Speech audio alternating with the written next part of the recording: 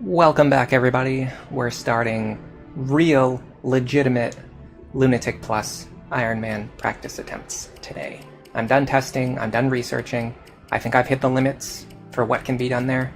The only way I'm going to get better now is to practice under real conditions. So we're going to start doing that. I think my weakest part right now is that I still don't have great detailed notes for chapters 9 through 12, but if I can't even make the early game consistent, then chapters 9 through 12 aren't going to matter. So it's time to find out how consistent are my chapter 9, 10, are my early game chapters.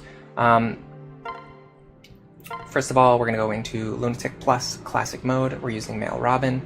Male Robin's more useful for what I'm trying to do. We are just going to give ourselves either purple or green hair. Let's go with, I've actually been doing the green hair a lot. Let's do purple hair.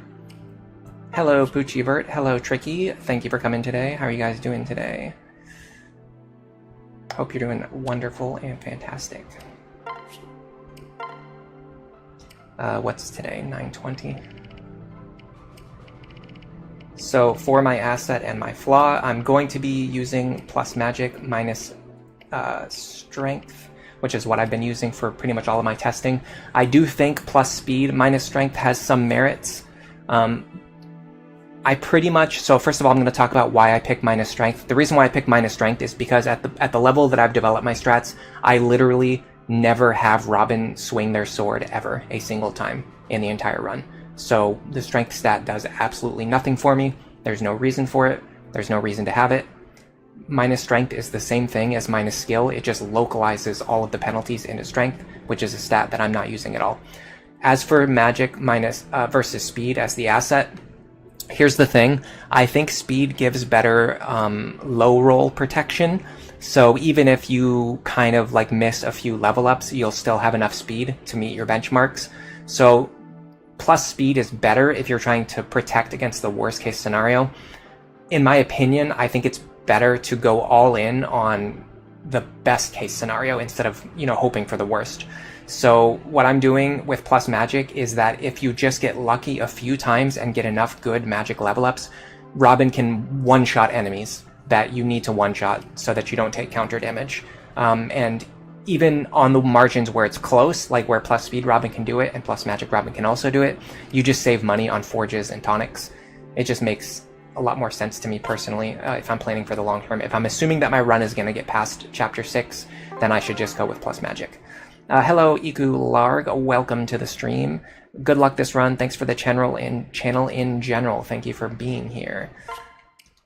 I hope that I can do a good job today, because I would love to get a little bit further into the game than I was able to get on some of my previous streams. I think I've done enough practice. I think I've made good headway on these strats, and I think we can actually, get through the game. We're going to turn off combat animations. We're going to set the game speed to fast. We are going to switch camera positions to near and far so that it switches from the furthest view and the nearest view on a single button press. We're going to skip enemy movement actions, and we are going to turn on cursor memory so that the cursor doesn't automatically snap back to Crom. Instead, it goes back to the place where I want the cursor to be, instead of always going back to where Crom is standing. Do I think Robin would be able to one-shot with Vengeance in the late game? I think Robin can one-shot under a lot of conditions. Silver Sword here, you can guarantee this one-turn kill to get through the intro fast. I haven't decided yet if I'm just going to reload from Premonition or if I'm literally going to go back to character creation every single time. I think it would probably be fine to start from this save file every time we need to restart the run, but if you guys want me to go back to character creation every time, I will do it. I don't really care either way. Okay, so I'm going to take a look at what we've got on this map. Okay, so I'm going to go over the rules really quick. Rule number 1, vanilla only, no DLC, spot pass, or grinding, so I can't use the DLC, I can't use spot pass, I can't summon teams to buy overpowered items, I can't grind even on Risen on the map if I wanted to. I can't, I wouldn't want to anyway, probably, because it would probably just add inconsistency, but I don't know. Either way, it's against the rules, so it doesn't matter. Once I start the battle, the save is locked in. So right now, I can hit reset if I want to.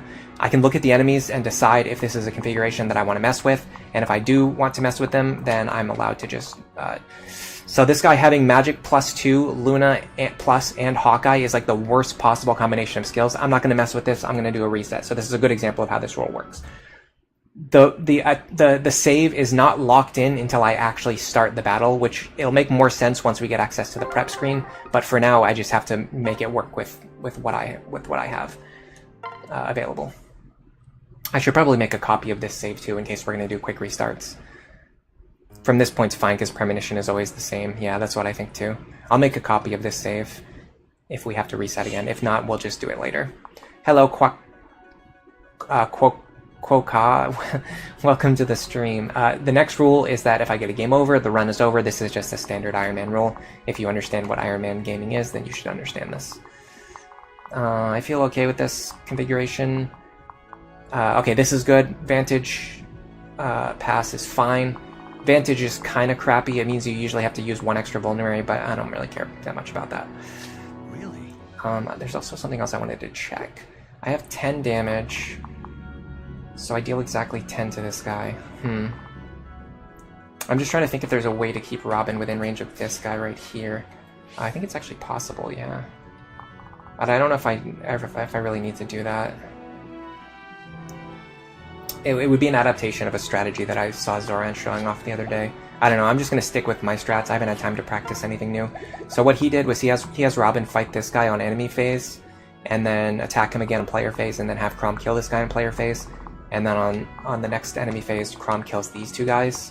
I think this gets more experience onto Chrom. I'm not sure if that's different from what I'm already doing though, so I'm not going to mess with it. Let's just do this. I'm just going to stick with what I've been doing. I'm going to give you the bronze sword. Pair up with you. You're going to run up here. You're going to kill this gentleman. Do the growth rates in starting class change on every character creation? Only if I change the asset and flaw. Otherwise, it's just, it doesn't really, yeah, everything, it doesn't matter. This game doesn't have fixed, like, stat level ups like Fates does. So if I keep reloading from my premonition save, I'll still get a different Robin every time. It's not going to give me the same Robin every time. So I'm going to use the Silver Lance here. I'm going to unequip my weapon. I do not want to dual strike. I want Frederick to hit these guys. And I want Robin standing over here. Yeah, this should be fine. Nice dodge. The dodge doesn't matter. I survive here anyway.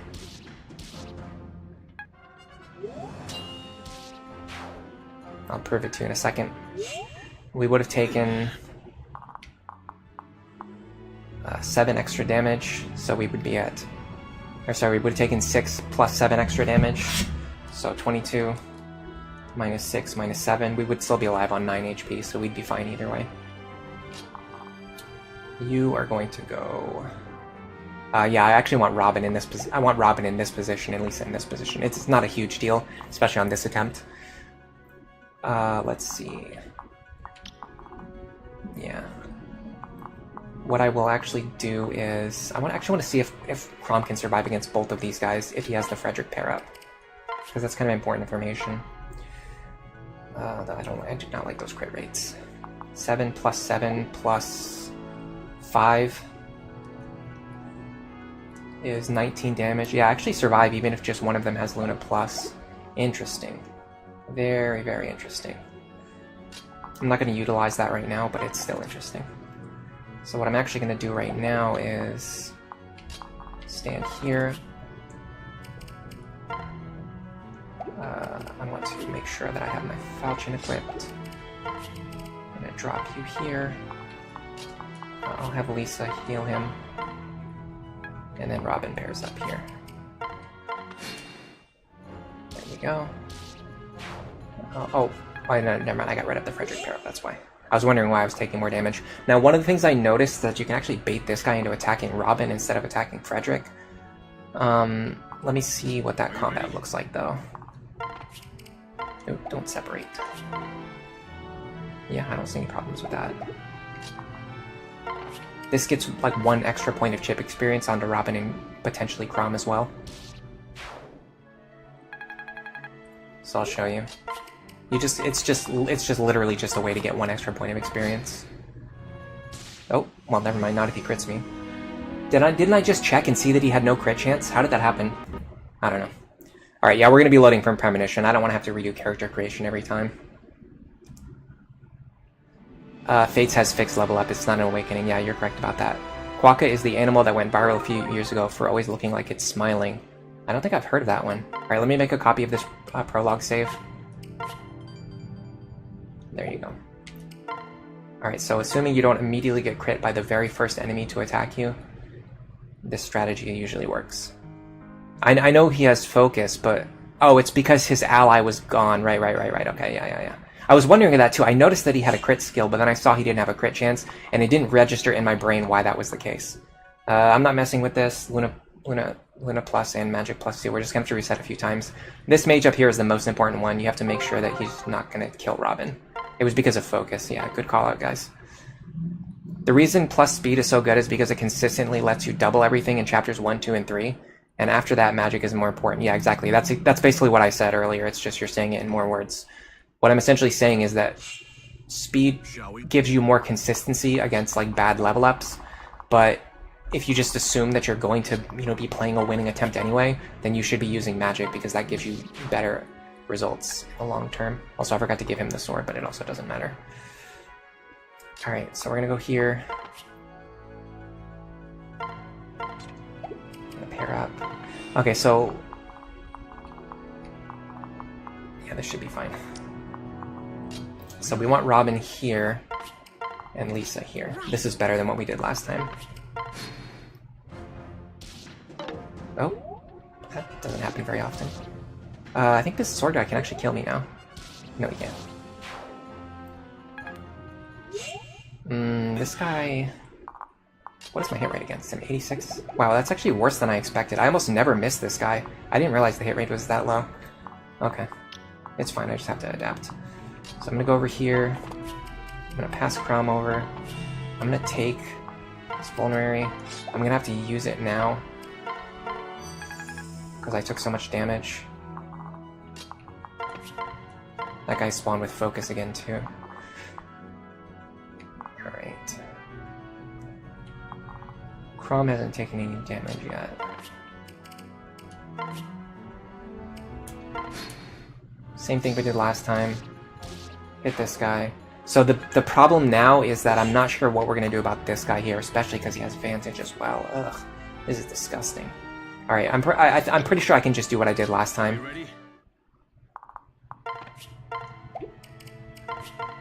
Yeah, I'm pretty sure this bails me out anyway. The problem is he's still going to have that 10% crit chance. I guess there's just nothing I can do against that. Okay, so we're going to go like this. Man, how do we get rid of this guy now? I don't think I can do enough damage with the sword. So I have to use the lance. But then I feel like if my health is low enough, this guy's actually going to attack Frederick instead of Robin. I mean, there's still nothing I can do about it anyway. I just have to live with it. And if Lisa's paired up with him, usually the mage won't attack him. Usually the mage will attack Robin, yeah. There you go. So that's what was supposed to happen last time. Listen. Then that even gives you the opportunity to do something like this if you really want to. I'm probably not... Oh, never mind, my health is low. He doesn't have Vantage though, so now I can just take him out. Question is, can I take him out with...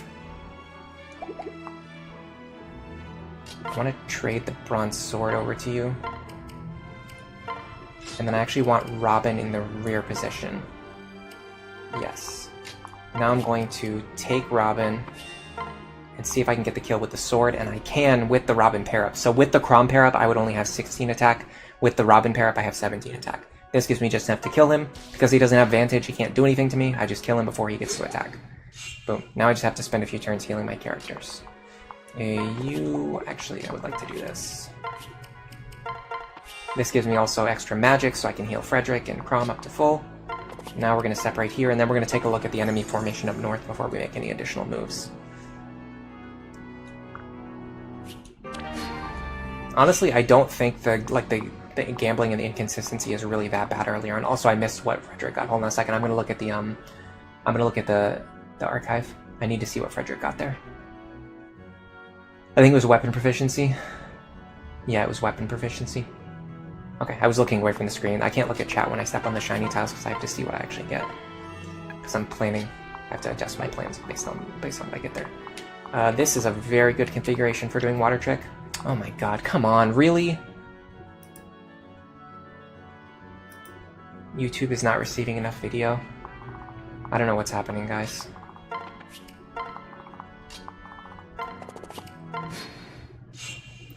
If you're seeing the stream lagging, it's nothing that I can control at this point in time. So what's happening is my ISP put out a notice that they're going to be doing regular maintenance between the 18th and the 20th. And essentially this just means that whenever my internet wants to just go really slow or stop working, it's just going to choose to do that. And it gets to make that decision. And I have no say in the matter. Alright, so we're going to be doing north side water trick. I don't do the full water trick, I think it's too slow and I don't think it's really worth it. It's fine to just get like 40 experience onto Frederick. But I do like doing the water trick on the north side, especially because if you do it correctly... So I used to do the water trick over here on the left side. The reason I like doing the water trick over here on the right side is because once you learn the movement tech... hold on a second, I have to make sure Frederick's not equipped. Once you learn the movement tech, you can conserve basically not all of your you can't always conserve all of your vulneraries, but you can conserve a lot of vulneraries by having Robin and Lisa just like move around. But yeah. Alright, this guy having Vantage is going to cause some problems. It's essentially just going to slow down our kill by one turn, because we can't attack him. We have to, like, we always have to let him attack us. But anyway, we're going to drop Lisa here. We're going to go like this. We're going to drop Frederick here. Okay. So, this tile can only be targeted by our boy Frederick. Sorry. If we put Frederick on this tile, the only one who can target him right here is this Myrmidon. Our boy Frederick is this Myrmidon. So we're going to do that. We're going to do a bronze sword. I have to leave Crom on the water so that I can get back out onto the water. I'm going to heal you. And then next turn, we're going to move back out onto the water. So this guy's going to attack Freddy. Freddy's going to hit him.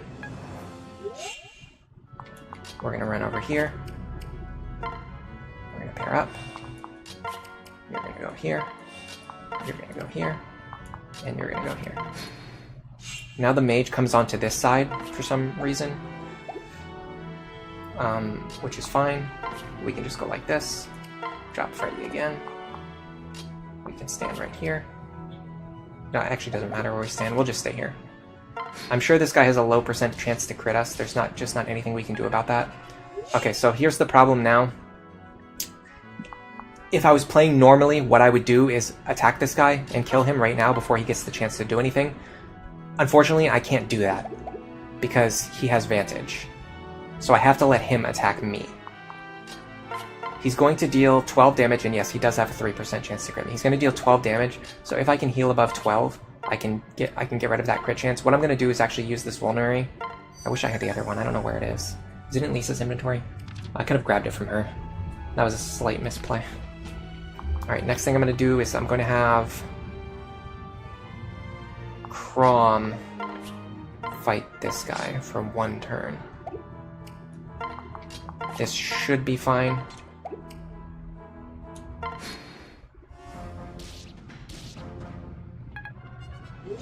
Okay. Now I unequip, pair up with Frederick. Frederick has nothing equipped and he drops Crom here. He should be able to survive any 2 attacks. If I'm wrong, then I'll suffer the consequences. Then I'm going to have Robin attack you, so I can get closer to 99 experience. That's going to put me on 75. Yeah, that might kill me. Nope, okay, I'm fine. I cut it very close with Frederick there. I could have done some math with my calculator to just confirm if I was going to live or die, but it's fine. This moves these guys over into a nicer position, and I should be able to deal 1 more chip. I'm getting 15 per attack, so that's going to put me on exactly 90. There you go. Now I'm going to fight the mage. Even though he has Vantage anyway, I'm going to wait and I'm going to let him attack me on enemy phase.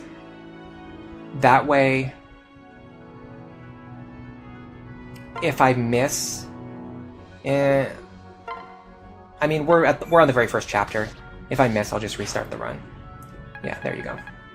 That's going to give me 35 rollover experience towards level 2. We got speed. That's very good. We're going to get magic later, so magic's not that big of a concern. Getting speed right now is clutch. Now I'm going to let Robin deal some more chip on these guys. We're going to chip here. Misses are good. They actually give us more weapon rank.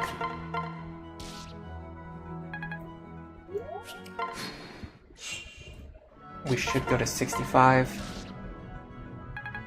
Okay. Now I'm going to go like this. This is going to cause the enemies to start moving. I'm going to start moving Robin over here. Okay, we have lined up a shot on this barb. But I don't think he's the one that I want to hit. No, he's not. That's fine. Let me just draw these guys over here. Okay.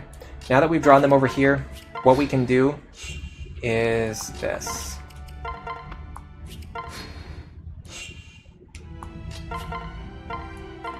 Start healing our characters.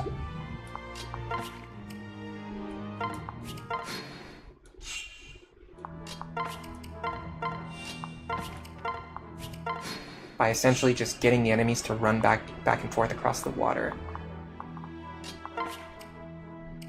I actually want to heal Krom if I can.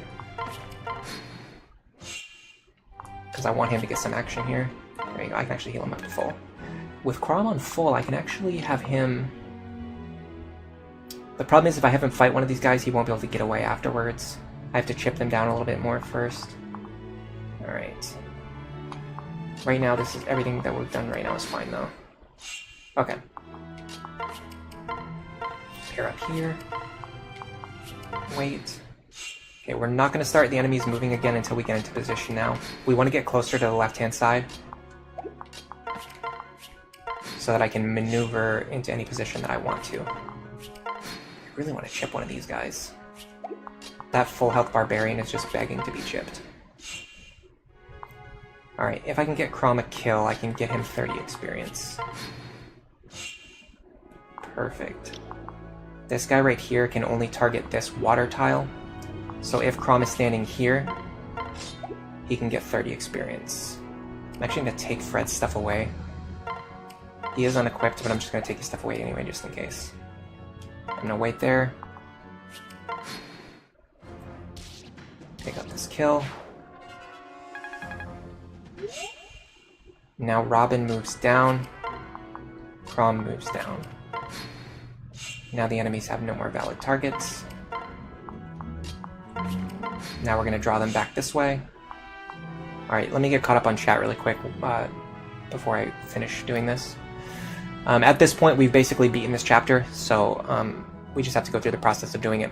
What is more convenient for shining spots early? Fred for a chance of weapon experience. So you always do Frederick on the shiny spots early. If he gets weapon experience, it's good. If he gets experience, it's good. If he picks up random items, it's just as good as anyone else. So Frederick is easily the best. Yeah, you can get like you can get like 4 or 5 worth of 4 or 5 free kills worth of experience onto Frederick just from stepping on one shiny spot. Tricky, you say that it is lagging a lot. That's annoying. Yeah, it's my stupid ISP. There's nothing I can do about it. Is this chapter even possible on Lunatic Plus without him, without Frederick? I don't think so, but maybe. I actually came up with a strategy where I tried to do it just using Krom, and like theoretically it was possible, but like mathematically it was just extremely unlikely, if that makes sense. So I do have a strat that could in theory work, but I don't know about it. Esteban, Bronze, welcome to the stream. Charmander, welcome to the stream. Yes, it is finally time for the Iron Man. It's also time for some gift memberships, so let me do that really quick. Membership gifting. I'm going to send out 5 membership gifts. There you go. If you have a membership, you can use fun emotes in the chat. Oh, Charmander got a gift. Welcome to the membership. Black Asura got a gift. I've actually seen you talk in chat before. I know you're not a lurker. I have seen you chat at least once before. Abeltorin Laroya has a membership now. Timothy has a membership. And Nye Noob has a membership. So if you have the membership, what you can do is you can spam stupid emotes. And also, usually when I finish editing my videos, I also make them available to members. So that's fun, I guess. Alright, we're gonna scurry back out onto the water like freakish little fish. And we're going to do the same thing. We're just going to draw them over to the left-hand side, and we're going to set up a situation. I would really like it if I can get Chrom to fight this guy once at least. And honestly, I would like for Robin to chip him once as well. Which I think we can now do, because now he's in the lead position. So we should actually be able to draw him out alone. I'm going to start by doing this. I'm going to go one more. Is he the only guy who targets that square? He is. Okay. We got it. We just have to move across this center lane now. So, we're going to have Chrom fight him once, and then I'd like to have Robin shoot at him once if I can. Ooh, nice guard. Saves me a staff use, which is actually kind of important, because you really don't need Lisa to use a bunch of stabs this early on. Okay, the tricky part now is going to be switching the positions of Chrom and Robin, because I need Robin to get into the position where Chrom is now. So we got to shuffle them around over here on these 4 squares. This is another reason why the right-hand side is a little bit better, because you can shuffle your characters around on these squares. Actually, don't need to move Chrom anymore.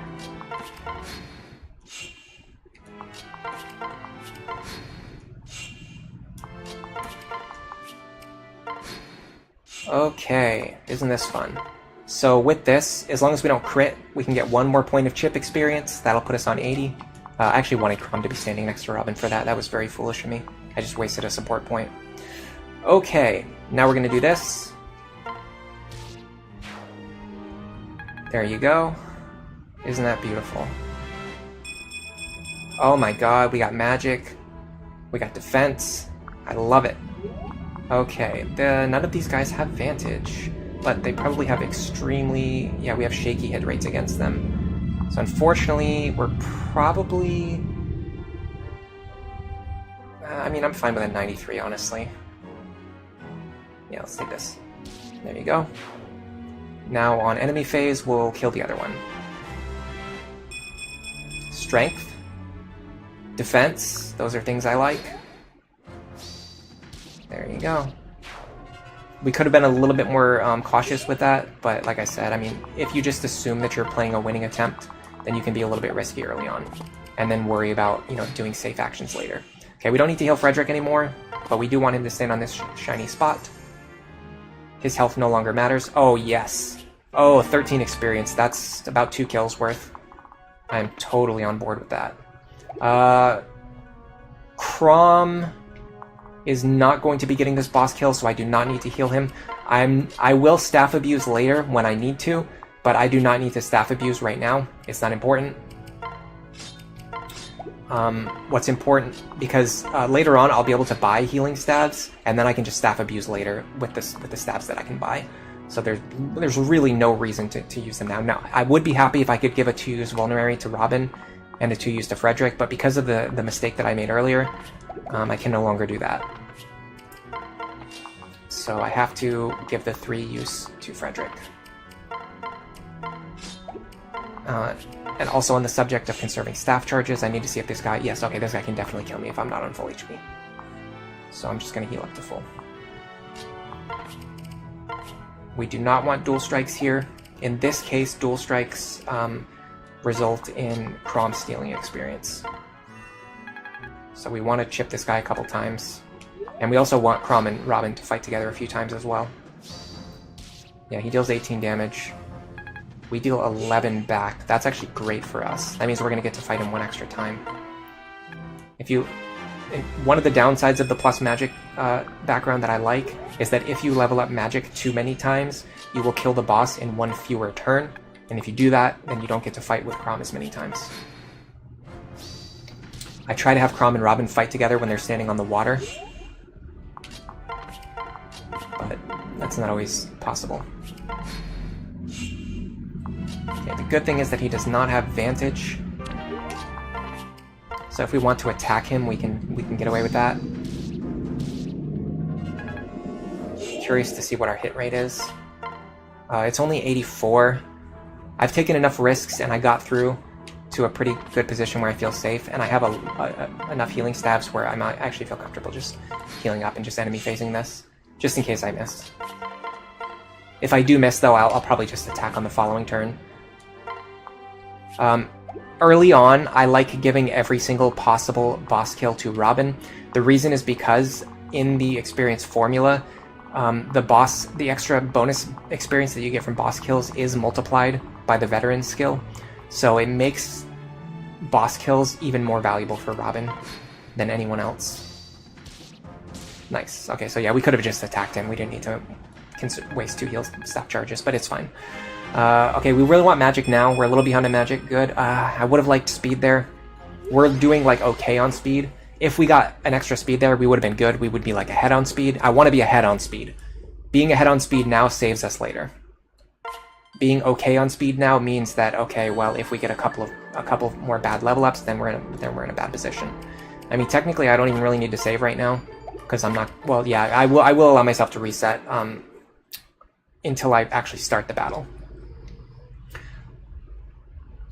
Are there any characters or strats that are more or less viable in an Iron Man context? Oh, for sure, for sure.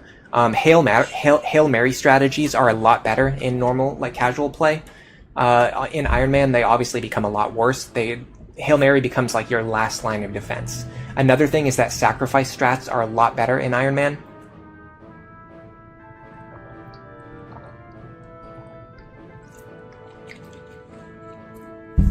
Excuse me. I had to drink some water. Sacrifice strats become a lot better in an Iron Man because you think like, oh, if I get a game over right now, then the run is completely over. And obviously you don't want that to happen. Okay, so if this guy spawns with Hawkeye, I'm just going to reset. But like I said before, and as it's written on the rules, once I actually start the battle, the save is locked in. So once I start, we're locked in. But I can check until I have a good configuration, and then I'll start after that point. Have I had an accursed Lisa levels up that makes it not worth it to promote her early? In general, I actually think it's better to promote Lisa later rather than early anyway, just because she's so good for so long without needing to promote. In general, I'm planning to eventually make a video about this because a lot of people have asked about it. You know, should you use Master Seals early or should you use them late? So the general principle, in my opinion, is that if a character will continue to be good for a very long time, even if you don't promote them, then you don't need to promote them because seals are a very valuable resource in this game. Master Seals are extremely valuable in this game, especially early on. Like, early seals are so valuable. The boss having Luna I don't love, but as long as this guy doesn't have Hawkeye, I'm willing to play it out. Oh my god, the stream is lagging again. I can see it, guys. I'm sorry about that.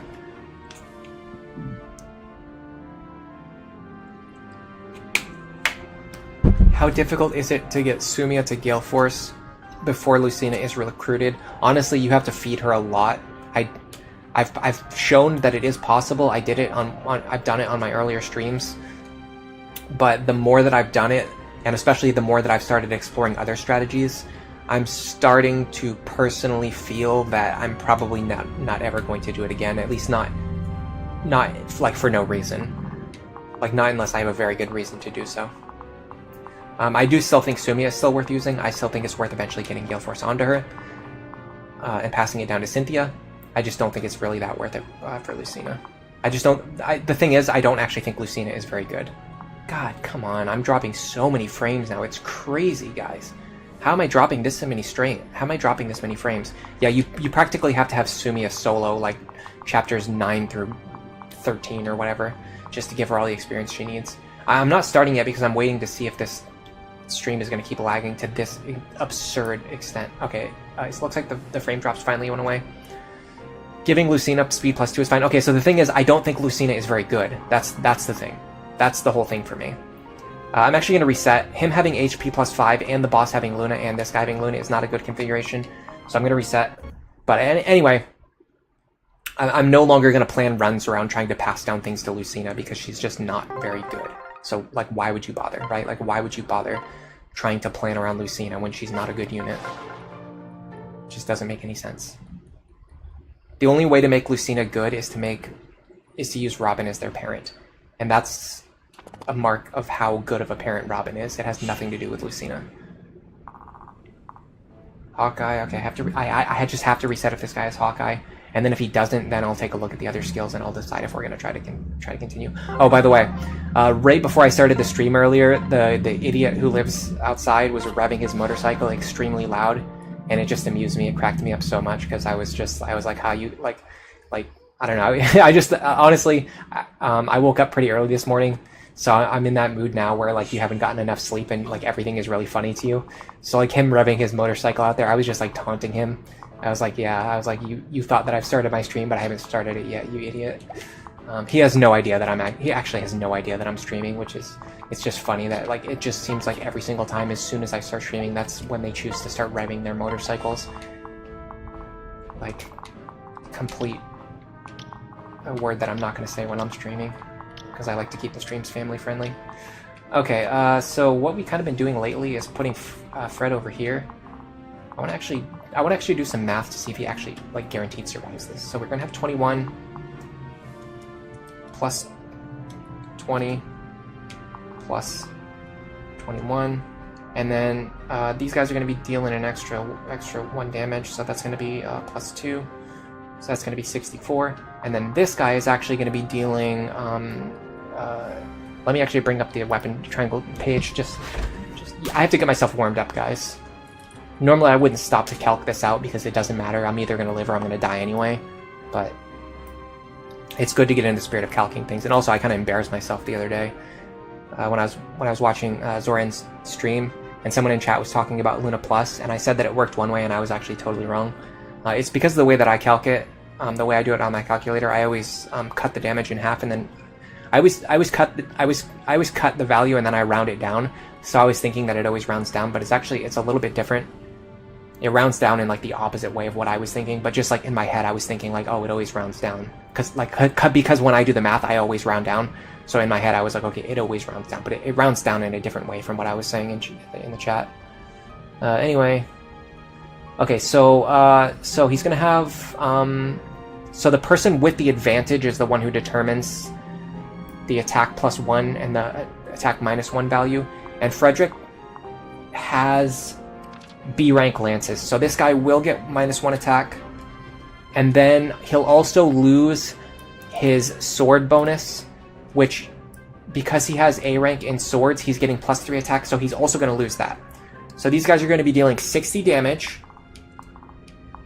with 1 instance of Luna. So Frederick is going to take -14, -14, -7. Frederick is going to take 25 damage. He actually always survives here. And we do want dual strikes here, and we want to use the rapier because we want to increase our accuracy as much as possible. Next up, lately I've been putting Robin and Lisa. I actually can't remember where I've been putting them.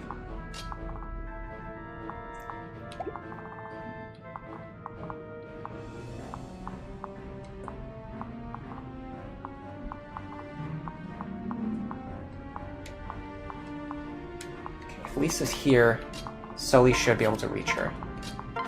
This should be fine. And we have officially started. This save is locked in, guys.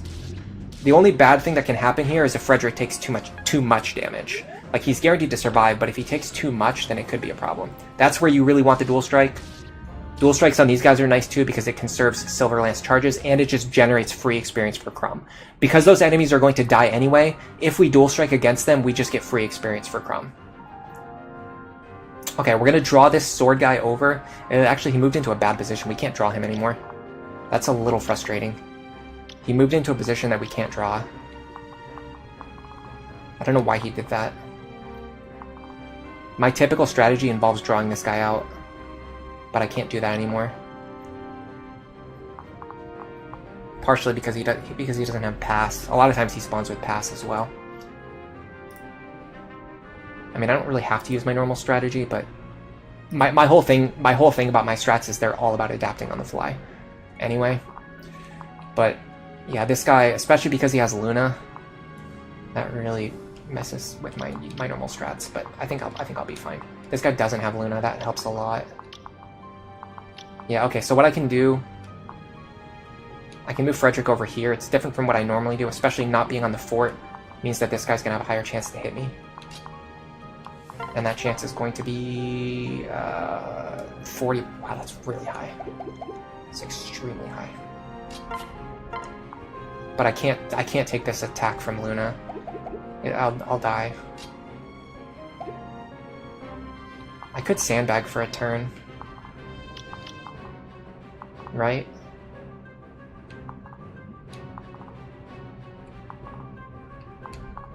I don't see any reason why not. I'm gonna sandbag. I don't normally do this, but I feel that I must. This guy's gonna deal 8 damage to me, and the guy down there is gonna deal 2. Actually survive no matter what here.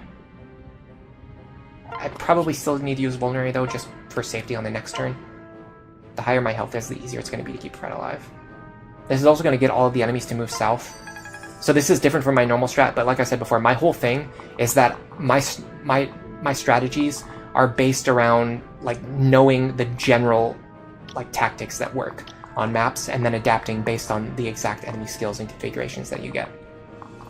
And so having an exact sequence of moves that always works isn't really my goal.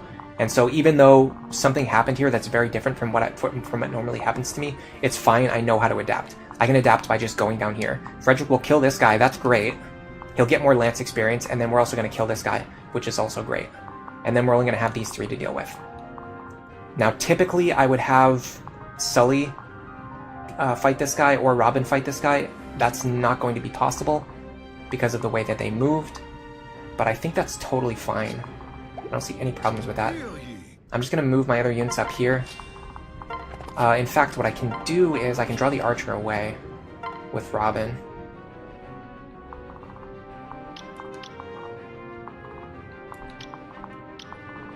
So if Robin stands here, I want to pair up with Lisa. Beautifully done. Now all the other enemies are going to go south, probably. The Myrmidon might go east, but even if he does, he's on very low health. So he's not a huge concern to me. Strength, defense. Oh boy. You love to see it. Interesting that didn't kill. Oh, because he moved on to a forest. Of course. Okay, yeah, so these guys started going east. That's actually fine, though. Hammer guy.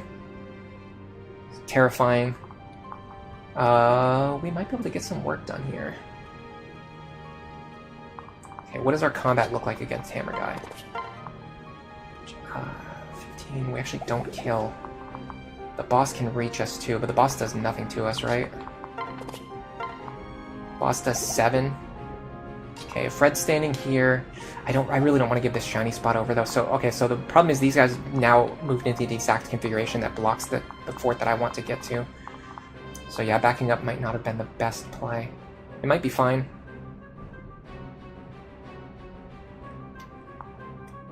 If I have Sully kill you, and then Frederick kill you, what does this guy do to Sully? 24? Minus 7. He definitely doesn't kill her. I can even give her the bronze sword. Very interesting. But then Frederick's still hanging out in the open. It doesn't really work. I can maybe... What does this guy do to Robin? 17. Okay, so yeah, I would have to get Robin back up to full health somehow, which I don't see how that happens. 1, 2, 3, 4, 5...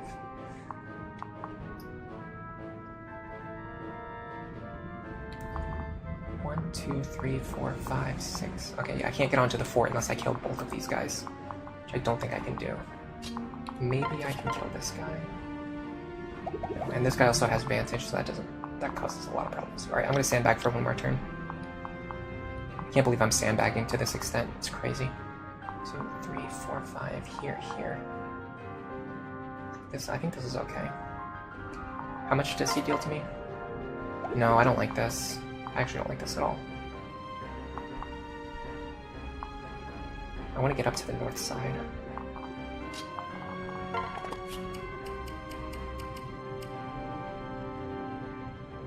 I have Let's use another vulnerary too. I really don't want to use these vulneraries. I can use this corridor here though. It looks like there's a wood tile here, but there's actually not one. So you can just go right through here. So Fred should be able to escape next turn. Robin can escape this turn. I can even have Lisa heal me this turn if I need to.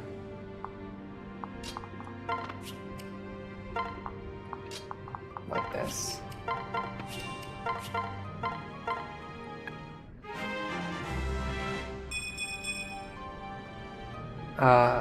Yeah, Hammer guy, which guy reaches me? Is it the sword guy or the bow guy? I drastically underestimated their ability to move through this forest. Okay, it's fine. We have a silver lance equipped anyway. Oh, yeah, that guy doesn't reach. Does he? No, he doesn't reach. He reaches, that's fine. He reaches, that's fine. I can probably draw this guy away with Sully, though. Can I? No, because every square that he targets can also be hit by the archer. What is up with this tile? Who's threatening this tile? I don't see it. It must be the archer. 1, 2, 3, 4, 5. Oh, it's for the same reason. It's because this is not a wood style, right? Yeah. This looks like a wood style, but it's actually not. And the enemies are actually using that to their advantage now, too. This run probably just got bricked because I very much screwed up. Well, it's because my normal strat didn't work. I tried to adapt on the fly, but it didn't work. Okay, hold on. 1, 2, 3, 4, 5. Okay, Robin's kind of screwed no matter what here. Let me pair up Sully, and then see if Robin just survives by a miracle. That's not what we wanted to see. So Robin probably dies right now. Yeah, okay. So, okay. So we need to just not do what we just did there. We need to go. I need to use my normal strats. I need to use my normal strats. I got too scared because of the guy having Luna Plus. I should have just stuck to my normal strats. We have to start over again now. We're going back to chapter 1. Oh, you know what I should do? I should make a counter for how many attempts have failed. Which is, we're on our 3rd attempt now because we did get crit immediately at the very start of the game. Yeah, I don't know. I don't know if it's OBS or if it's YouTube or if it's my internet provider, but man, stream has been lagging a lot lately. It was doing it last week too, and then earlier this week as well. Millie just like gave up on streaming.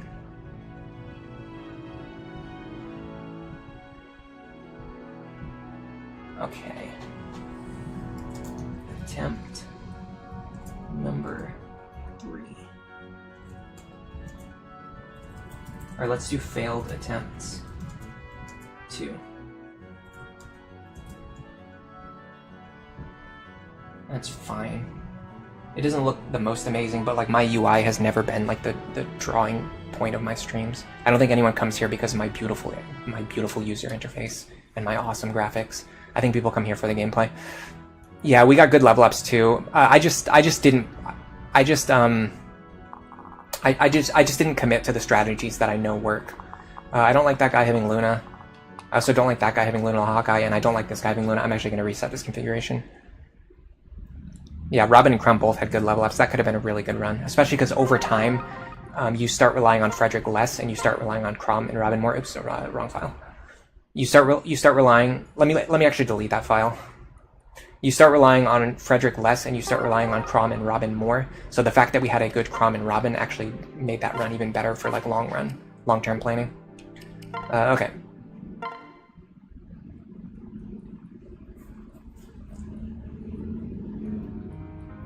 We get to see the hit effects because it lags at the perfect time. Come on. I hope it's just my ISP and it'll be back to normal tomorrow. Because I'd actually like to stream tomorrow again as well. This guy having Luna Hawkeye is actually not an issue at all. This guy having Hawkeye is not an issue at all. So we are good to go. This guy having Luna Hawkeye is freaking terrifying. I don't think he kills Robin though, no matter what, right? Let me check on that, because if he doesn't kill Robin no matter what, I think we can use this to our advantage. I can use the adapted strategy that I wanted to test out earlier. He deals 19 damage. Yeah, there's no way. There's no way. He would deal 16 at most. Alright, so I'm going to do this.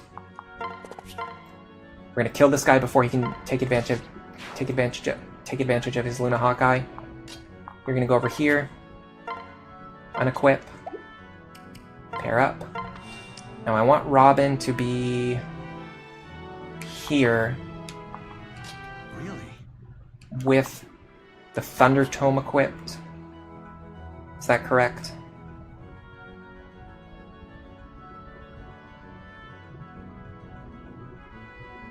I think so. And then Lisa's just going to be standing in her normal spot over here. This is slightly different from my normal opener, but what I like about this is that I think it gets 10 extra experience onto Robin, which does matter. Take 16. Okay, now that guy did move into a little bit of a tricky position, but I think it's fine. So the difficult part now is that actually we can't... I see now. Okay, I understand.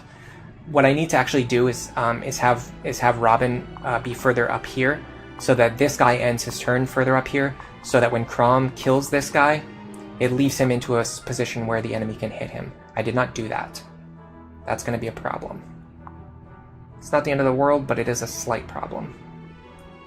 I can definitely fix it. So I'm going to go here. I kind of need this to hit. It didn't hit. That's great.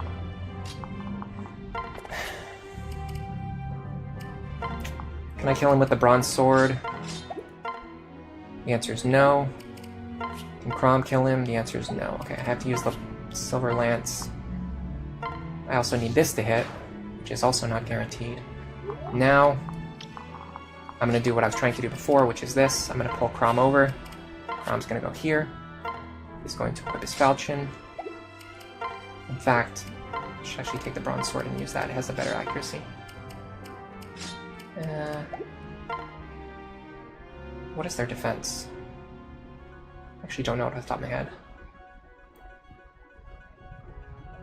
I'm going to use the falchion just in case. And then I'm going to drop Lisa here. This is not really what I wanted, because I actually want Crom and Robin to fight together more often. And also with Robin's health being lower, it means I can't fight this guy and get the chip experience that way. So it kind of seems like I actually end up with the same experience configuration. That opener doesn't make any difference. It's just more complicated to pull off. But it's the same experience distribution as what I normally do.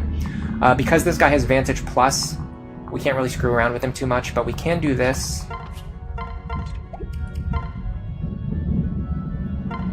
Are you ready?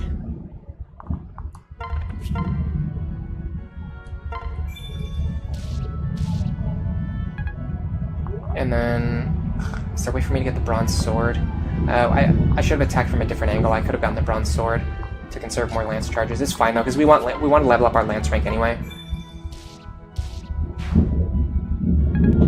So using the lance even in cases where we don't need to, or like say there's a case where like I always use the lance, but then I get lucky and I don't need to use the lance, I should still use it anyway, even in those cases. Dude! Are you kidding? Does every person in the world need to know that you own a motorcycle? Like, seriously? Oh my god. Anyway, if you're in a situation where like I always use the lance and then I get lucky and I don't need to use it because of good luck, I should still use it anyway, because I'm still counting on getting that lance experience early on, which is important in some situations. Alright, we want experience here. Give me the good stuff. I think this is experience. We want like 28. 11, fine, I'll take it. That's like almost 2 kills.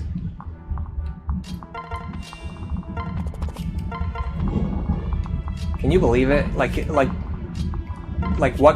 kind of mentality do you need to have to behave this way? Like, as a member of society? Like, legitimately.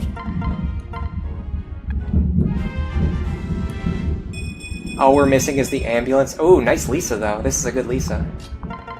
I like that. I'm gonna take all Frederick's crap again. Drop Crom on the water. Alright. And this guy not having Vantage means we can probably kill him 1 turn earlier, too, which is also great. 11 experience is 1 kill? Isn't the experience floor 6 experience? How is he getting 11 experience per kill? I don't know, maybe you're right. Alright, what we need to do now... Ooh, guard helps a lot. Guard helps immensely.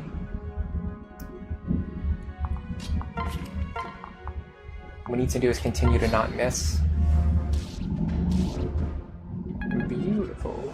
What I used to also do is actually drop Crom and Frederick like further over here on this turn, because it gave me more options, but I kind of messed up doing that. Alright. Is this worth a vulnerary? Or do we just kill him right now?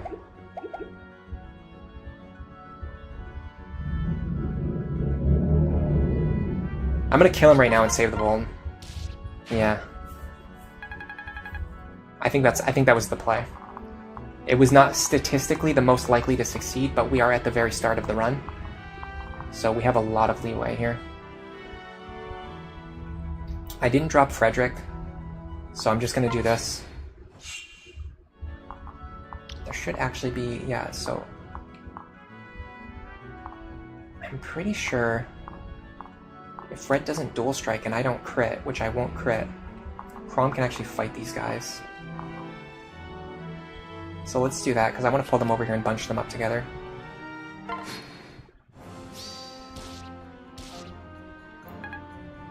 There you go, that's great. Now we can do this, and then you guys can just get out of here. So my goal is going to be to conserve as many vulneraries as I can for the upcoming chapters. I think it's going to be very important. Okay, I'm not going to let them move any further, because there are two guys in sniping position. It's a little tricky, because when I snipe this guy, I am going to level up. But I don't think it matters. I actually, someone mentioned this in one of the earlier streams, and I wanted to look into it. Whenever people tell me stuff, like, I always look into it. I never just go like, oh, like it works this way for me, and I've always done it this way, therefore I'm going to always continue doing it this way. If someone mentions something to me, like, I will go out of my way to research it and see how it works. And I believe, now the thing is, I'm not really that good at remembering stuff off the top of my head, but I believe when I looked it up, there's something like the experience calculation doesn't really move until you get, like, I think like 3 levels ahead of the enemy. So right now the rollover experience doesn't really matter until we get to like level 4, so I don't have to worry that much about micromanaging it to the extent that I've been doing. Alright, I'd like to pull these guys over again. If possible, I might... Yeah, I cannot fight these two. I'm trying to think if there's any way that I can get Robin and Lisa into a good position. So what I can do, I could snipe this guy now. Like I said, rollover doesn't matter yet, so I could snipe this guy right now. Now, if and when I heal Crom up, I think I can set up a situation where Crom can fight a guy on enemy phase. Possibly even kill a guy on enemy phase. Do I want to get any kills yet? Kills or maybe. I forgot to drop Lisa. I'm supposed to drop her, not just stand here with her. Alright, that's fine. We'll just draw them over here. We'll just do the same thing on the north side again. So drop here, then you go here. Okay. Now we can do this. Heal Crom back up. We are really cutting it close here. You go here, back up, you go here. Okay. Now all we need to do is set up a situation where Crom can fight just one enemy. But we also need to be able to get away. Yeah, no. We're gonna have to do it on the north side. Oops. This is fine. We have to do it on the north side, which means we have to move Robin out of the way. I think. Yeah, this guy will reach me. Alright, we'll just move Robin out of the way and then just come over here to the left side like we were doing earlier. You enjoy the enemy poking by moving around the pond? Yeah, it's always good to fact check. I totally agree. Yeah, the reason I did the player phase was to avoid that 3% crit. I figured, I mean, I'm going to have to take a risk one way or the other. I might as well just do it. Might as well just take some kind of risk. Alright, so what we'll do is we'll pick up this kill. If we dodge or if we get a dual guard... Okay, we can't dodge, but if we get a dual guard, we'll also be in a position where we can fight another enemy. And I want to be standing next to Robin when I fight, so I get more support points. That's very important. Okay, now I want to see if this guy is the only one who targets that square on the right-hand side now. Yes, okay, so we've sufficiently separated them. That's important. Just gotta sandbag a little bit. It's fine, it doesn't really take that long.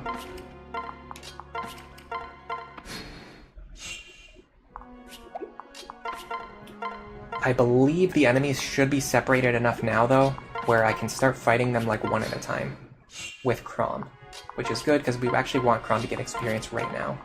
Robin can get experience later, like pretty easily. It's actually a lot more difficult for Chrom to get experience. You know what I can do? I can actually switch to the bronze sword. Then I'll deal... No, I'll still kill this guy. Yeah, I can't risk that.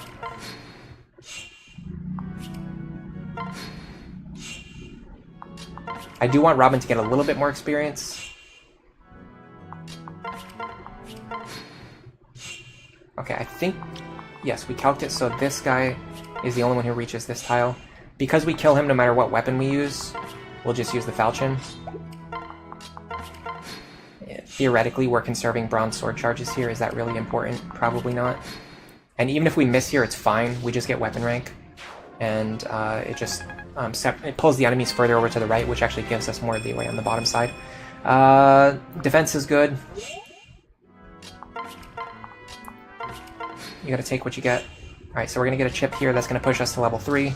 We really want magic and speed. We got magic and speed on the last level up, by the way. We got magic and speed again. Okay. This Robin is looking very good for the long term.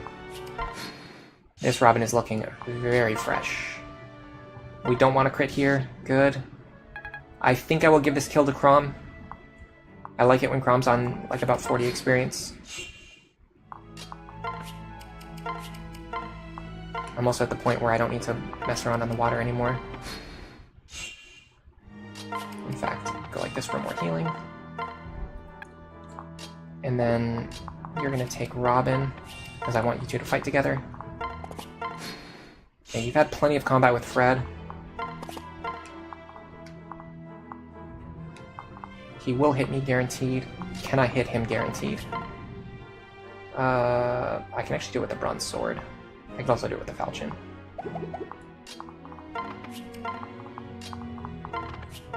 Sure, I'll use a bronze sword charge here.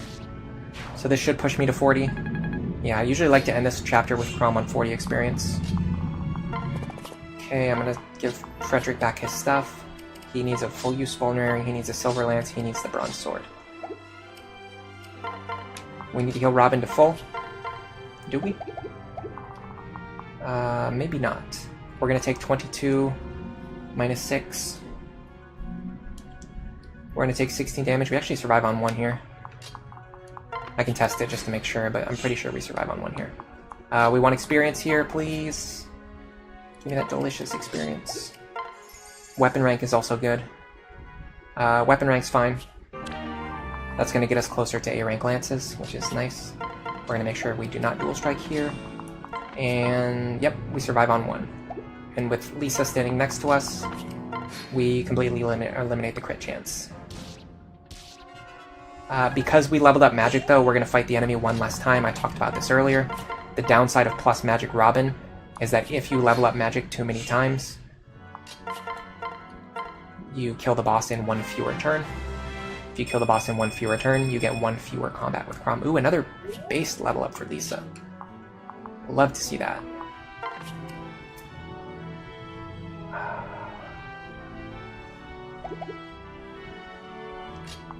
I'm wondering if I can do something cheeky here. Just to get an extra combat in. I don't think it's worth risking that 7% crit chance. Nah. I'll stick to my strats that I know work. Do I wish that they could fight together 1 extra time? Do I wish that Robin could get 1 extra turn of chip experience? Yeah, but oh well. And because this guy has Vantage Hawkeye, we had to use a few extra healing stabs too. Typically, like, he doesn't always get the same configuration of skills, but you almost always need to use extra healing stabs to deal with whatever combination he ends up having. So, in the end, it doesn't change very much, but we saved all of our vulneraries this time. That was the major difference. I'm also going to enemy phase this just in case we miss. Now, if we do miss, I will player phase next turn, because it's just not worth it to me to waste that many extra heal stabs. Yeah, we're about 20 experience behind on Robin where we were last time. Specifically because we fought the boss one fewer time. Can Robin and Chrom kill him in one range? So the reason we're fighting at 2 range is because we have to eliminate the crit chance of the boss. And in order to eliminate his crit chance... Oh crap, I saved over the prologue. Okay, well if we game over again, we're going to have to go back to the beginning. The only way to eliminate that crit chance in the prologue is by using support ranks, by having Lisa and Frederick both standing next to Robin. And in order for them to do that safely, we have to be standing far enough away. Otherwise the boss can just attack Lisa or attack Frederick. Hello Sim, welcome to the stream. This chapter is a testament to how toxic, lazy middle managers are, holding back their teams. If this boss actually moved, his subordinates could succeed. I actually wonder how scary that chapter would be if that boss moved. Okay, this is a really good hammer boss. This is a really good boss. This is a really good hammer. No Luna here. No Luna here. Luna Hawkeye there really sucks. I think we calc that we always survive this though. I mean, I can calc it again, but we already calced it once, so I don't see any reason to calc it twice.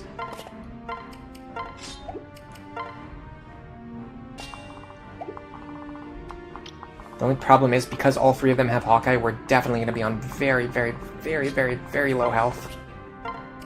What we really need are some clutch dual strikes here. So there's just no other way to do it. Alright, we should be guaranteed to survive here. Unless my math is wrong. Dual strike. Yes, okay. And we would like a dual strike here. We don't need it, but we would like it. Beautiful. Free experience for Chrom. Okay, we're in a pretty good position, I think. What I need to check is if Frederick now actually survives combat against all 3 of these guys. Luna Hawkeye, nope.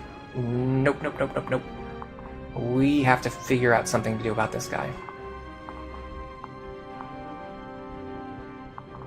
We have to do something very different from what I normally do. I said this the other day, but no plan survives contact with the start stream button. As soon as you press start stream, everything immediately goes wrong.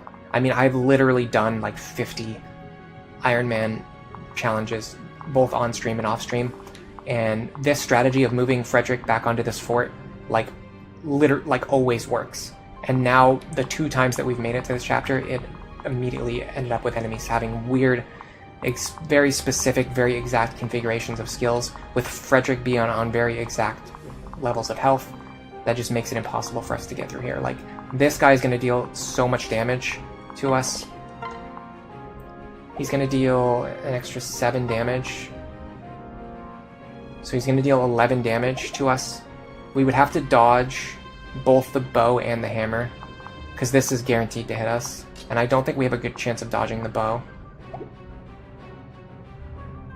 No, it's not very good at all. We could try to draw the bow away. But if this guy sees lethal, he'll go for me. So that doesn't really work. And because he has Luna Plus, he's going to destroy me if he hits. If he didn't have Luna Plus, it wouldn't be too bad. I would only take 3 chip damage. In fact, I would take even less. I would only take 1 damage.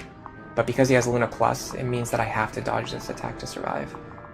Which is something I cannot guarantee. Alright, I know I said I wasn't going to do this, but I feel like I have to go back and do this again now.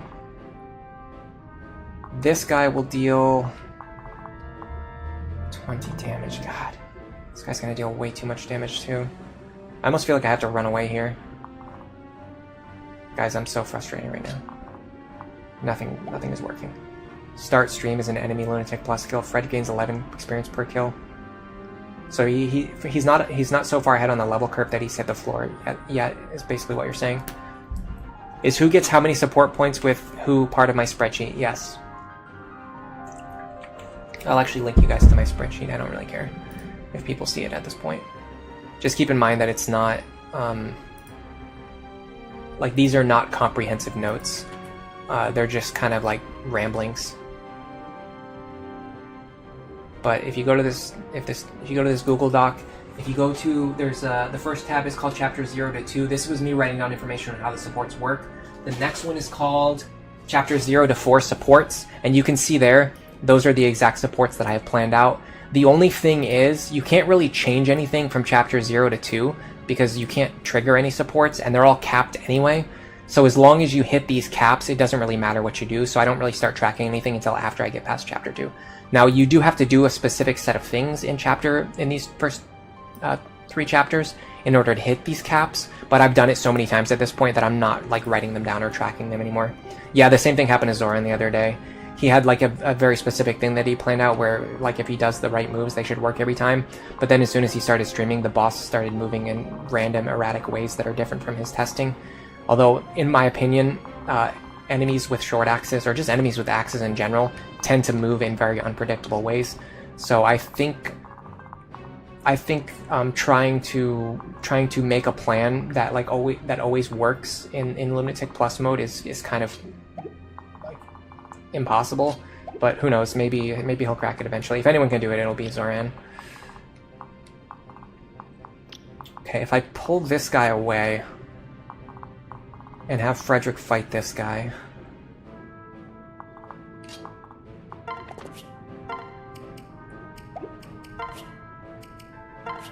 We might be okay. We have to use a vuln here, but we saved several vulneraries last chapter. This guy actually deals like no damage to Fred. It's 20 minus 4. Minus 14. He deals 2 damage, and then this guy I think we calced deals 11, so they actually have exact lethal on Frederick. But they don't know that they have exact lethal, because this guy does not know that he has Luna Plus. So depending on who moves first, we might actually be okay. Now we do need to make sure Robin has enough speed to not get doubled here. We can do that with a Sully pair up, which sucks because we want Lisa pair up. We can also stand on this forest. So I'm going to drop Robin here. We're going to pair up with Sully. Dual strikes are fine here.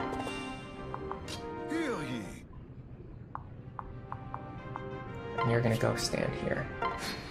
Okay, let's see what happens. Okay, the axe guy moves first, and he actually had lethal on me anyway. For reasons that are beyond my comprehension. That's fine. I don't know why this is going so horribly. People are voting, they think I'm going to get past Chapter 9 today. I mean, it's possible. I have a very long stream planned today. So even though we've had a really rough start, I don't necessarily think that it's, like, this is not the end. Like, once we get past this, and once we stop getting this goofy Chapter 1 luck, I mean, this is like some of the goofiest Chapter 1 luck I have ever experienced. It has seriously been like 6 months since I've struggled on Chapter 1. I think I've beaten Chapter 1 every single attempt for the last 6 months, other than like getting hit by the guy with the hammer or whatever.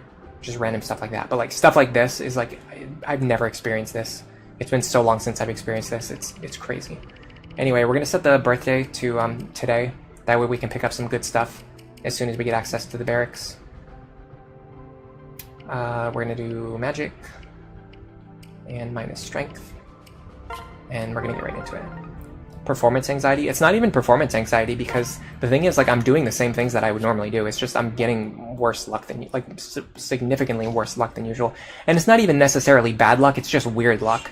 It's just like it's weird in the sense that enemies they're getting different skill combinations than like anything that I've ever seen before, which is weird. It's not impossible. It's just like really weird that they're getting these very specific, exact combinations of skills. Does that make sense? Like it's not just like one enemy having a certain skill that screws me over. It's like 5 different enemies all have like very specific skill combinations that work in tandem to screw over the strategy that should otherwise be like 99% consistent and effective. Are you ready? Silver sword here.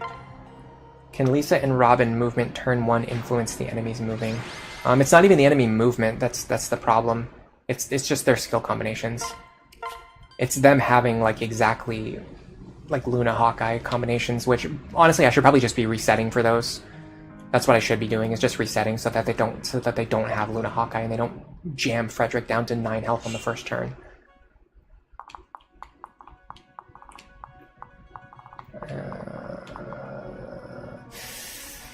Vantage and Magic +2 sucks, but it's not unwinnable. Especially with Lisa strats. What about this guy? This guy having Vantage is actually a problem. No, it's not. I can live with this. We should be fine here.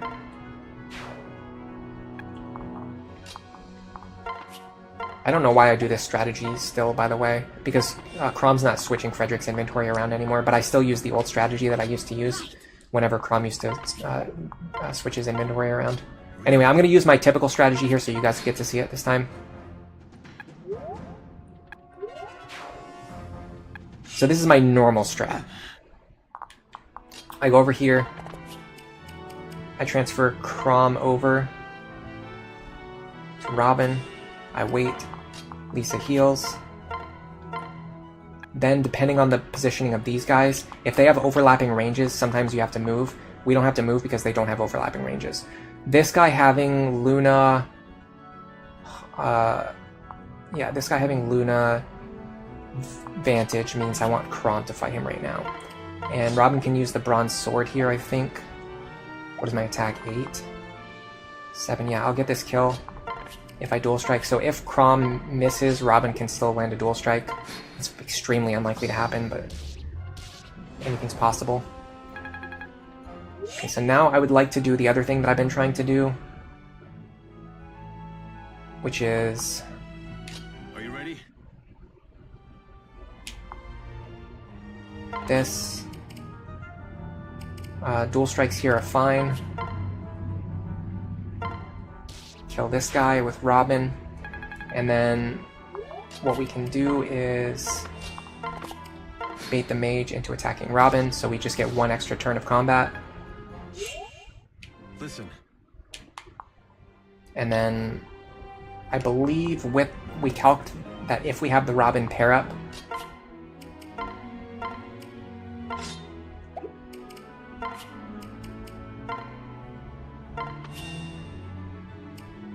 we should be able to kill with the Bronze Sword and conserve a Silver Lance charge here. I think it's worth it, because I've been relying on Frederick a lot lately, and as a result, I often start to run pretty low on Silver Lance charges, unless I get very lucky and get like an item drop, like a Sigurd Lance or something. We want experience here. We got experience. We got 11 experience, same as last time. Interesting. The RNG in this game advances a lot and very quickly, so getting like the same outcomes on multiple attempts is usually not really extremely likely. Alright, we're gonna grab this Vulnerary, and we're gonna... Actually, we should probably have Crom holding everything. Yeah.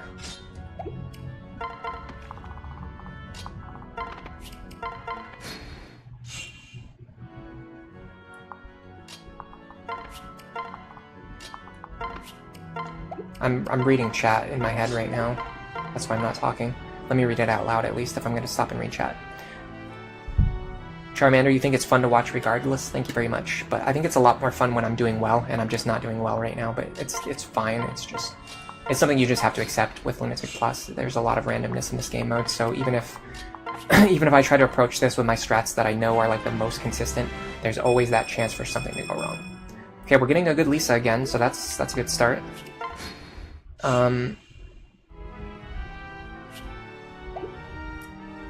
The one thing you don't like about Lunatic Plus is how random the skills can be.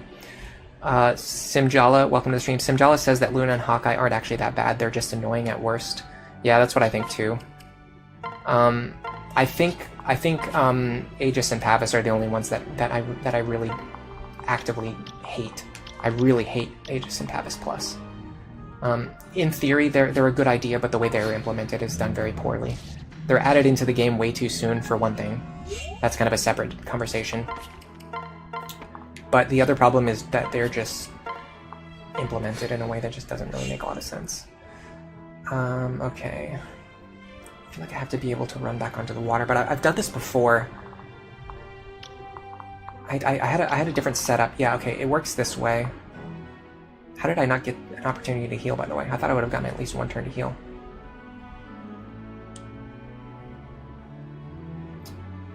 Oh, yeah, this is how I did it. This is how I did it. This gives me one extra turn to heal. We go like this. And then Frederick... Okay, so hold on a second. We have to... I'm going to make sure I manage my inventory perfectly. So I'm going to give Frederick the item that he needs, which is the bronze sword. I'm going to unequip myself. I'm going to pair up with Frederick.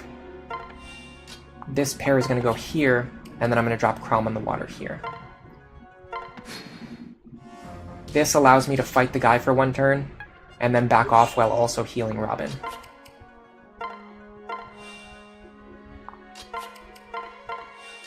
I kind of need to check to see how much damage the mage is going to do to me. I'll just math it out. It's 20 minus 6.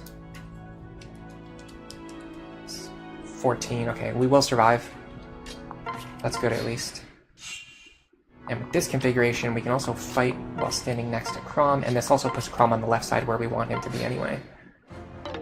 Nice, we got a dodge. That's very good. That's extremely good. That dodge helps a lot. That saves us on staff charges. Now I can pick up this kill.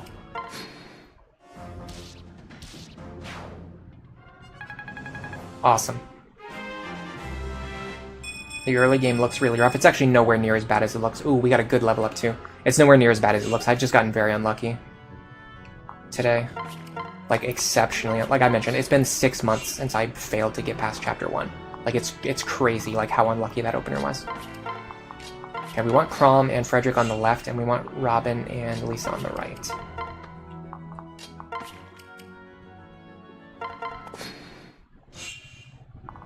Okay, you're gonna pick up a heal here.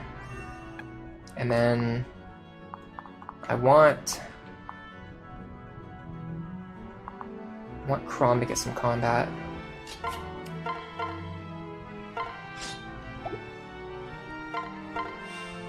Okay, this should put us into the perfect spot to fight just one guy. I'm actually going to use the bronze sword here so I get more combats, because with the strength bonus from Frederick, I actually two-shot these guys with the falchion, if I'm not mistaken. I have 16 attack.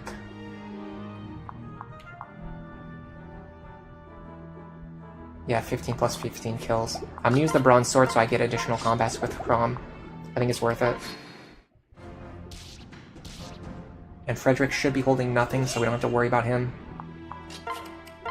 Unfortunately, we do need to find a way to pick up another heal. I think we can just do it like this real quick.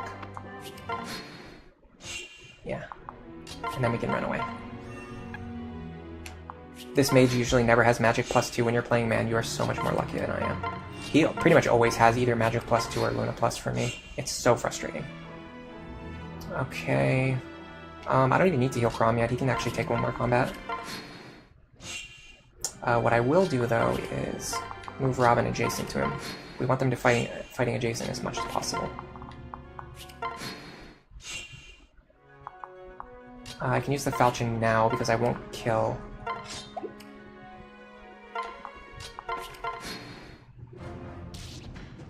Beautiful, leaves him right on 2 HP. Now Robin can start chipping some guys.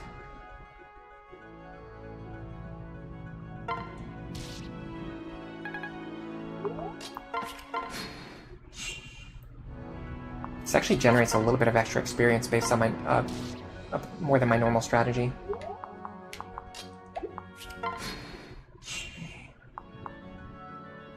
Now the best kill for Robin would be...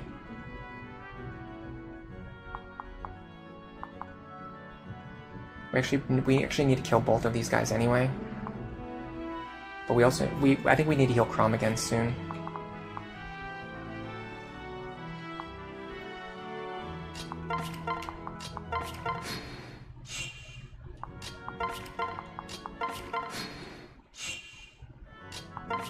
Actually dump Lisa, which is what we're supposed to be doing. Okay, this is fine. If Chrom is here and Lisa heals from this position, she'll be safe.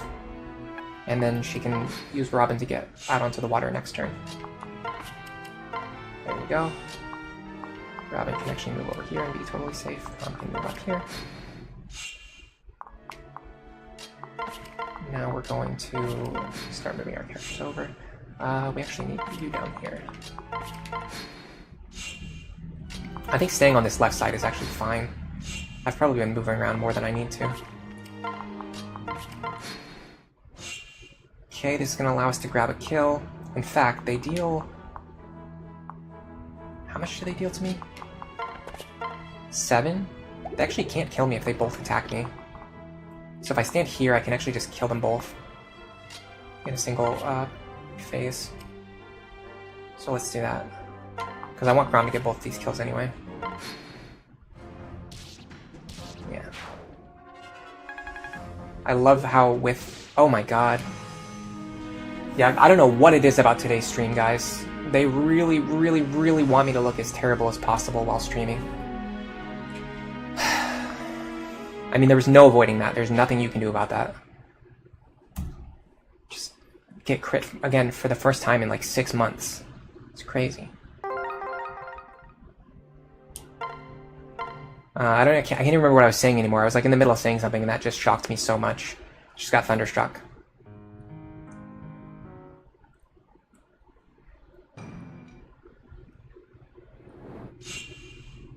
Shall we then?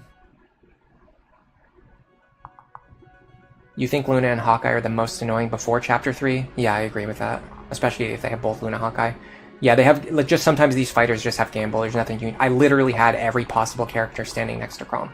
So I could not have reduced the crit chance any further. There was just nothing that I could do there. Hawkeye there's fine. Luna's there's fine.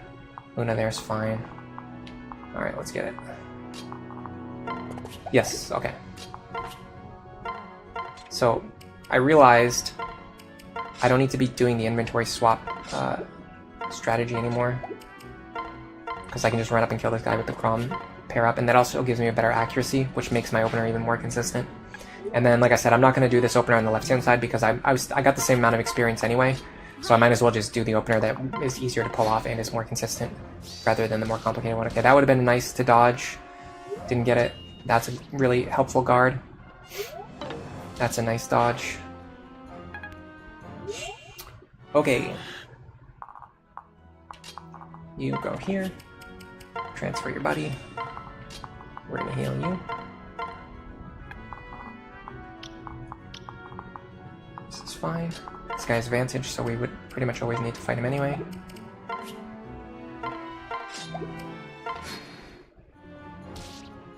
Yeah, you just can't do anything about the guys with gamble. Unless you somehow have a way that you can set up a really elaborate formation while standing on the water with two characters who can't stand on the water. So it's just typically not possible. If we miss there, it's fine because we just have Frederick come in and take the kill anyway. Next up, you go here. Nice dual strike. That's just free experience for Chrom. Listen. So we're getting even more free experience on this attempt. So I think this opener that I'm doing right now is pretty much always consistent. I can't see any way that this wouldn't work. Other than if the guys on the right-hand side, if these three guys over here, if these three guys all get Luna and they all hit their attacks, I think they kill Frederick. But other than that, this opener always works. Then after that, it's just a matter of, do you want to use the water trick on the top, or do you want to like grind the enemies down by running around the map and kiting them and stuff? 15 experience. Okay, I'll take it.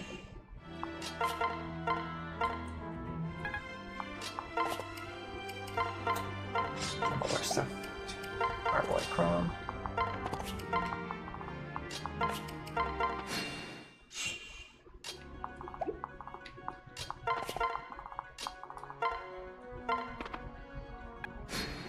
The main reason you don't like the water trick is because whenever stuff like this happens, it becomes really tedious to repeat it. I absolutely agree with you. It's one of the main reasons why I'd never liked doing it in the past, but the thing is, if I'm playing, like I wouldn't do this, I don't know, I kind of do it now even on my normal runs, but only on the top half just because you get so much extra experience. So I kind of don't like the fact that the game forces you to do the water trick. It doesn't really force you to do it, but it's just so rewarding to do the water trick. It just makes sense to do it. But for the Iron Man stuff, I'm willing to go full goblin mode. Like I'm just like a rat, like scurrying around, just getting any experience that I can possibly get, and I'll just do whatever it takes to win. That's the mentality that I'm in for these runs. And I just have to do it. I think I might have messed up. No, I'm fine. We're gonna give him back the bronze sword. We're gonna unequip ourselves. Pair up with him. Robin goes over. Lisa heals.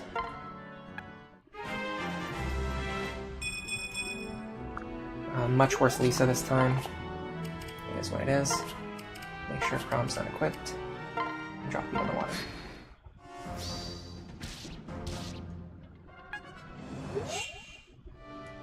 Okay, now we pair up, and now I actually like this opener because it keeps these guys on the left-hand side, which is better for us anyway. Okay, he's going to deal 18 minus 6, which is 14. Yeah, we survived that, and he does not have Vantage. So if we want to, we could actually just enemy phase him next turn. Save healing stabs in the long term. There you go. I want to take risky shots early on in the run so that we save on resources and save on things over time. Oh, nice. Strength, magic, speed, and defense. Beautifully done. Alright, so we're going to take back the bronze sword and equip it. Wait here. Now we should be able to fight just one guy this turn. Yeah, he does have gamble. We just have to take it. There's just nothing you can do. You just have to take it. You literally just have to take it. That sucks, man.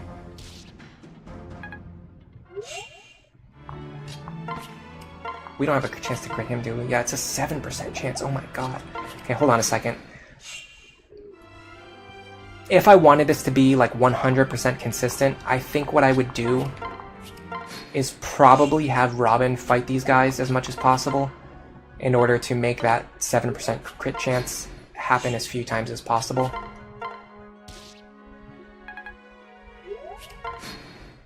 Which is kind of what I'm doing right now. But it's also just me moving around the experience that I normally pass off between these two characters anyway.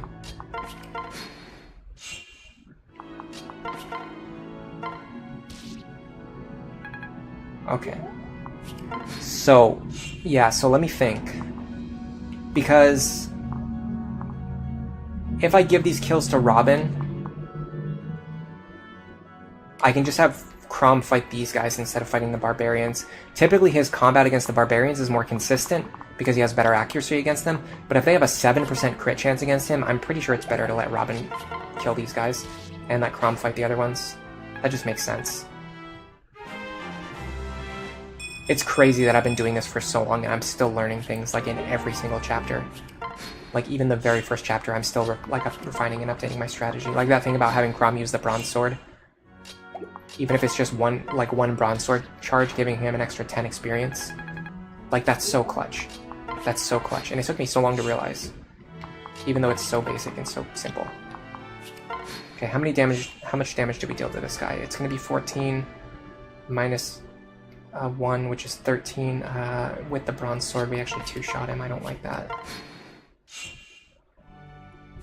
Is there any way around that? I mean, we could unpair with Frederick, but we can't really do that. Because once we do that, we lose the ability to go back out onto the water.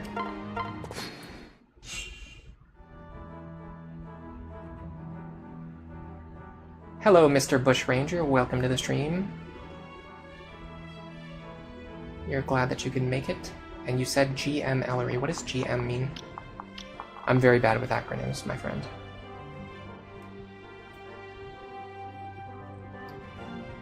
You wonder how many maps have tactics that you can abuse? Oh, you're going to see them. You are going to see them. If we can actually get past chapter 1, which is crazy, because like I don't even like getting past chapter 1 was like not even on my radar. It's just not hard at all. I don't know what's going wrong here, but anyway, yeah, I have a ton of cheese strats. Like I'm not gonna be grinding. I'm not gonna be using DLC. I'm not gonna be using Spot Pass, but I will abuse anything that is in the vanilla maps to the fullest extent that I can, and I have no shame in doing so. Okay, if I go here, I can't. If I go here, I can't get away. That's the problem.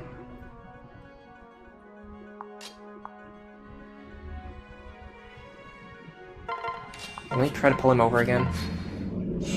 Unfortunately, we don't pull them close enough to the point where we can actually fight them, which really sucks. Alright, let's do it this way. If we stand on this square and use the falchion,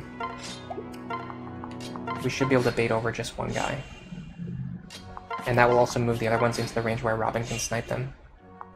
So it should be, yeah, it should be only this guy can reach me. Unfortunately, we're gonna have to do that. It's just the way it goes. Now we're gonna back off. Okay, so they have 11 and 11 HP. I'd love to give both of these kills to Crom. How much does he deal to me? He deals 6. Okay. I want to test something. I'm pretty sure this works. Oh, that's kind of risky. Okay, so my thing is, if he hits me, and then I miss him... No, that won't work, that won't work. This is not going to work as well as I thought it would. If I'm going to do this, I have to be able to use the rapier, or the bronze sword. Which is going to mean going back over to the other side. Yeah, we're going to have to do it a little bit more slowly than I would like, but it's not that big of a deal.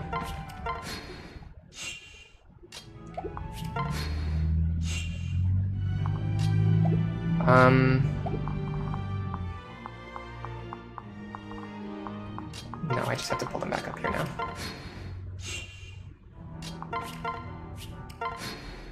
Okay.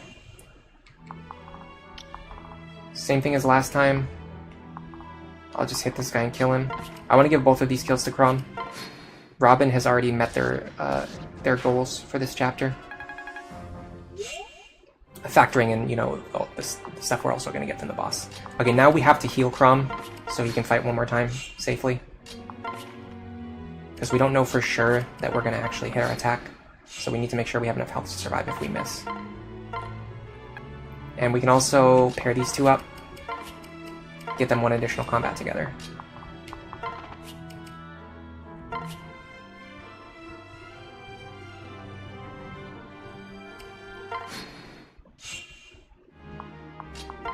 We cannot kill with the bronze sword. We can use the rapier.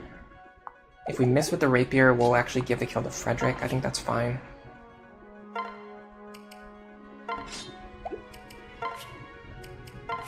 Robin can also potentially bail us out.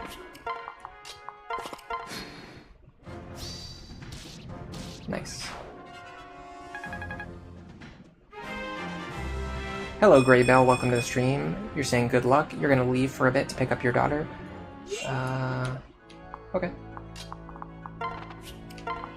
I don't know why I couldn't think of anything to respond to that.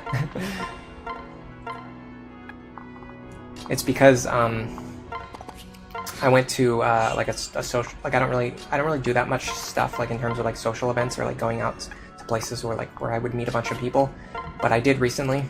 And like whenever you're hanging out with like normal people, like not like people who play Fire Emblem for, you know, 10 to 20 hours a week, when you're hanging out with like normal people who like live in the real world and just like have like normal jobs and like normal hobbies, and they talk about their kids, you're supposed to like ask them about their kids, like, oh, like how's your daughter doing, or, you know, like, oh, that's so amazing, she's in 2nd grade now or whatever. So like when you mentioned that you were going to pick up your daughter, like because of the conversations I've been having recently, I thought like I had to say something, like ask you about how your daughter was doing, but then I was like, I don't know, like that I don't really have to because it doesn't matter like when you're talking to people in the chat room. So I just like got confused about how to respond. I don't know if I don't know. I've been kind of holding off on saying this. I don't know if I should say it or not. So, about, it's actually been like 7 or 8 weeks ago now at this point. About 7 or 8 weeks ago, my mom got put on hospice care, which is like end-of-life care for when someone is so sick and there's no way that they're going to get better. And they actually thought that she was like not even going to survive in the hospital. And they sent her home, and they were like, you know, she doesn't have very much time left, so we're gonna send her home and just try to make her as comfortable as possible. She went to stay with my grandfather, and me and my sister had to go visit her a lot. And so what happened was she ended up like really fighting it and like hanging on for a very long time, for like 6 weeks. Like they did not even think she was going to make it home like from the hospital, and she survived for like 6 weeks afterwards. And if you notice on my channel, like I barely streamed or uploaded any videos for like 6 weeks, and if anyone was curious, that's actually the reason why. So it's not something I typically would talk about on stream, because like normally when people come to the stream, they're usually here to like watch me play video games and do other stuff that's fun, and hearing about like my mother dying is like not really that fun. So I typically, oh, nice double dodge, by the way. I typically try to avoid talking about anything that like could be considered like quote unquote like a downer. God, another magic speed level up too. This Robin is based. All right, I'm really happy with the opener that we got. We got a good Frederick, a good Robin, a good Crom. Like, okay, our Crom is a little behind on experience, but it's because we couldn't fight those guys who have Gamble. I'm still going to give the boss kill to Robin. I honestly believe that giving the boss kill to Robin is always the best thing to do. I have to make sure I give Robin the vulnerary, though. I almost forgot to do that. Just because of the way Veteran synergizes with boss experience. But yeah, she did eventually pass away, and so what I'm talking about now is that we didn't do like a normal funeral. We did like an end-of-life celebration, and my aunt came out with her band and like played. And they're like really good too. God, I saved over the prologue again. So if we go back, we're gonna have to remake our character again. I'm sorry, guys. I'm a buffoon. But anyway, so I just had to like chat with a bunch of people, and like when you talk to people in real life, you have to like talk to them about their kids and stuff. So I wasn't sure what to say. Hello, Red Watcher. Welcome to the stream. Are you winning, son? No, we are having an atrocious start to the stream. I was really looking forward to the stream because I thought I was going to do extremely well. And I've been doing... This is the worst I've done in a very, very, very, very, very, very, very long time. Like, I have not struggled this much with Chapter 1 in as long as I can remember. Like, we should have gotten past Chapter 1 in the first 20 minutes, okay? Like, this is bad. Like, even on stream, even factoring the fact that we're playing on stream. Anyway, this guy having Hawkeye and this guy having not Hawkeye is like the best possible opener you can get, so I'm just going to run with this. What I will do though now is, because these guys both spawned with Luna, I'm actually going to do a slower opener than what I normally do. I'm actually going to start on the fort and just slow things down a bit. We want dual strikes here. It conserves Silver Lance charges, and it also gives us the ability to kill this Myrmidon on enemy phase, which we would like to do. Didn't get it. Didn't get either of them. It's fine. We get the fort healing. Now, this guy also has Vantage. Of course he has... In what universe would he not have Vantage? This does put him in a much better position, though, where we can draw him out with Robin. And the good thing is we don't need the speed pair up here. And I'll show you why. So what we're going to do is we're going to switch to our Bronze Sword. We're going to use our Vulnerary.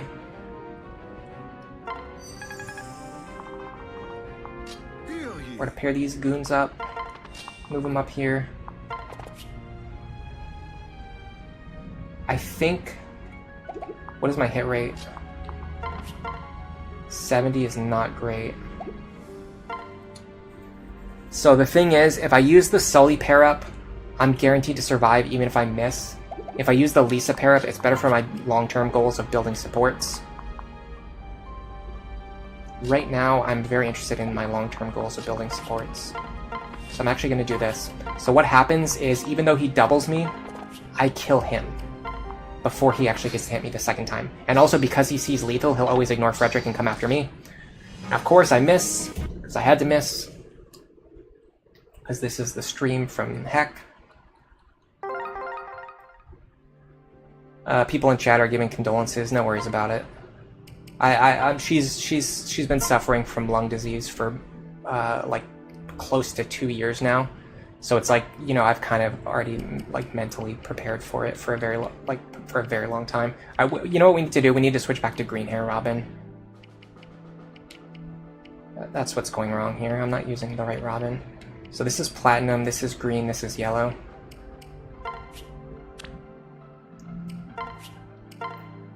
That was so lame. That was the right play. So this is the problem, is I'm making the correct plays and I'm just losing anyway. That's what's going wrong today. That's why this stream is like going so bad. Poochievert, you were really excited to see how I could consistently beat these early game chapters first try. Okay. Green hair Robin will improve our luck.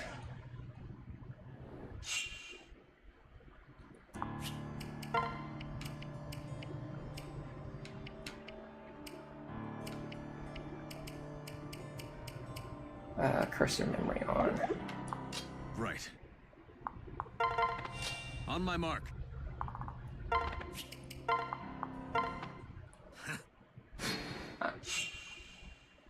Like, the thing is, like, if I paired up with Sully there, I could have prevented that death, but then, and I also could have improved my accuracy. I think my accuracy would have been like 1 point better, but if I missed, the mercenary would have just been alive anyway, so then I would have just needed to deal with him on the next turn anyway. So it just like it wouldn't solve the problem.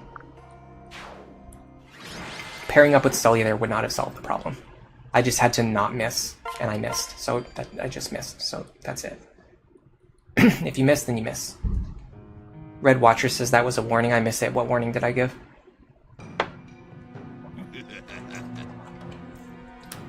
And also, welcome to the stream. I forgot to say hello to you. I'm sorry. There's a lot going on. Alright, we don't want this guy to have any annoying skills. Vantage, I'm fine with. I can deal with Vantage. This is fine. Yeah, this is fine. I can... Yeah. These guys and both having Luna is a little bit scary. I think these guys can kill me if they both hit. I'm not gonna math it out though.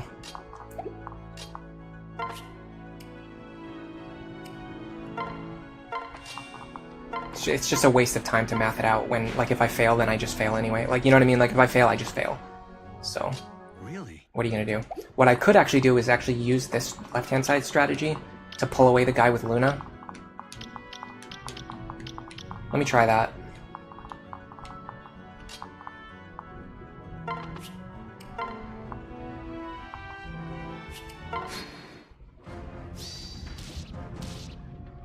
I think the other guy hits me for 0.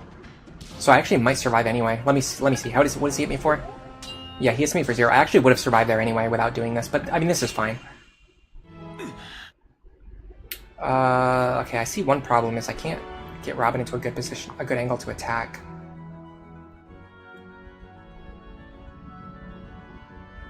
I guess I would, and also, like, once I do this, I don't get the opportunity to have Robin and Crom fight together either. Yeah, I don't like this opener. Frederick would have survived anyway. I'm just going to stick to my normal openers from now on. Alright, so what I would do, though, if I was going to do this, is like this. There you go. And then this. Boom. I probably should have unequipped that Silver Lance, but it's not a big deal. Then we fight this guy. So the only difference, I think the only difference of this strat is that it's 1 turn faster than what I normally do. And it puts me in a crappier position where I can't use the Robin bait strategy because now Robin's health is low. Yeah, I don't like this strategy at all. I'm going to just say it right now, I do not like this strategy. I'm going to use my normal strategy from now on. I'm pretty sure I just got less experience for doing this.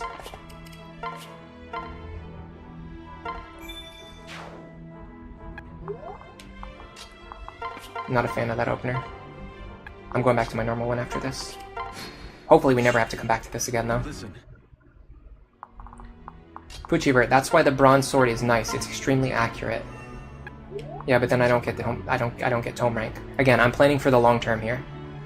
I'm not planning for short-term trivia about which weapon is more accurate. Everyone knows that a bronze sword is more accurate than a thunder tome. But if I use the bronze sword, then I'm not going to reach A rank tomes as fast. if I pair up with Sully, then I'm not going to get my C support with Lisa. Like, I have to make long-term plans so that the run will succeed, not so that I can succeed on, like, turn 4 of the run, very early on at the very start of the game. Because if you set up for long-term success, then if you get past the early difficult part, you'll have a much higher consistency clearing the rest of the game. I also got some kind of pike, Ephraim's pike. That is B rank? I should be able to use that now. Someone has the bronze sword. I need it back. It's actually tricky now because, well, no, I can do this.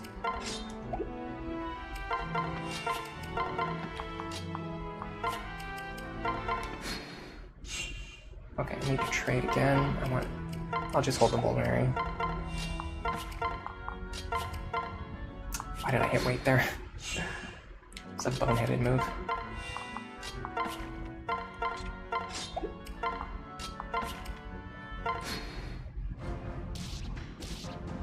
Okay, this guy does have Vantage this time, if I'm not mistaken, yes. So we need to be a little bit careful.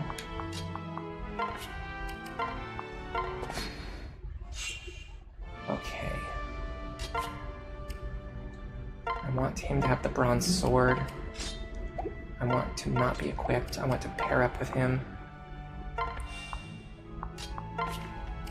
Lisa's gonna go here. Just gonna grab this heal. Ephraim Lance is kind of a game changer. It's really nice. Yeah, it's a really nice early pickup.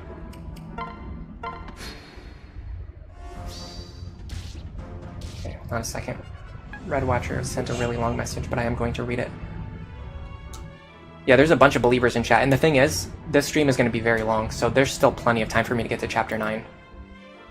You want to share that you completed Conquest on Lunatic Classic. It was epic. You used an archer doing Vantage Sweeper Corrin, an archer Vantage Sweeping Corrin, with 100% accuracy due to being a sniper, with the Shining Bow that has 1 to 2 range to Vantage Sweep. That's really cool.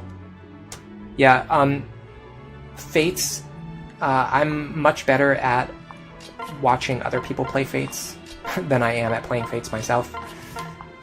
I don't know. I just kind of learned, like, the last time I tried to play it, especially the last time I tried to stream it, I just was really struggling to get into it. I'm not saying that it's a bad game, it just doesn't, I don't know, there's just something about it that just feels a little bit off for me, to personally, just for playing, but I actually think the game is really good. I think it's really interesting, and I love watching other people play it. It's just tough for me to play. It's just because of the way, like, the skills are presented to the player. It just adds, like, extra steps and calculations that I don't like doing on every single action on every single turn. I like how Awakening is a lot faster and smoother in that regard. Even playing on Lunatic Plus, I feel like the gameplay is still pretty fast and pretty snappy. Alright, 18. No Luna. 18 minus 6. 12. We survive. We're going to stand here. There you go. And we missed. That means we're going to have to waste additional heal stack charges, which, as you know, everybody loves doing. I believe if I move over, I can heal Robin here.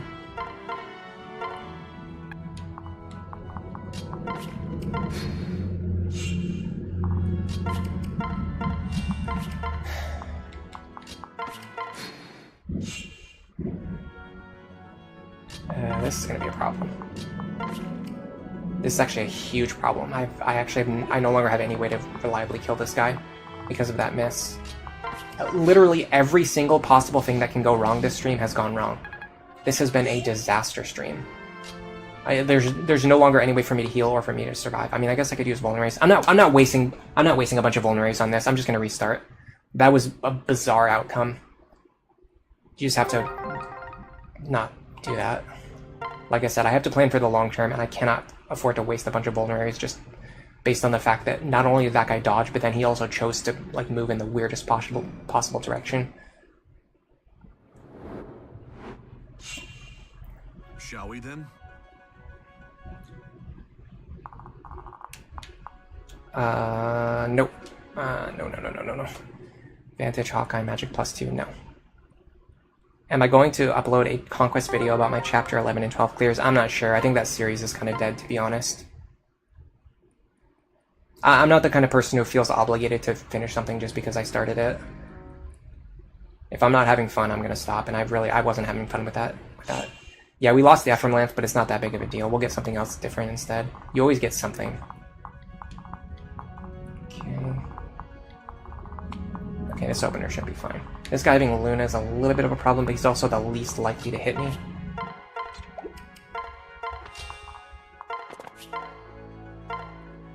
And yeah, I'm going back to my normal strat. Really? The strat on the left doesn't work.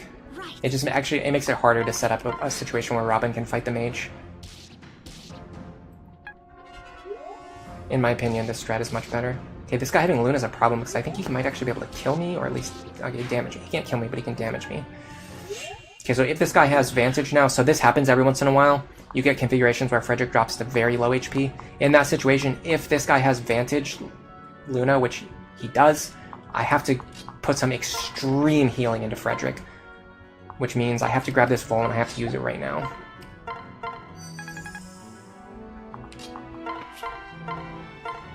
The reason is because Frederick needs to be able to tank a hit from that guy.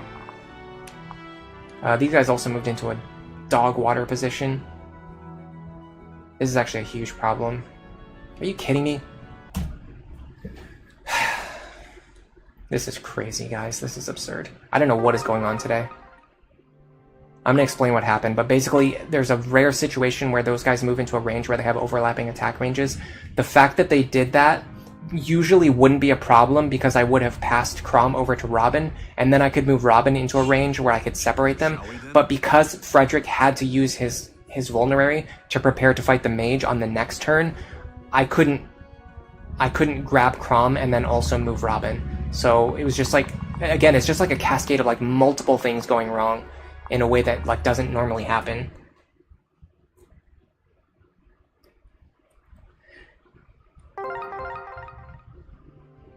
Who's supporting with Crom? I'm going to be doing Crom Sully. In my opinion, Crom Sully gives the most consistent Chapter 12. And Chapter 12 is, in my opinion, the biggest problem. But yeah, this... Oh, by the way, hello, Toast Penny. Welcome to the stream.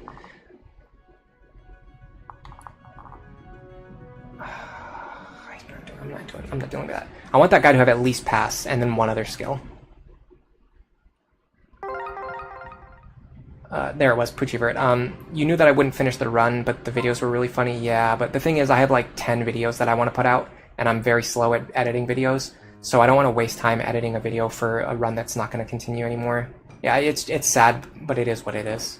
It's my channel. I'm going to do what I want. You've done the Sully pairing one time. It's pretty good. This guy's fine. This guy's scary. We should be fine. This is another configuration where we're probably going to be dropped down to like 3 HP. But assuming the enemies don't do anything too ridiculous and move in the exact super rare configuration that puts him in the perfect spot to screw me over, we should be okay. Right. Guess I'll find out soon. We need to dodge the... No. Okay. But yeah, they moved into the better configuration this time, so even though Frederick's on 3 HP, we can still get through this. Although I really don't like burning a vulnerary here. It almost makes me want to restart just to save the vulnerary. Because like literally, we're 30 seconds into the run, right? Like we could save a vulnerary right now.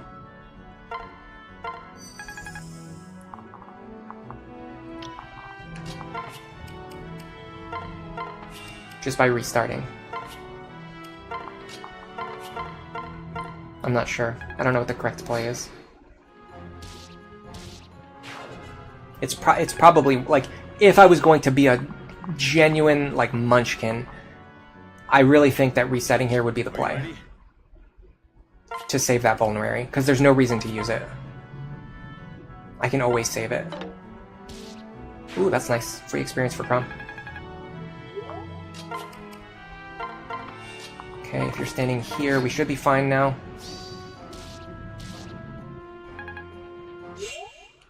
Listen. Alright. This guy does not have Vantage.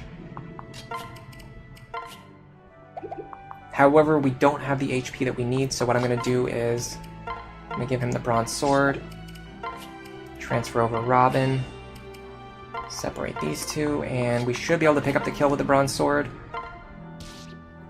With the Robin pair-up giving +1 attack. Gives +1, right? Or +2? Yeah, +1.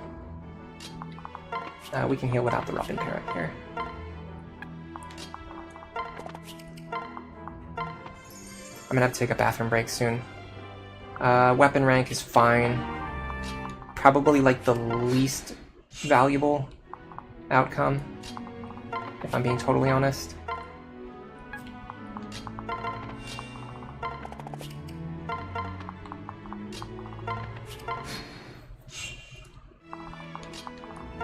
I usually always get at this point, I usually always get the Lance rank by the time I need it. I need to heal Chrom at some point. Let me just do that. Yeah, at this point, I always get the Lance rank that I need anyway. So getting the extra Lance rank from those points doesn't really matter. Like, it's like, the reason is because I have to plan. I have to plan for the eventuality that I'm not going to get the Lance rank. So then I make a plan that allows me to always get it, right? But then because I'm using a plan where I always get it, then what happens is if I get the bonus, then the bonus doesn't matter anymore. So I don't know, it's kind of tricky. Drop Robin, I guess. Alright, we should be fine now. We're back into a good position to get an attempt started. Okay, what skills does this punk have? Just Hawkeye. Hawkeye is not the worst. It's really not the best either, but I actually don't know what the best would be, so I could be wrong. Maybe Hawkeye is the best. The thing is that Robin can sometimes dodge that. So him not having Hawkeye is pretty good. But him only having Hawkeye and no other dangerous skills is also nice. It gives us a little bit more margin of error, especially like on our healing thresholds and stuff. Okay, I want this. I want you to be unequipped. And I want you to be on the water. I'm gonna give you back this. You're up. We're gonna go out onto the water. Live in the pirate's life. Alright, before I go any further, I'm gonna take a quick bathroom break. And I'm also gonna drink a ton of water so that I probably have to use the bathroom again soon.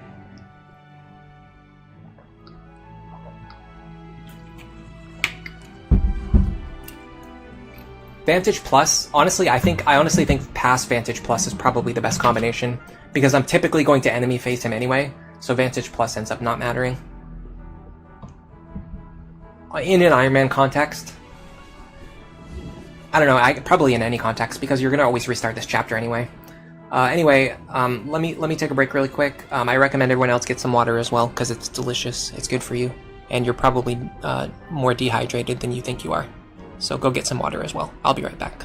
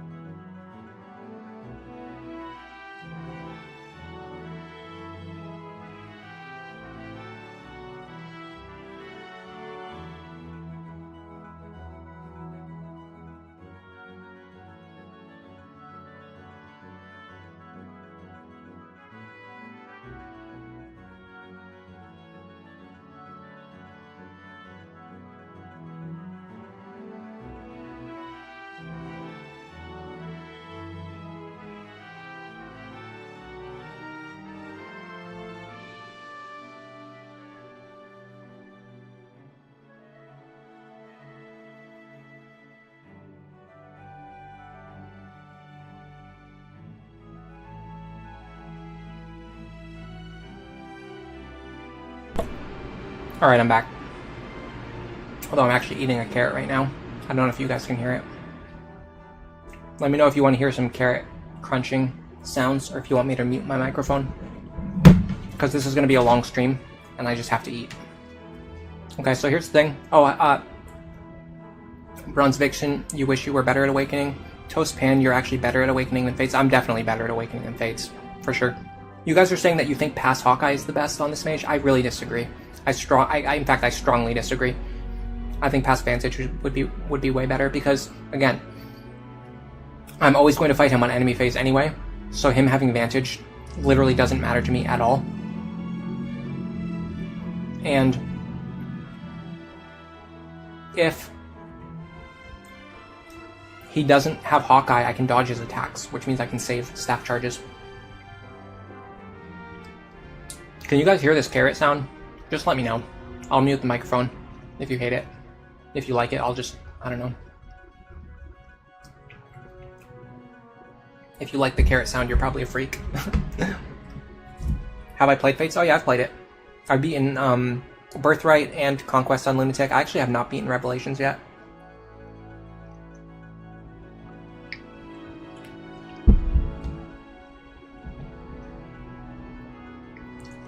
I got to the last part of Revelations, but I didn't beat it. I beat Birthright on Lunatic like 4 times. I actually like Birthright a lot. Okay, you're gonna hear a really loud carrot crunch now.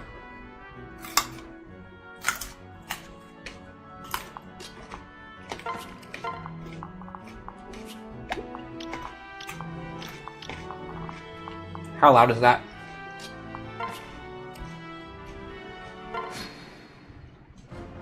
I said I wasn't going to eat on stream. A long time ago I said that to myself. I was like, I'm not going to eat on stream.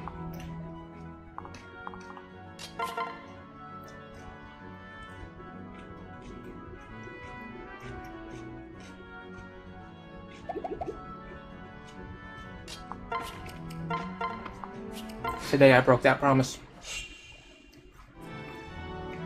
Grey Bell, welcome to the stream. Don't worry about the carrot eating sound. Bronze Vixen, this is what you've subbed for.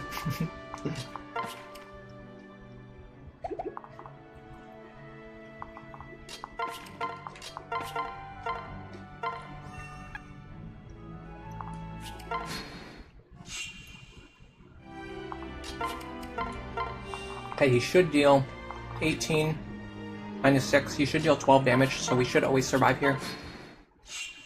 Yeah, and see, this time he goes around the top, where it's so much easier to fight him.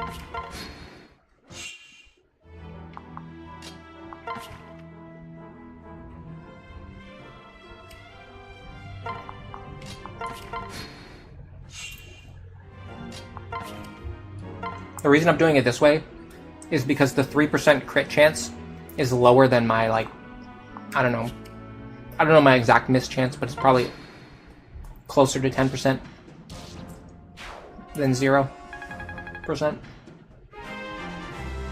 Maybe. And then also because he doesn't have Vantage, if I missed there, I could have also attacked 1 additional time to give myself 1 extra chance to bail myself out. Alright, now we're going to set up the Crom strategy over here. He has Gamble. He does not. Okay. New plan. Robin's going to kill the ones with that. From now on, I'm going to have Robin kill the ones that have Gamble. I learned my lesson. It's not worth taking a 7% risk.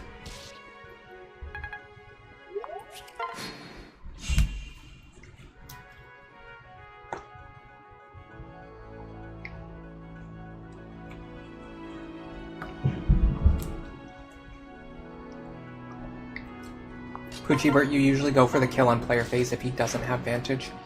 Yeah, I mean, I've done that before. I've even done that before on this stream, so I can definitely see that. Oh god, that's a dog water Robin. Okay, cool. So that's what we're doing today. I got it. There's just no winning. There's just literally no winning with this guy. Oh my god. That was atrocious. Was that an empty level up? Or did we get HP +1, or was that completely empty? Who was paying attention? I wasn't paying that close attention. That was either empty or we got like 1 point of HP and that was it. Kuchibert says it's loud but it's fine. I eat quieter than your kids. Alright, we shouldn't kill.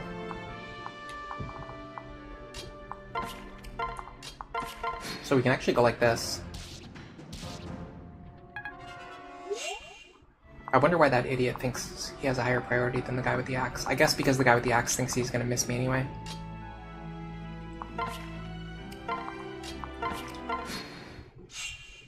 This is good though, because it pulls everyone into a position where Robin can snipe them.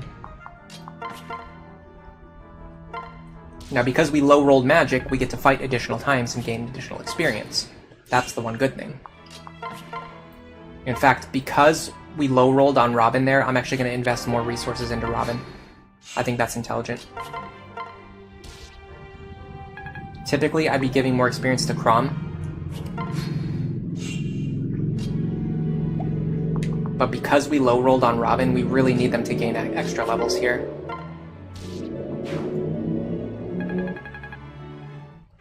We need them to get more stats faster. Oh my god. This is probably worth restarting the run over. This is like a really bad Robin. We're essentially behind on every single stat. This is probably worth restarting over, right? Hello Kunai, welcome to the stream. Everyone's laughing at this horrible Robin. You think Great Knight Crom is pretty cool? He's very slow. Crom is actually a slower character than you might imagine.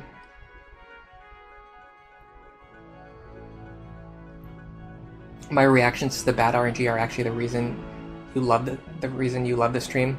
Your daughter likes the sound of my voice. What is she, like a baby or something?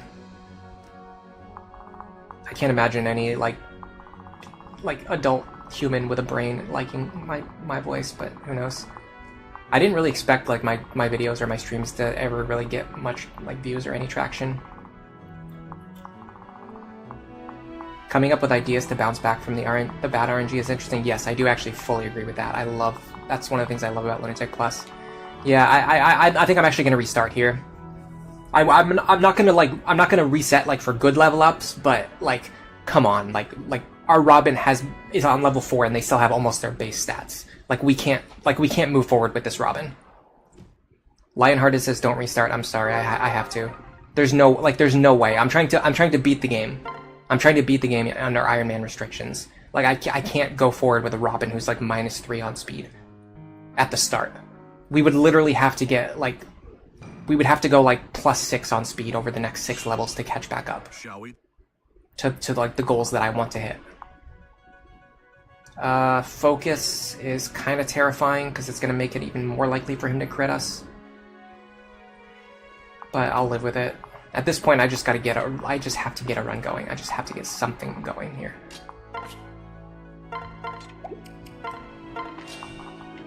Yeah, this is disgusting, guys. This is getting gross. This stream is absolutely cursed. Right. The crazy thing is, I know it's easy to... Oh my god, really? Come on! You guys are seeing this, right? Every possible thing that could go wrong today is going wrong. Now we have to do something to deal with this guy. This is crazy. This is absurd. And he's in a bad position, too, so I can't even, fight him the way that I want to. I need to put... He has Vantage, too, doesn't he? No, okay, this guy doesn't have Vantage. At least, so I don't have to worry about that. I need to put... I'm pretty sure I need to put Robin here. Lisa here. Crom here.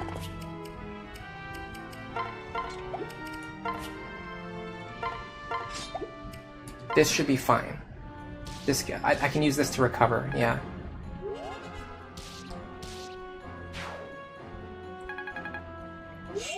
Now the mage also moved into a good spot, and this guy doesn't have Vantage. So I can go like this.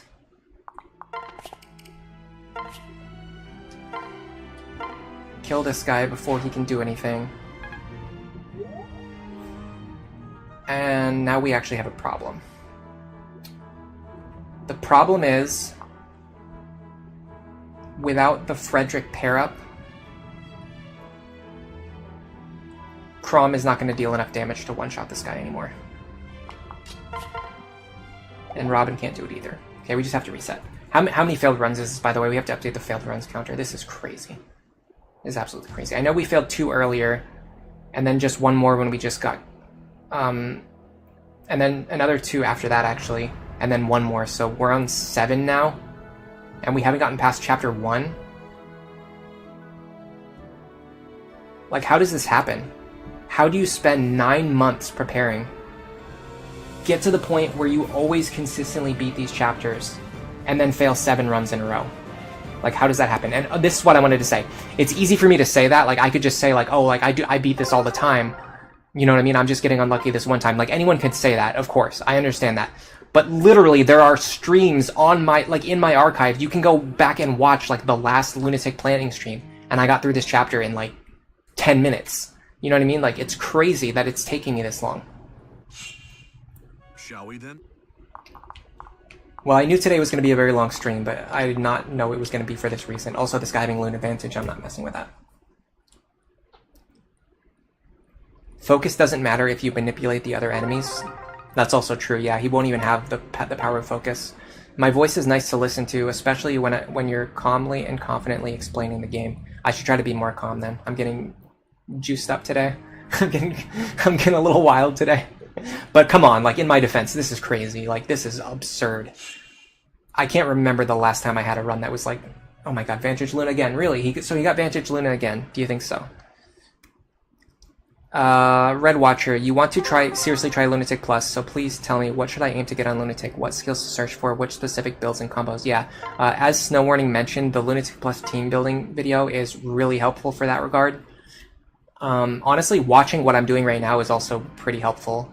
Well, okay, sorry. Wait until I actually get a run off the ground, and then, like, pay attention. I mean, you can still pay attention to, like, the general idea of what I'm doing, though. I'm actually making, like, good moves. I'm just getting extremely unlucky.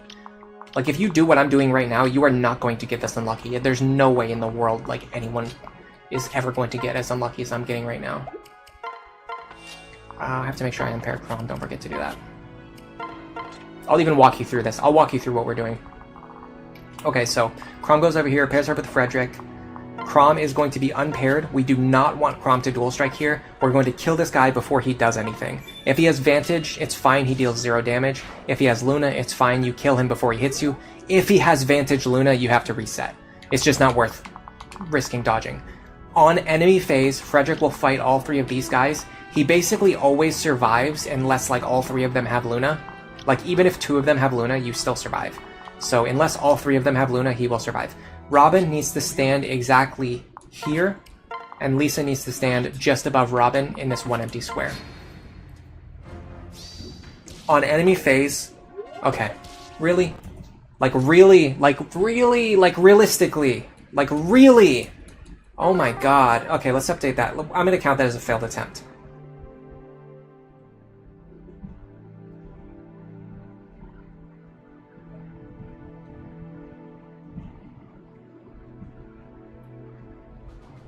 Our hit chance is, like, hovering around 90% against that guy. And we've missed him 3 times today. This is crazy. Like, this is absolutely crazy. The bad luck we're getting today. And keep in mind, if Robin had hit that 80% Thunder, which is more like a 90% Thunder, if Robin had hit that, we would be out of here already. We would already be deep into chapter 2, 3, 4, 5. What does this guy have? Okay, this is fine. Let me pair up with Chrom. Okay. Crom unequips all their stuff because we don't want them to dual strike. They pair up with Frederick. Frederick goes over here, kills this guy. This is my most modern iteration of my Chapter 0 strategy, which absolutely should be working way more than we see it working right now. On enemy phase, Frederick fights these 3 guys. He's pretty much always guaranteed to survive. You just need to hit these attacks. Getting dodges is fine, but it's not really that important. It just conserves a vulnerary, which I kind of want to conserve the vulnerary. This guy right here, if this guy has Vantage, you need to make sure that you heal up Frederick enough so that he can fight this guy. So he does not have Vantage. We don't have to worry about that. Frederick can go over here. We're supposed to have Robin in this position and Lisa in this position. It's not a big deal, but it's just another mistake. Heal here.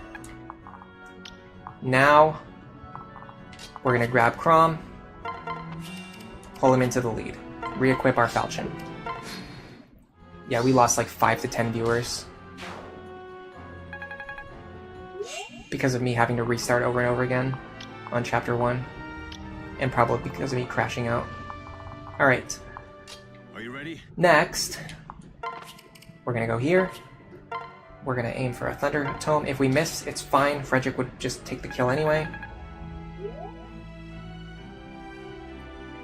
Next, we're gonna go here. We're gonna take the Bronze Sword now, so we don't have to mess around with it later. Lisa's gonna pair up with him. Now he should go for Robin, because he deals more damage to Robin. But he doesn't care about the fact that Frederick can't counter him. He just wants to deal as much damage as possible, and he deals more damage to Robin, so he's just gonna deal more damage to Robin. If Crom gets a dual strike there, or against the other guy up here, he can get some free experience. Unfortunately, he didn't get it. We're gonna go over here. We're gonna go like this. We're gonna transfer Robin over. Then we're gonna go like this. Then we're gonna kill him with the Bronze Sword. It works. It just works, except the 1% of the time when it doesn't. We're gonna heal Freddy.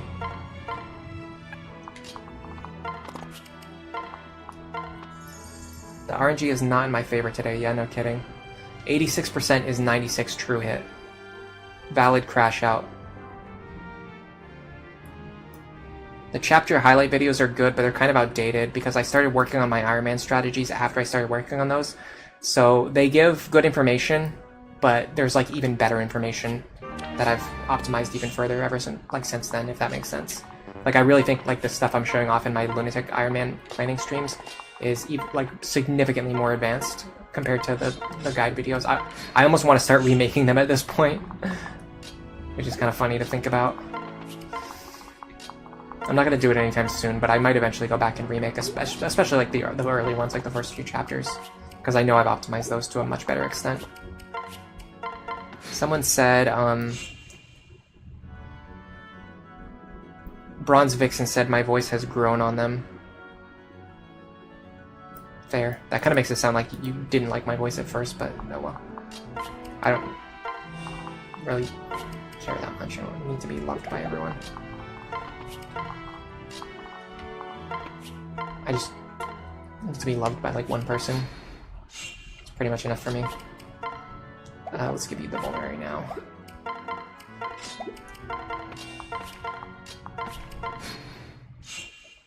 Okay, you should have a Bronze Sword equipped. Robin should come over here. Perfect.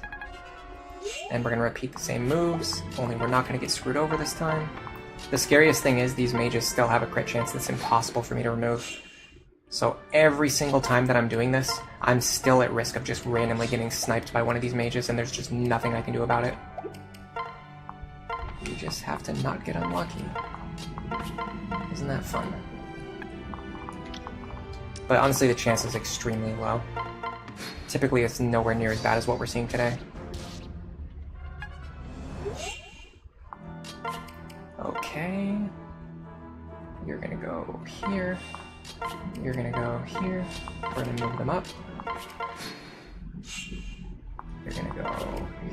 You're gonna get your Bronze Sword back. And you're gonna equip it. And Robin's gonna go here. So if this guy did not have Vantage Plus, we could attack him and kill him right now.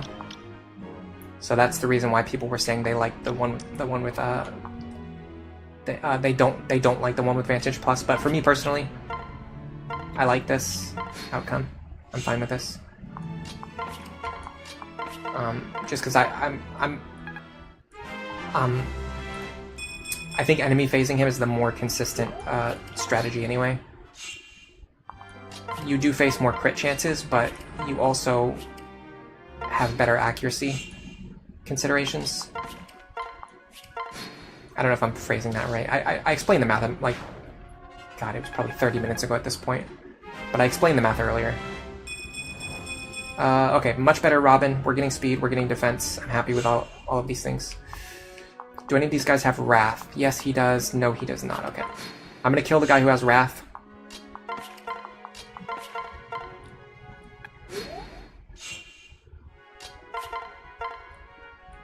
This is a good introduction to the power that RNG has over you in an Iron Man run, when you can't reset except for enemy skills to avoid bad luck. Yeah, it's true. Like any time, like we get into situations later where I'm relying on things where there's like a 1% chance or a 5% chance for something to go wrong, you know, eventually something is going to go wrong, so I really have to be very careful about that. Okay, we should be able to pull just one of these guys. Yeah, the tricky thing is we have to kind of swap the position of these characters. It's fine. We can do it this way. We don't have to waste a bunch of turns doing it, we can just do it this way. There you go.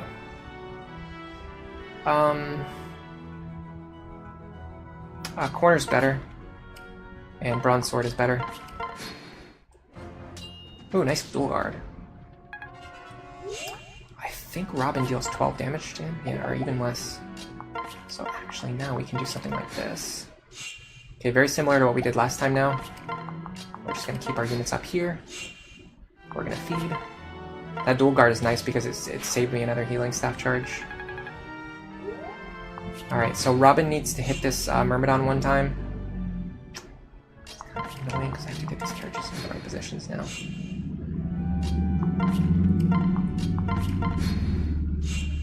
Okay, is the Myrmidon the only one who reaches that tile? The answer is yes, but I can't... Okay, hold on a second. This is stupid. Just heal him.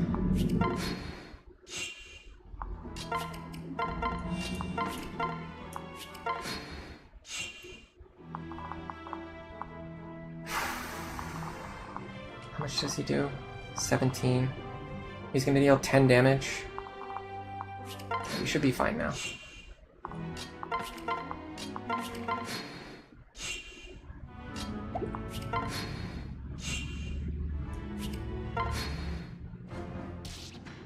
Nice. That leaves him on 2.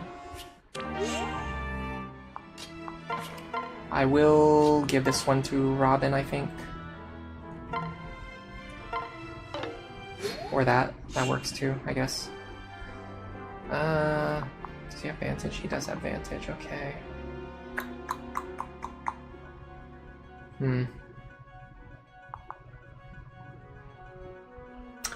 Crom takes 2 attacks. Very important information.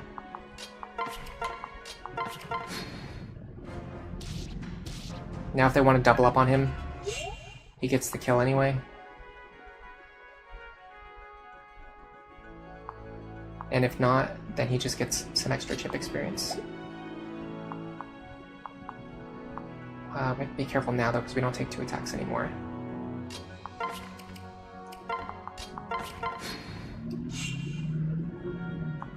They should now be in a position where we can just go and fight them on the shore without needing to mess around on the water anymore. Okay. So we should be able to... My problem is our health is quite low.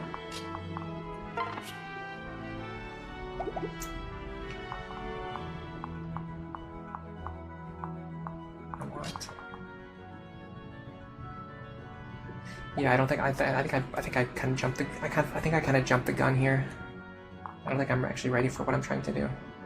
That is fine. I can get back out onto the water.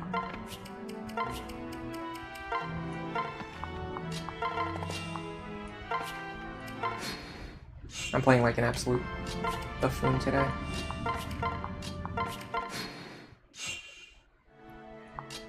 You know what, I'm gonna take some time to heal Robin back up, just for safety. And then, based on where the enemies move, yes or no, I may be able to set up a situation where I only fight one enemy. Yes, okay. The problem is I got the wrong character in that position.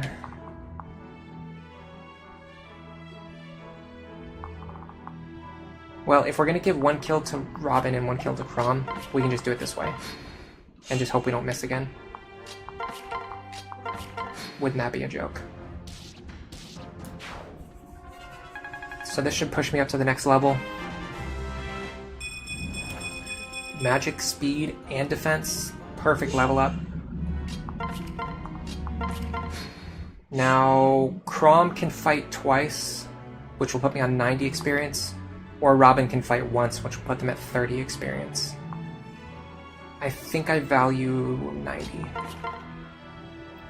Unfortunately, he does have enough damage for it to be a problem. Okay, hold on.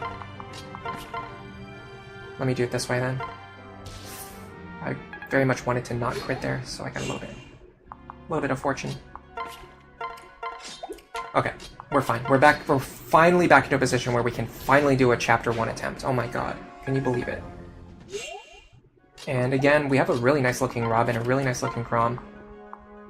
At least in terms of experience gains. I'm gonna give you your items for next chapter. We want experience here, please. 27 experience. Okay, we have to keep this run. This is a goated run. This just might be what we need.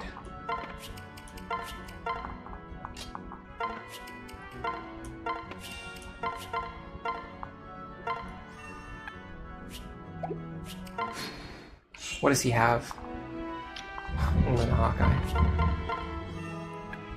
What a shocker.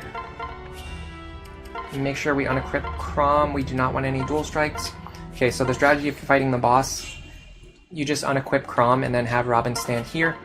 Right now, this boss has a crit chance against me, a small crit chance against me, but whenever Lisa's standing next to me, and Frederick is standing next to me, and Chrom is standing next to me, I get a -10... I give a -10 penalty to the bosses, or to enemies, chance to crit me. I don't know why I can't talk, but you know what I'm trying to say. That dual guard was based, by the way.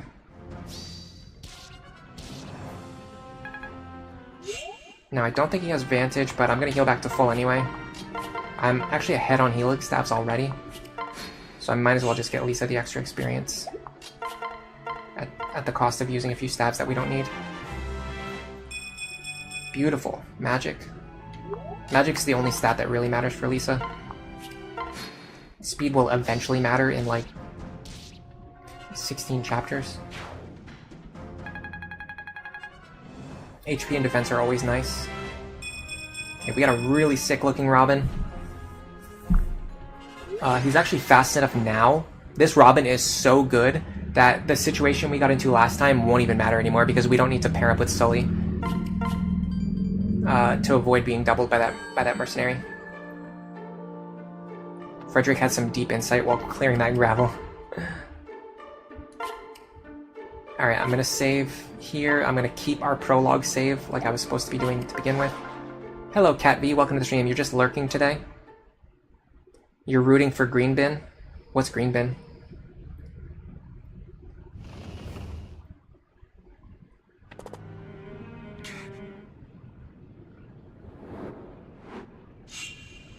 You can't move the characters around easily on the water because Frederick and Lisa can't stand on the water. We're going to reset until this guy doesn't have Hawkeye, and then I'm going to look at the other skills, and then I might consider resetting if they're really, really bad.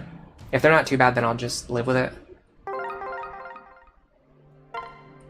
Robin is defying his strength flaw pretty well. Dude, I actually had a run where I did a plus magic minus strength Robin, and my growths, my level ups were so jank and so messed up, I actually ended up having like 3 higher strength than magic because I just kept leveling up strength and I just would not level up magic. It's happened before.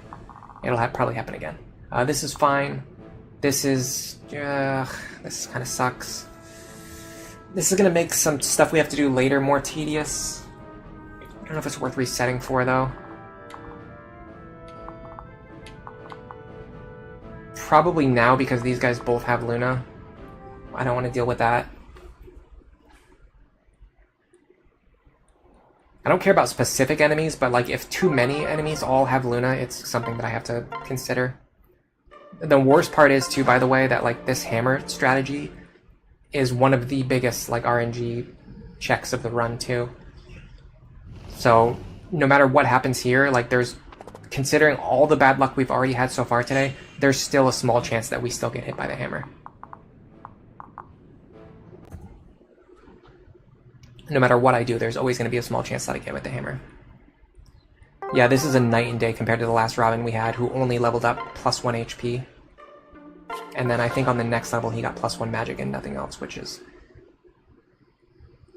okay. Okay. If I was going to get one stat to level up, I would like for it to be either HP or speed.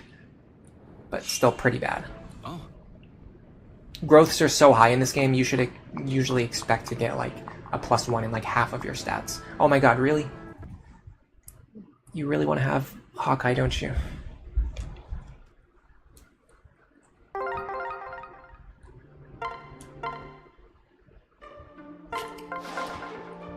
Yeah, one of my strengths is writing scripts. I think I'm so much better at writing scripts than pretty much everything else. And for that reason, like my live streams are usually not as entertaining as my videos. But yeah, it is what it is. Okay, that's good. That's actually good. Okay, so this is the best combination you can possibly get. If this guy does not have Hawkeye, and if this guy does have Hawkeye but does not have Luna, that's fantastic. That's exactly what you want to see. You actually want him to have Hawkeye for later. It saves you a ton of turns. Luna there sucks, Luna there sucks. Hawkeye there sucks as well. Alright, let's do the fort strat. I think I'm only going to do the far forward strat from now on. Considering how long it takes to restart, like to get back to this point under Iron Man rules, I think I'm only going to do the far forward strat if all three of these guys look like chumps. If any combination of them is scary, I think I'm going to move Frederick onto the fort. Again, we're praying for dual strikes here. We will do anything that we can to get dual strikes. And then you two stand right here. Dodge there would have been nice. Dual strike there would have been nice. Dual strike here would be really nice. Didn't get it. Of course we didn't. We can miss, though. We can miss really well. We can miss really well. When we have a 5% chance to miss, we can definitely miss. But if we have a 35% chance to dual strike, definitely can't do that. Alright, same as last time. Switch over to the sword. Switch over to the falchion. We are going to bait this guy out. I don't think he doubles us anymore.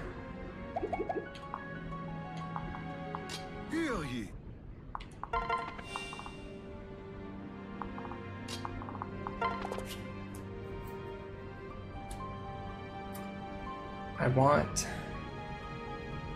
Sully here.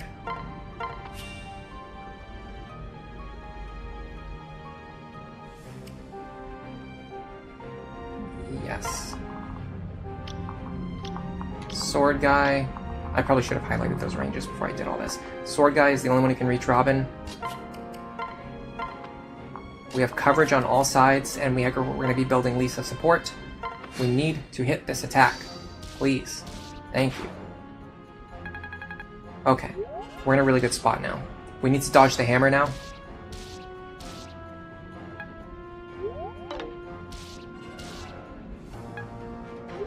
I hate when that happens. I hate when that happens. Oh my god. Now he has Vantage. We just needed Crom to get a freaking dual strike.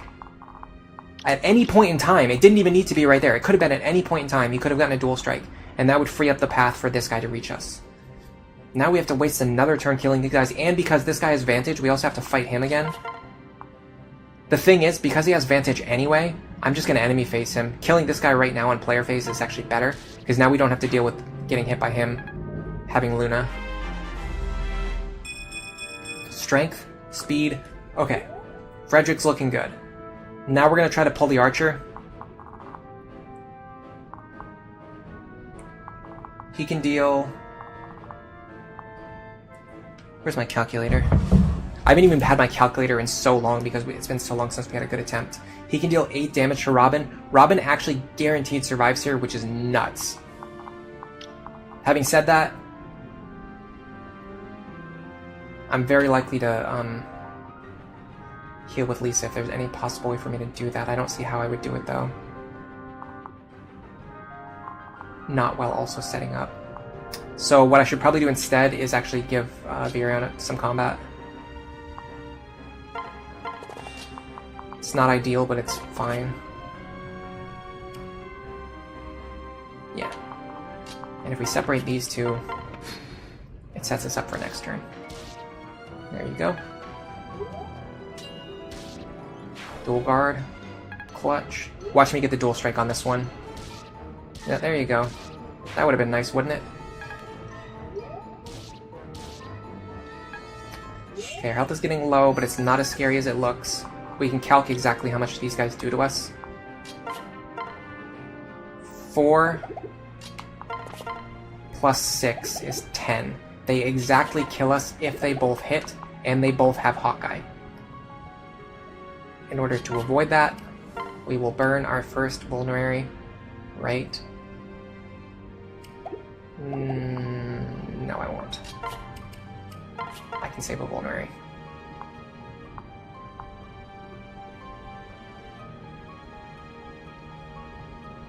Is it worth facing a 2% crit?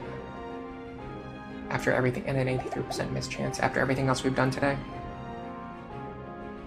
The thing is, I don't think Chrom can take both of their attacks. I can check. 7 plus 9. Chrom actually takes them, but he has they have crit chances on Chrom though, which I don't love. Can these two get away? Yes, tentatively. Yes, they can. Okay. You're gonna be here. You're gonna grab your friend. Lisa's gonna heal you. I think I'm just gonna have Frederick use the vulnerary. It's fine, I just have to do it. In fact, I'm gonna do that anyway. I'm just gonna equip the Silver Lance to get more Lance experience. There you go. It's overkill for what we need to kill that guy, but it's free Lance experience. Okay. At this point in time, the boss can deal 6 damage to us per turn, and we heal 5 damage per turn. That's good, but we can do even better. It's going to take a few turns to get set up, but we're going to keep our sword equipped for the time being. Also, what I really like about him having Hawkeye is that it's very consistent, because he's always going to deal the same damage every turn, so you just always know exactly what's going to happen. We're essentially going to be going down 1 HP every turn, so we can sandbag here for like 16 turns if we need to. We don't need to sandbag for that long, but we do need to sandbag a little bit. Tiny little bit. What's Robin's accuracy? It's not fantastic. Can I get my other characters away? I think I can. Alright, let's do this. Here. I'm actually not going to heal yet. I'm going to heal after they fight. Beautiful. Alright, we're in a very good position now. We have a real run set up, and Robin's speed is phenomenal. My god, that is a speed stat. Wow. I would like Frederick and Virion to pair up as soon as possible, so they can start grinding supports. Unfortunately, the boss moved into a really strange position. But I don't think it's a problem, actually, necessarily, or even at all. Because Chrom is on full HP still? Yes. The problem is I actually want... Hold on a second, I can do this, I can fix this. Yeah, okay, I see what I need to do. You go over here for now, I guess. You're gonna go here, and actually put the wrong characters in the wrong positions. Here. Okay, this should be fine. Guard is cool. Okay, so now I can run over here. I can transfer Crom over and then pair up with Robin. And then I can transfer him over to Virion. Now I want these two to stand here this turn. We are hoping for them to get a +1 relationship. That would be the best possible outcome here. It makes the future chapters go much better. Weapon proficiency is the worst possible outcome. It does get me a little bit closer to 11 sword usage, but that is literally it. That is the only thing I get. Slightly more 11 sword access.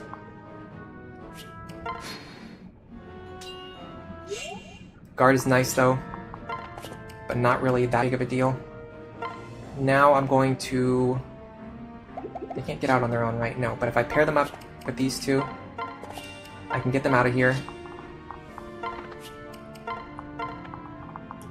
Now I will show you why we want the boss to have Hawkeye. The reason is because he is now guaranteed to hit us, and because he can't miss us, we can just very quickly break his weapon by ending 18 turns. If he doesn't have Hawkeye, you have to deal with him missing you a bunch of times, and it takes longer to break his weapon. And if he has Luna, you also have to be a lot more careful about like how you like dodge and like heal yourself and keep your health low. But with him having exactly Hawkeye and not Luna, we can easily break his weapon and never be at risk of dying. Anytime that anytime that Virion dual guards for Frederick, we also get free support points for this pair, which is nice. We're not getting them, but it is what it is.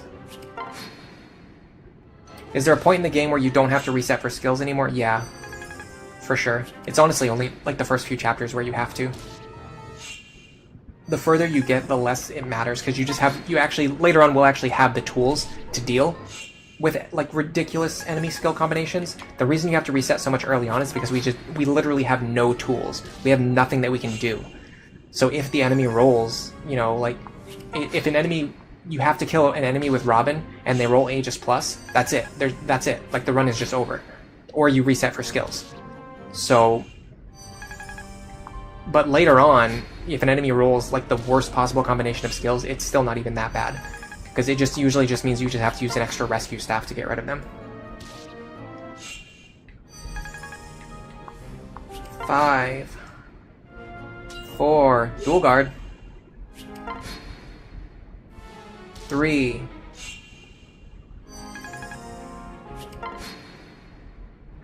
2. Okay. When he has 1 charge left on his weapon... No, he has 2 charges left. I don't know how that happened, but either way. When he has 1 charge left on his weapon, I move down and left 1 square. The boss will move onto the fort with priority because he wants the defense from the fort. Now his weapon is broken and he will never move again. For this reason... Oh, by the way, I did test it, and if you leave him off the fort, even if his health gets low, he will not move onto the fort to get free healing, which is very bizarre. But he just, I guess, doesn't want free healing. So you have to be very judicious. You have to make sure that you move him onto the fort. The other sparkly... Yeah, we have 1 more sparkly tile, so we have another chance. Absolutely would love... relationship +1 here. We got it. Okay, that's fantastic. I'm actually gonna mark this on my spreadsheet. This is very important. With this relationship +1, we can reach our C support right now. All we have to do is make sure they fight together enough times. Which they're going to do anyway, because we're going to grind Sully's lance rank. And or Crom's sword rank. I'm going to do Crom first. Dual strikes are fine. They just give us free experience and free weapon rank. Nice. Okay, that's 1. We have to have them fight together 5 times.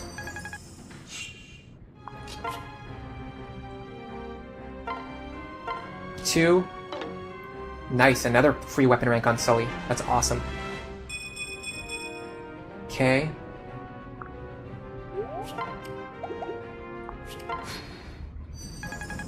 Because Crom is behind on experience right now, I'm going to give the rest to him instead of Sully. 3? Wow. Where were those dual strikes earlier, my friend?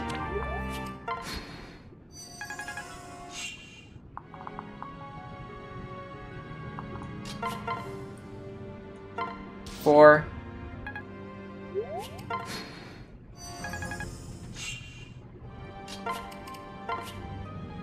I'll give her one shot. 5. Dual strike there would have been so sick. Okay. Now we need to decide how we want to divvy up the remaining experience, which is likely to some extent going to involve getting the enemy health low. We also need to make sure that Robin and Crom fight together a few times. We can also have Virion standing next to Robin too, and Lisa as well.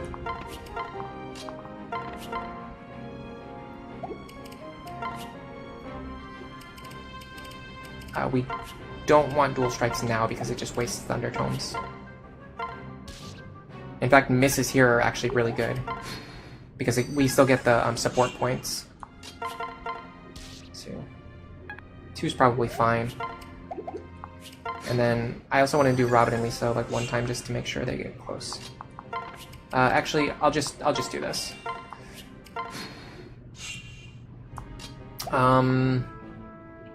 Frederick or Crom? Let me manage my inventory.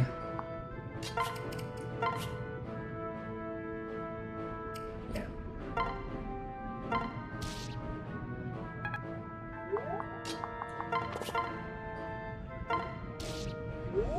Start chipping him down now.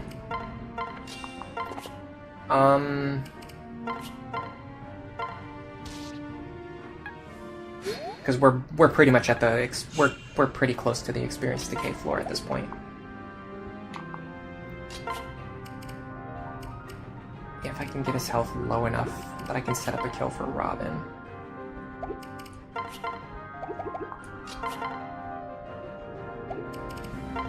Actually, cannot equip Virion here.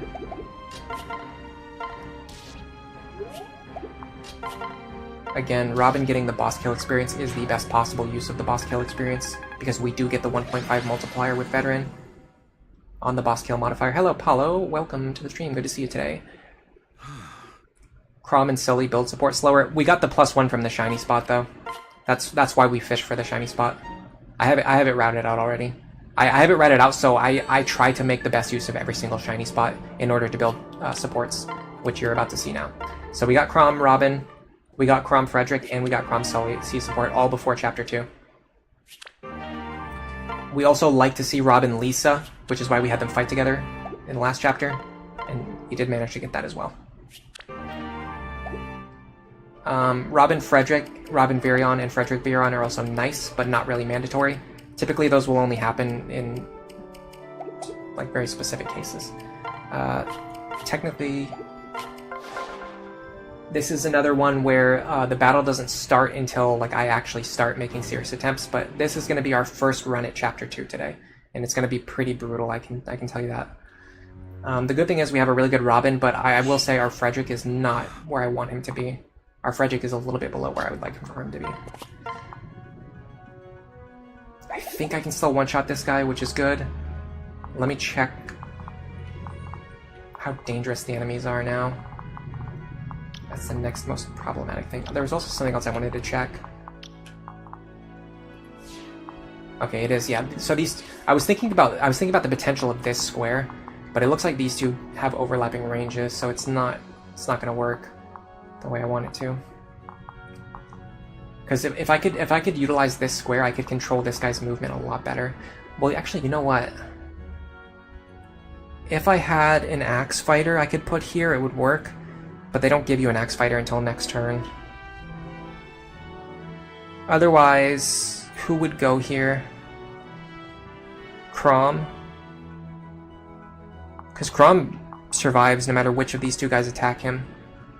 And this will cause both of them to move that way, which is what we want.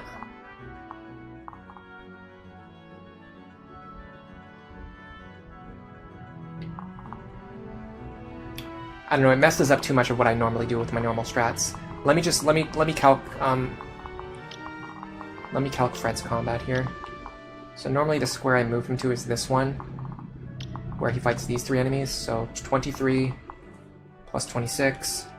We like to dodge, but I see they all have Hawkeye, plus 23. Yeah, all of them have Hawkeye, so that sucks. One of them has Luna, so we have to account for that. We're gonna have 16 defense, I believe. Yeah, we're gonna have 16 defense. So we're gonna take 32. We actually die. But the weapon triangle advantage against these guys is gonna reduce the damage by a significant amount. So that's how we survive. Because these guys each get their damage reduced by 4. Which either takes the damage down to 28.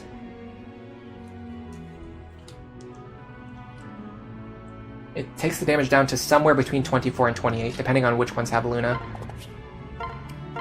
So yeah, we're fine here. We always survive this. And I'll show you because they have Hawkeye, so they're definitely going to hit us. Okay, next up, we're going to set up our left-hand side. Now, unfortunately, I really can't control the movement of this guy yet, and it frustrates me a lot. Because depending on where he moves, it can drastically change what's going to happen in the next few turns. But what we can do at least is just give ourselves the best chance of success.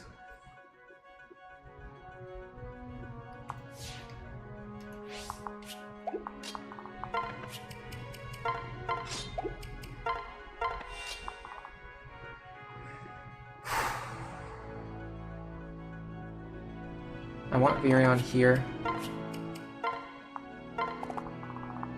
Stall here. No pair-up partner. That typically baits this guy into attacking him.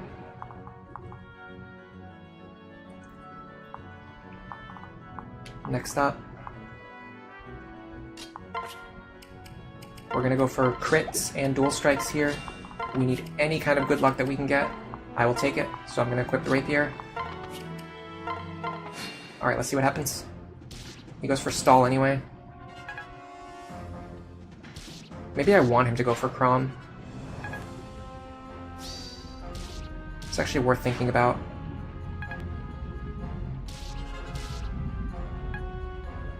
Okay.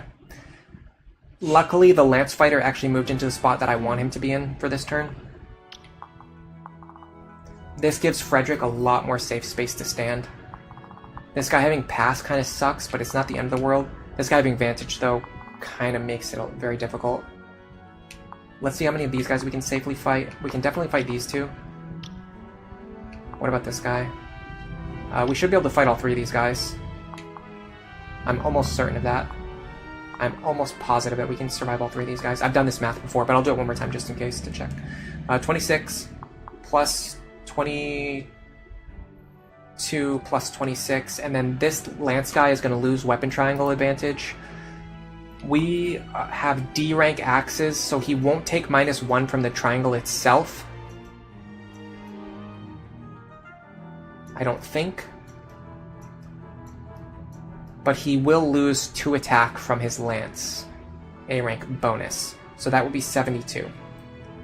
-16, -16, -16 is 24, and we survive. I'm going to see if we survive on 24 or if we survive on 25. Before that, though, we have to actually get rid of this goober. We have to do it while standing in positions that are actually safe to stand in. The good thing is we can do this. We can fish for dual strikes and crits again. Didn't get it. This guy having Vantage is the part that makes this really suck. Because we do not have any consistent way to deal with him having Vantage.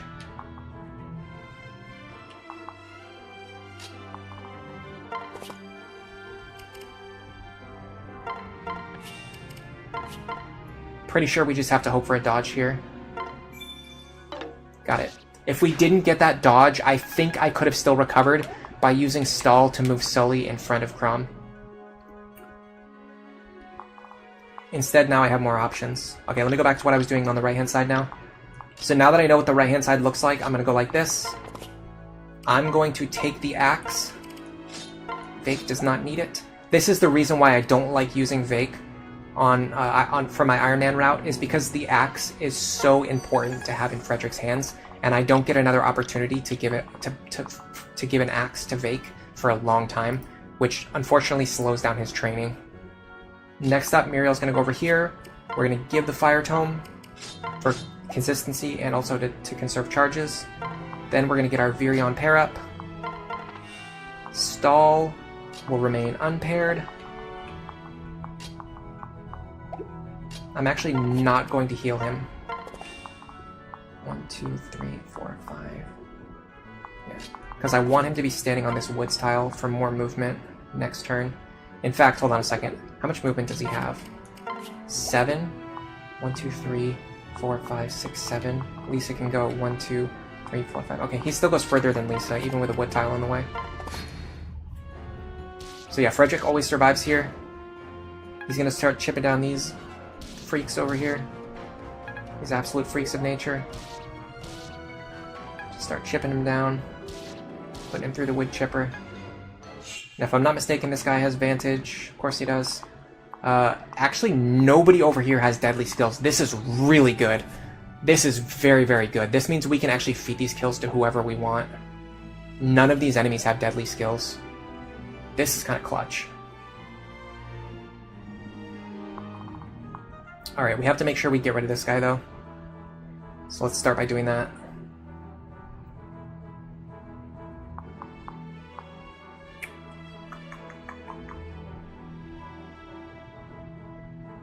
There's a little bit of problem in the fact that we kind of need to use Virion for this. We don't need to, but we need to use both Virion and Robin. I see how to do it. Transfer Virion to Stall. Transfer Robin to Muriel. Now, Virion can grab this attack. Beautiful work, my friend. Oh my god, that was beautiful. And with the Fire Tome, we can very consistently pick up this kill. Now, I would prefer to be paired up with Lisa, but it's not the end of the world. Bad level up, but it's fine because we got so many good level ups already. Now these two are going to go up here. Although I would really like to give... hold on a second. I can grab Sully. Because I'm going to be standing here.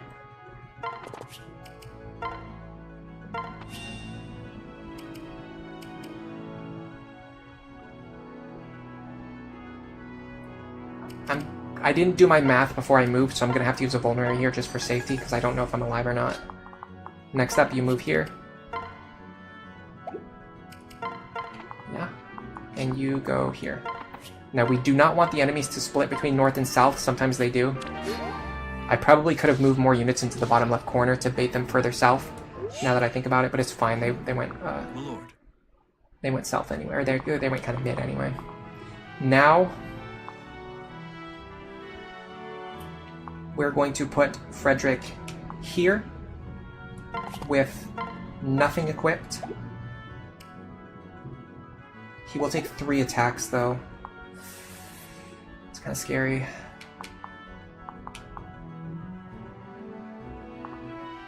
Well, the big problem is this guy, but we can actually bait him away. So I think we'll be fine. I'm not 100% sure. I'm going to use the Iron Axe here. If I was being seriously hardcore about my training, I could leave Frederick unequipped and feed all these kills to any unit that I want. But because of the way that things have worked out, I think I'm going to have Frederick pick up a little bit of experience here. I can kill this guy with the Fire Tome. I can do it with the Lisa pair-up as well. So I'm going to do that. So now all I need to do is get my backup units out of here. I want to have Robin standing right at the edge of his range. 1, 2, 3, 4, 5. Robin's going to be here. Lisa's going to pair up. Now let me check my Iron Man sheet on these shiny spots for this chapter. If possible... It doesn't make any sense.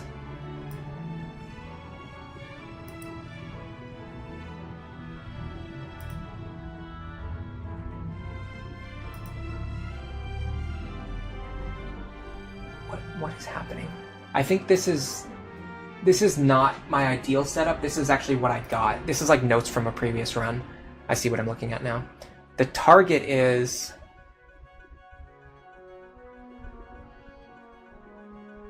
four on Robin Lisa. That doesn't make any sense. We don't even need Robin Lisa to get that much. Okay, my notes are out of date. I know what I want to do here.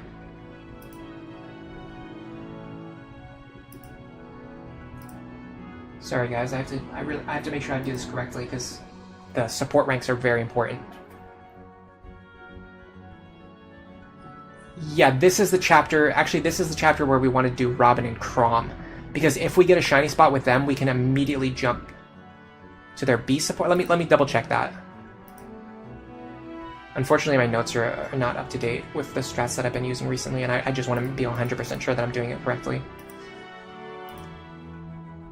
Support growth. Chrom with male Robin. No. Okay, so we're at 3 right now, so we're not going to get to 8 no matter what we do. With Sully, if we get a +4 here, we can get to the B support immediately with Sully. So that's what we're aiming for doing. We're trying to get B support with Chrom Sully.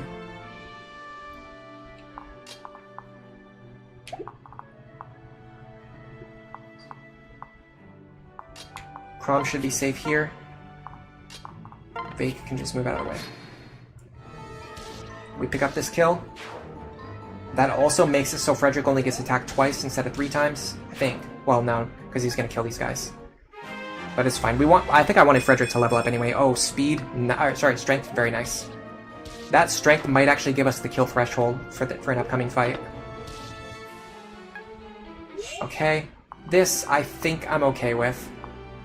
I'd really like for Chrom to get some combat. And I think there is a way to do that.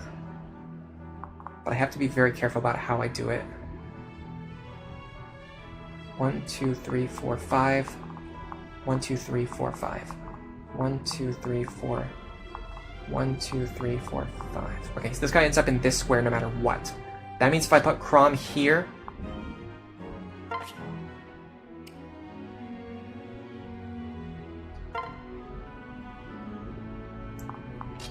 transfer Sully over to him. I'm also going to give him the falchion. In fact, I probably should have given him the bronze sword, but it's too late now. I keep saying, the way I say the bronze sword, it sounds like I'm saying LeBron's sword, like LeBron James. Like a sword that belongs to LeBron James, which is kind of funny. I'm going to heal him for safety. Chrom is a little behind on experience, but Robin and Frederick are both ahead, so we can just adjust accordingly.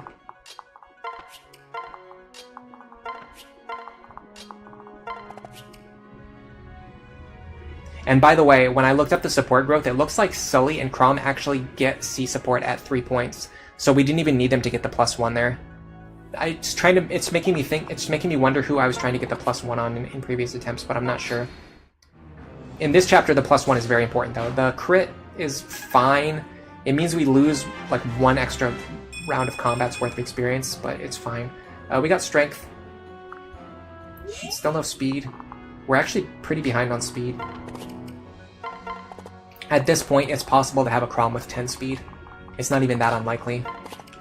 And ours is still at base speed, so that's not as appealing. Okay, I'm gonna use the forts for healing, so get ready for tiny little bit of boredom.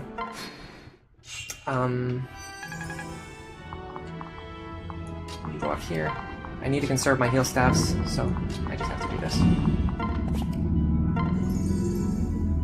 +1, didn't get it.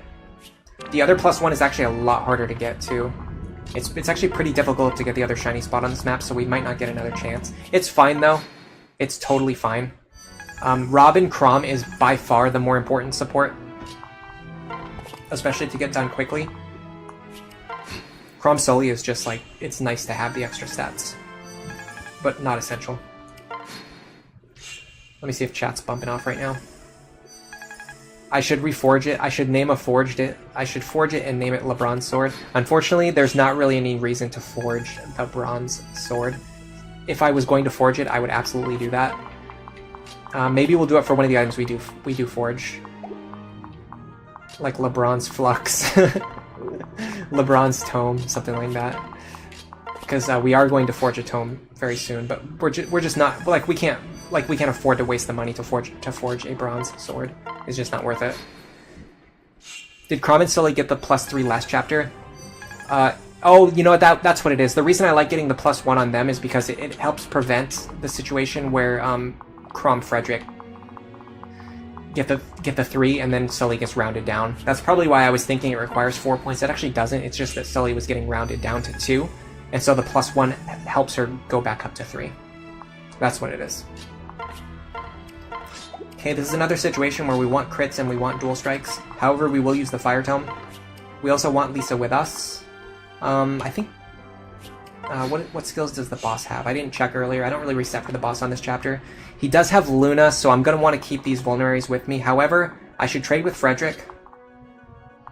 No, I actually want to keep the vulneraries with me. Okay, so we're going to see what our right-hand side looks like. We could actually leave Crom over here and put Virion over here. That could work too.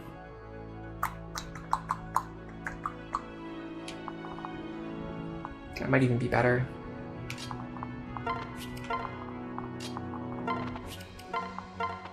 I want you to have the bronze sword.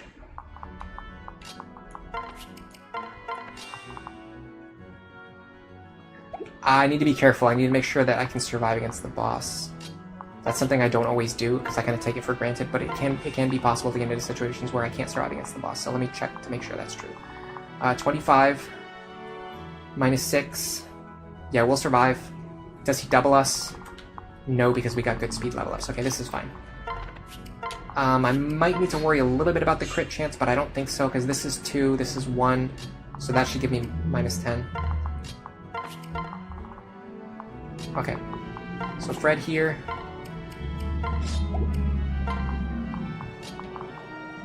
I'm also going to check to see if Sully can survive against this guy. He won't attack even if he has lethal. He'll just stand there on the bridge forever. He doesn't have Luna, so I can do this. Bronze sword here, rapier in the back.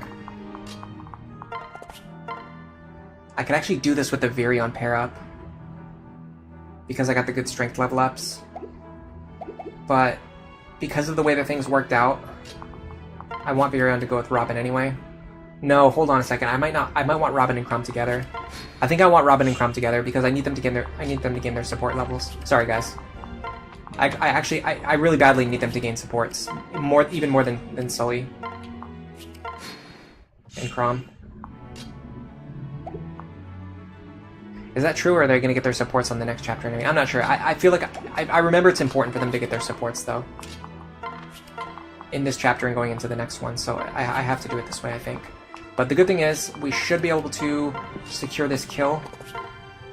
No, I was wrong anyway. Come on. Fake, get over here.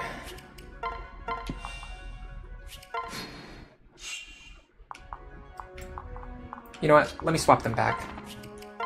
If I mess this up, I'll have time to regret it later. But I like this idea. I want to test it out.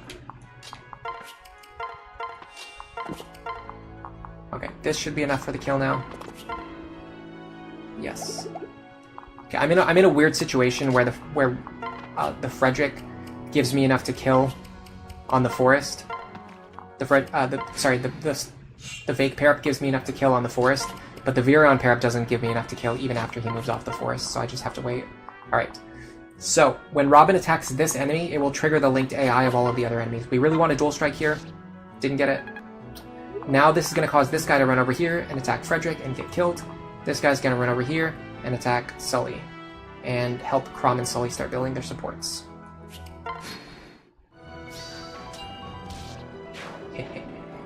I should have traded some items over to Vake so that my inventory was empty. That's something I have to do. Okay, so interesting thing about this guy right here is that he can just barely reach this fort. So if we move over here, we give our items to Vake. Actually, not there, Lance. And equip our Silver Lance. This guy's going to walk over here, and then he's just going to get killed when he attacks Frederick. So you can get rid of both of these mercenaries using Frederick. Now this guy, because we dodged, we can actually fight him again. You can actually switch to Crom and fight him again. But because he dodged, because Sully dodged, we can also fight an additional time. Let me just make sure there's no overlapping ranges. No. Okay, so what I'm gonna do is move over here. And we should be fine in this position. Now, I believe the only enemy that can target Robin is the boss. We've already calculated that the boss cannot kill Robin. Now, the boss will have a small crit chance, but because of our support ranks, we won't be able to get. He won't be able to crit us. Oh, we dodged again. You know what's really funny is in all of my previous test attempts, I repeatedly failed to dodge. Like this, even though that guy only has like a 40% chance to hit me, I kept failing to dodge over and over and over again. I just got hit every single time. So it's kind of funny that after this stream, we've had so much bad luck in the previous chapters. Now I'm actually getting repeated dodges against this guy that I almost never get to dodge against.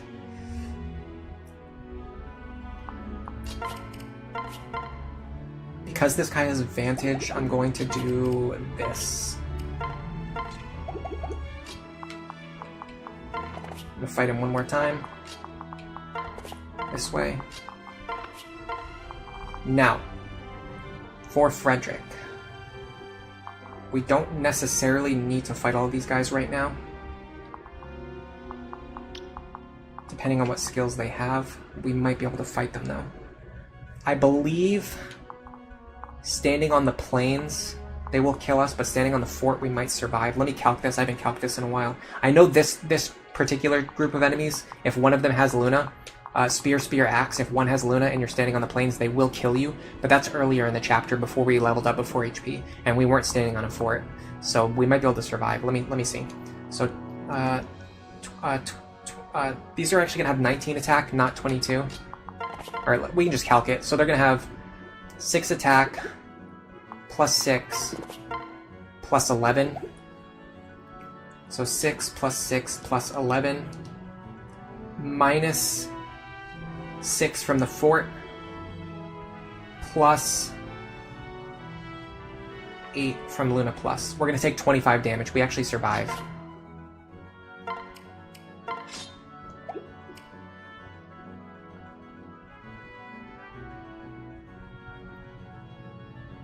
I'm pretty sure we survive guaranteed there. Okay, here, I'll show you the small crit chance. Yeah, he has an 8% crit chance, but just by standing next to Lisa, and this is why it's so important to get that C support that we were fishing for in the last chapter. This C support with Lisa allows this maneuver where you can completely remove, you can turn this 8% crit chance into a 0%, and even if he doesn't have Gamble, he'd still have a 3%, which you don't want to deal with. Now, how much damage is he going to deal to us? 19. So Lisa cannot heal us that high, so this is why we kept the vulneraries. We're going to use a vuln here, and then Lisa is going to move over here and heal us. Because she's still next to us, we still have our crit avoid bonus, and we can keep the boss busy for one more turn, possibly even kill him. Now we should injure but not kill these guys. We get to C rank axes too, which is very nice. Nice guard. Nice dual strike. Very awesome. Magic and speed and defense. Okay, this Robin is cracked, my friends. This could be the run. This could be the run.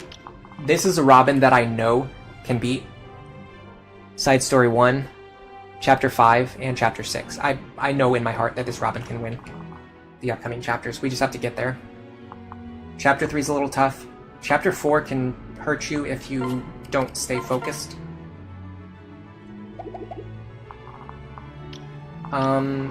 We're either going to get hit or not, so we might as well just do it now on player phase. Of course we got hit. It's fine. In fact, because we preserved Sully's HP so well... Oh no, we didn't. I don't know what I'm talking about, sorry. Okay. We need to get Robin and Chrom back together to fight together.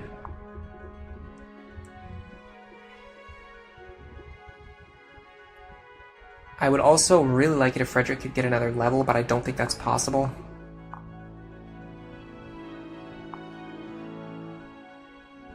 .11 speed is still pretty good, though. But the problem is Crom's speed isn't high enough. If Crom's speed was higher, we could boost Frederick up to 16, which would matter a lot. 16 is a pretty important benchmark. But because Crom got extremely speed screwed, in fact, what we need to be doing now is feeding more experience to Crom. That's what we need to do. We need to do our best possible to feed the remaining experience to Crom.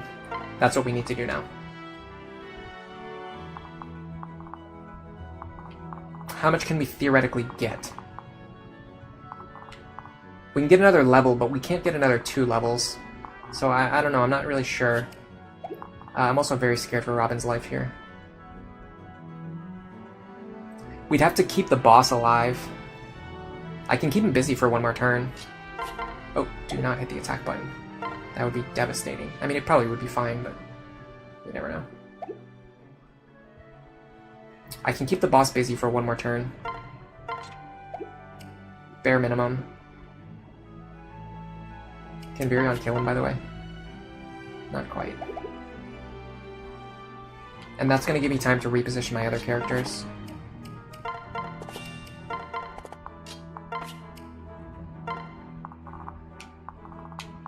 I don't normally do this against this boss, but I'm going to try it.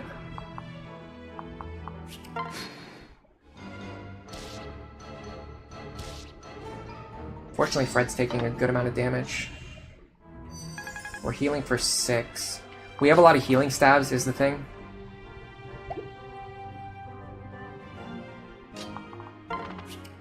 Let me get Crom as far north as I can now. Pretty far, actually. Okay. If we do this now... I probably could have actually dumped him in range of one of these enemies. That might have even been the smarter player. Ooh, another magic level up on Lisa. I'd love to see those. Okay, we can keep these guys busy for 1 more turn.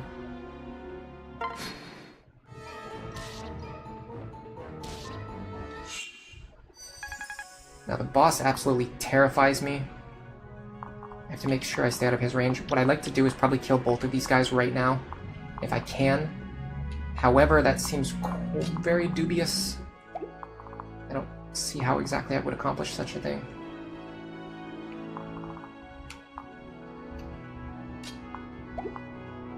Sully would be in range of the boss. She can reach, but it's only if she's in range of the boss, which I don't want. What about the fort? She can get onto the fort, right? Yes, okay. So these guys have 26 plus 22 attack. They're going to lose 1.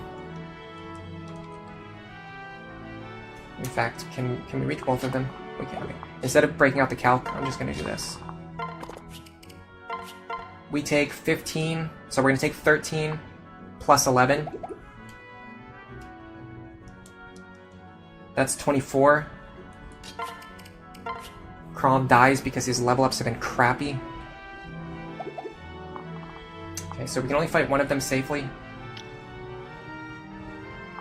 If possible, I'd like to only fight the Barb, but I can't do that.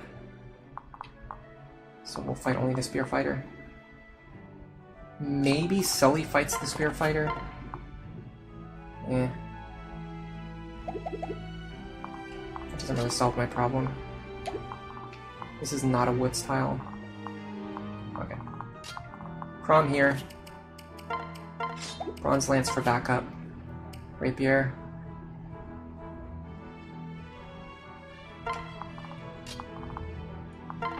Put Robin behind you. Oh, we actually wanted him to start fighting with Robin as well. That's something I forgot. That was one of my explicit goals. Alright, Frederick's got to either heal or bounce. I'm actually fine with running away because I want the Axe Fighter to come after me anyway. Chief is healing. That's actually good for me. That means I get more experience from him. Missing there is really bad for me, but what can you do, right? What can you do? The game is just going to do what it wants. This is still fine, but the boss is bearing down on me now in a way that is quite terrifying. Okay. I won't be able to get the experience that I want onto Crom, But I can get the combats with Chrom and Robin together that I want if I do this.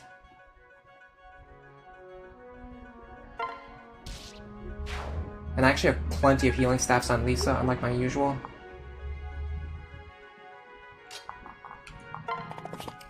Like, I usually do not have anywhere near this many heals on her. And you only need a few for the very start of the next chapter. We need to heal Fred up, so he can tank the boss, hopefully. I'm kind of scared about that guy. I don't think he can reach me, can he? 1, 2, 3, 4, 5, 6, no. I don't know why I was scared about that when he doesn't... There was nobody blocking him anyway, even if he did have pass.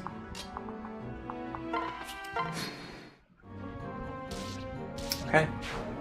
This is fine. Robin getting experience is not the end of the world. Some would even say it's a good thing. Okay, we do have to contend with a crit chance here. But the problem is he has Vantage Luna Plus, so there's no way for us to get around that crit chance anyway.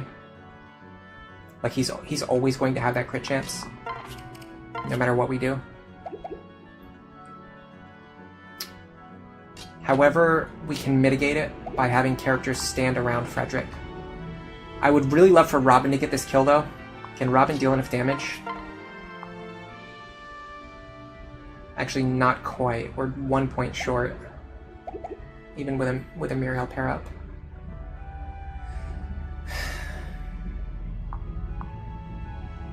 With Luna, he kills Virion, unfortunately. We can't keep Virion alive. If he didn't have Luna, we could actually keep Virion alive for 1 turn. So I see the most reliable way to kill him right now is to put characters here to give a support boost to Frederick, and then just have Frederick kill the boss and not have to worry about a crit chance. Problem is I don't want to do that. Do I have a vulnerary still? I do. How much do I deal to this guy? How much does he... The better question is how much does he deal to me? Because he has Luna Plus. So I have to be very careful about that.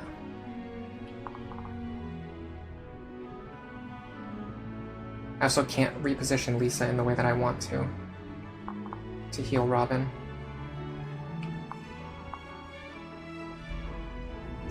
I feel like I have to...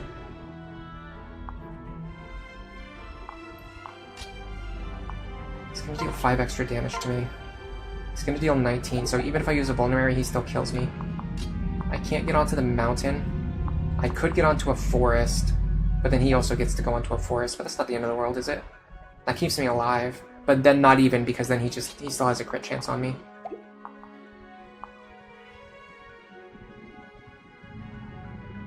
How bad is this lagging, by the way? Yeah, we still have boss. We still have Chrom on 0 speed right now. It's absurd. If Chrom got better levels, yeah, if Chrom got better levels, we'd be in a much better position right now. I think. So this is the reason why I said that practicing Iron Man is the only way to get better at Iron Man. I think in this situation, because it's an Iron Man run, I'm going to go for the high consistency and just give the kill to Frederick. Because we can reduce this crit chance to 0.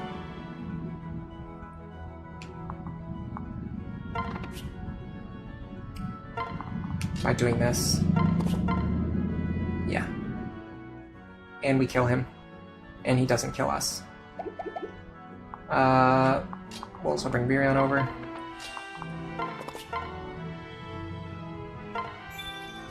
This reduces the crit chance to 0, so even if we didn't dodge that attack, we still would have been guaranteed fine. Frederick doesn't really get that much experience from the boss kill. I would much prefer to give it to Robin. I also would prefer it to have gotten that shiny spot, but it is what it is. You have to take what you can get in an Iron Man run. We're ahead in several other regards, so this isn't the worst thing in the world to happen. Big thing I'm worried about right now is our supports. We probably didn't get any. We did get Robin Virion. And I think we actually got Fred Virion too, did we? We did. Oh, nice. Okay. Yeah, it's lagging. I'm sorry about that, guys. I think it's the ISP thing. They did send me a notice that there was going to be there was going to be maintenance on the network over these days.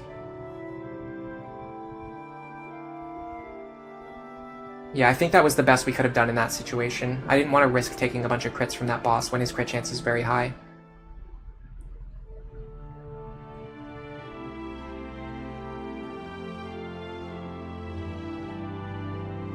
Simjala says you shouldn't worry about speed for chapters 1 to 3 once you have 9 speed. Yeah, okay, so the problem is Crom doesn't even have 9 speed. He's sitting on base speed still. Looks like an absolute joke. We need to get speed on Crom's next level up. I will say that. Otherwise, the run is looking quite dire. Despite how good everything else looks, you really, really need Crom to hit 10 speed. It's very important. I mean, honestly, maybe our Robin is ahead enough on speed that we might be okay, but already the fact that we're behind on speed is like already causing problems. Because otherwise, right now, Frederick could be doubling these guys.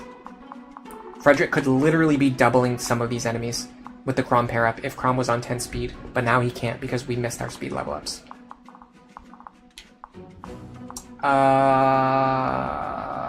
Definitely not a configuration that I want to deal with. Let me select my units and do everything first.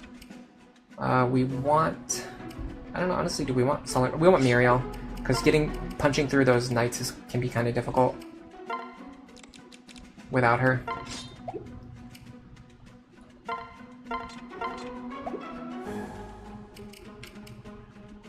I'm going to take the Iron Axe, although it's probably going to end up back in Frederick's hands, but sometimes you need Vake to use it early on in this chapter if you get into a risky situation. Okay, everything here looks fine. Don't necessarily need an Iron Lance. But there's not anybody else who can use it. Actually, I think Sully can use it. Yeah, let's give it to Sully. She needs it more. And Frederick's actually going to have the one that's in Kellum's inventory anyway. 2 Volans there. I don't know where my elixir is.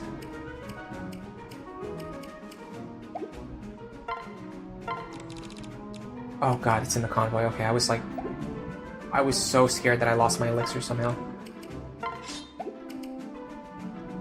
I actually have an extra Volan too. Oh, nice. We can let Sully hold it. I'm gonna set up my configuration.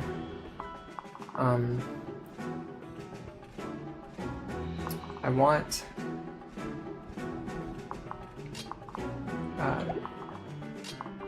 Virion here. Robin here.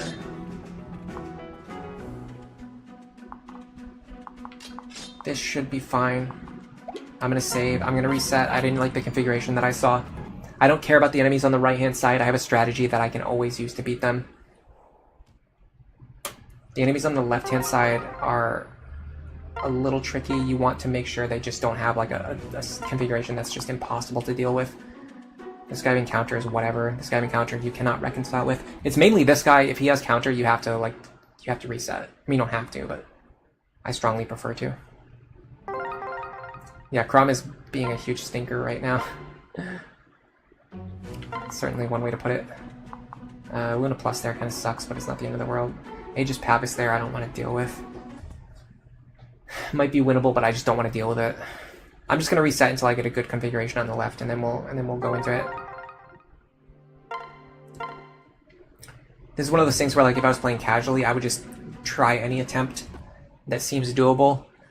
But if I'm doing Iron Man consistency, I'm not gonna hit the start button until I'm sure that I can win.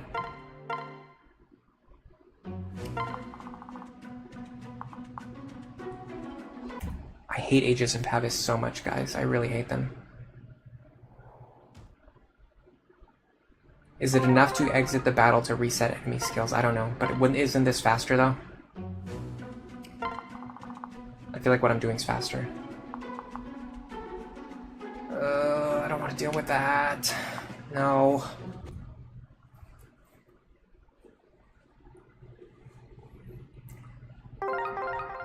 You want the spear fighter to not have counter, you want the knight to not have Aegis, and you want the guys up top to not have Pavis, and unfortunately a lot of them are having... They just keep getting the exact skills. It's fine, we're in reset land for a little while. You forgot about Sumia? I actually use Sumia. This is one that I would do if I was not in an Iron Man context. I would do that opener just because it has like a. I could probably win like 50% of the time with that skill configuration, but I'm not going for 50%. I'm going for 100%. So let's do it.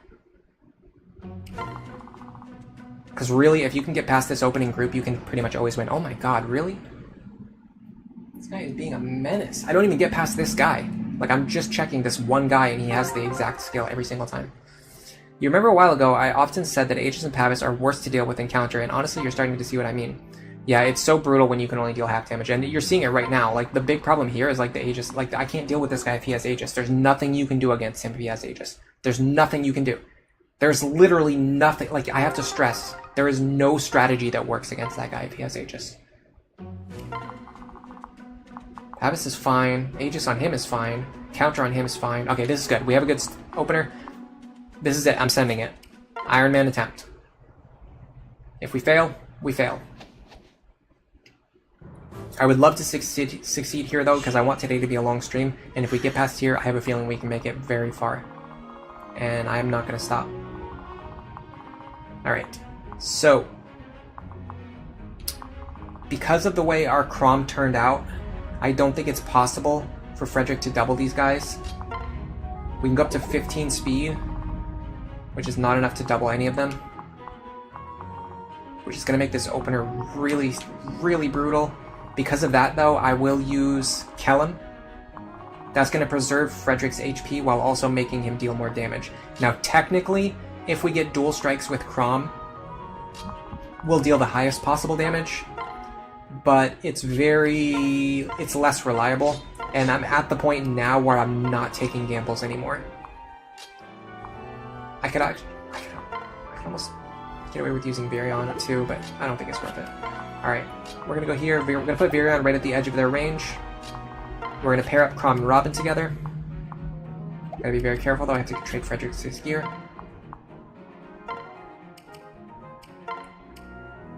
I'm gonna give him the Javelin. I'm gonna put Kellum with him. I'm gonna pair up Robin.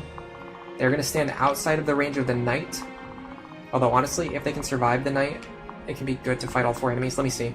27 plus 23 plus 22 plus 22. No Luna as well. That's great. So we have 94. They're going to deal 94 damage, but we're reducing by 19 4 times. We only take 18 damage.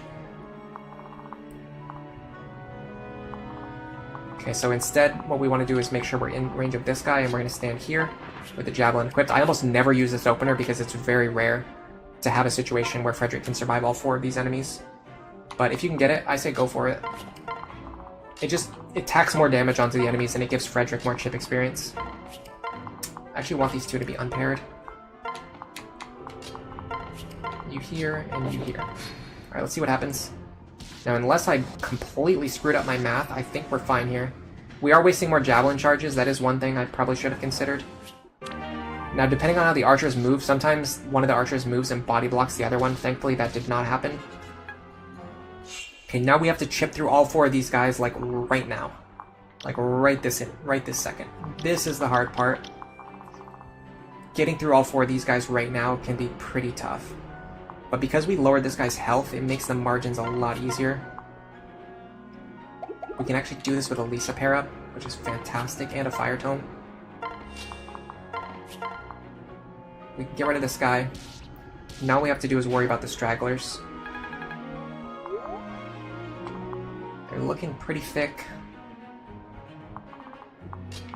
Virion has 7 damage against these guys. There's no way he's one-shotting them. Especially not this one. Okay, what about Muriel? She has 9. She's not one-shotting them even with a magic pair-up. We probably have to use Frederick here in order to chip through these guys. I mean, the smartest thing for me to do would be to like sit here for a couple minutes and take my time to make sure that I've got I've got everything figured out correctly. We can go up to 16 speed That doubles the archer, but not the soldier. Once again, if Crom had 10 speed, we go up to 17, and then we can double the soldiers. Like, him not having 10 speed is a massive deal here. It hurts us so much. It's unbelievable how much it hurts us.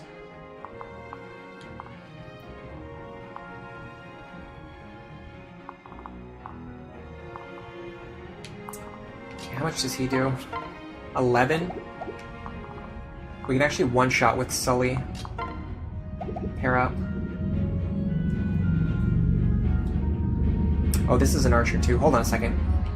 What if I just have her kill what if I have her kill one of these archers? 8. Pretty sure it works.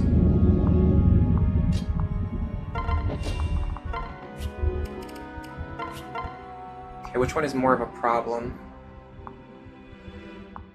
I don't need to preserve her health, so I'll have her attack the one with counter. Crom can also generate free experience, which he has done. Okay, that's a good start. What about this guy? How much does Virion do to him? 8? Again, we're just 1 point short of the damage we need to get the one shot. What about Sully? 9? I think with the Vic pair up she can do it.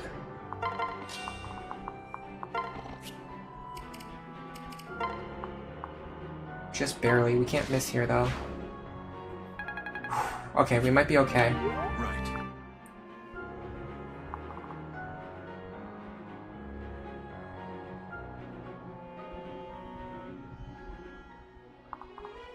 What do these guys have? Luna and counter. How much do they deal? 22 plus 23?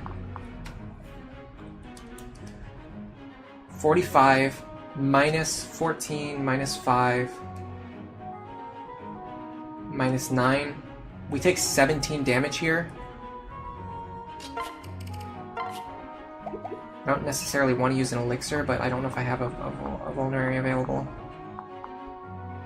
I would have had to trade it to Frederick earlier in the turn, which I failed to do. Is this worth an elixir charge? Knowing that I can survive with a regular vuln? I don't know. I just need to see if we can even get this kill. Looking quite dubious. Okay, we probably need Fred to dual strike here if we want to get this kill.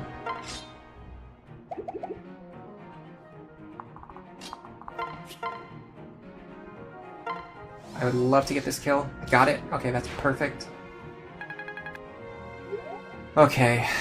I would really like to have the elixir available for future chapters. There's like multiple points in the upcoming chapters where the elixir is very helpful.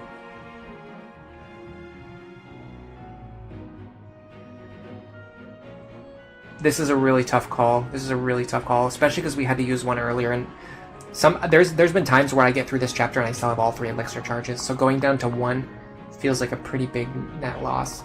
Because the guy here doesn't have counter, I actually think we can take our time. The big problem is the archer. We need to make sure we kill him.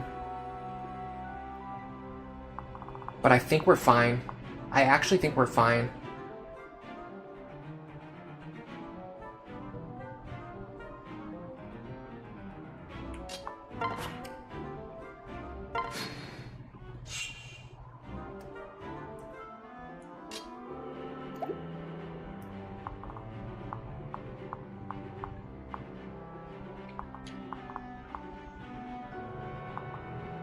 I want Frederick here. Javelin equipped. Kellum aiming for dual strikes. Lisa behind him. Heals him up so he survives always. Virion beside him for more support.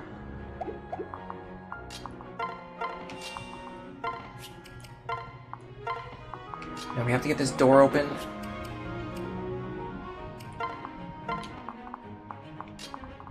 What does he have? He does have counter. Okay. I can work with that. Wait here.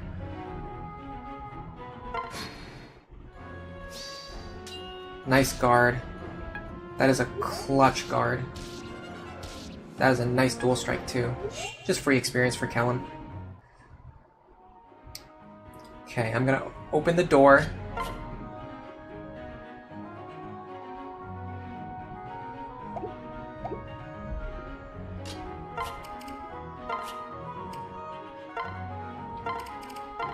With nothing equipped.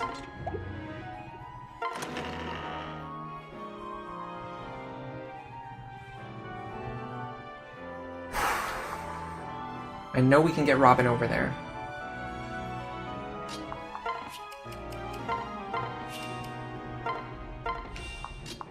I don't think we can deal enough damage for the kill, but it's very likely that we can set up a situation where 12, 24, 36.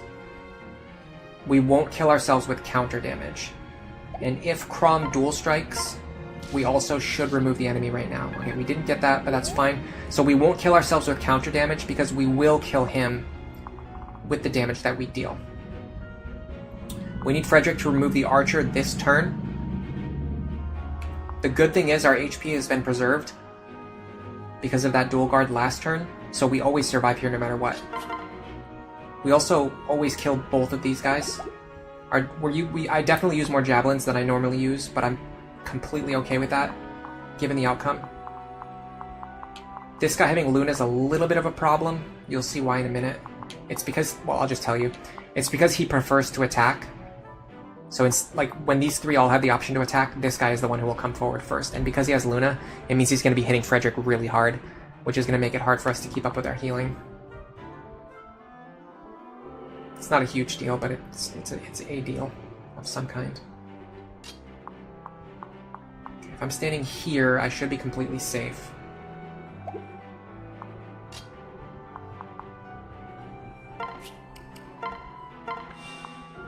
In fact, if I'm one forward, I'm also safe.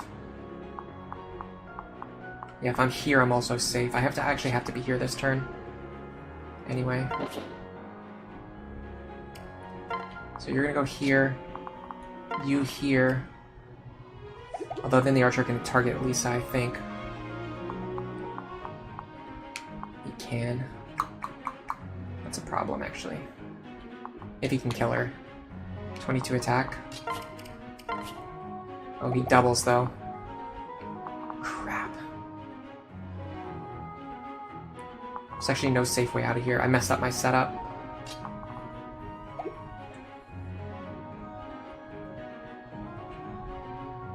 I'm pretty sure we sack Muriel. No, because we have to get rid of the archer this turn anyway. I'm trying to think. I messed up. Now I'm trying to think if there's any way out of this. Other than sack Muriel, which I'm 100% fine with. I'm not going to use her for the rest of the run. But even if I sack Muriel, though, it sucks because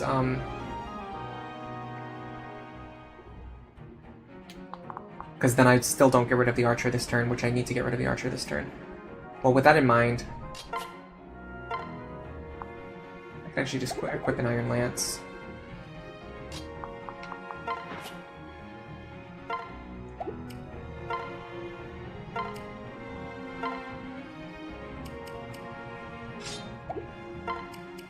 Because I'm not going to get attacked at 2 range.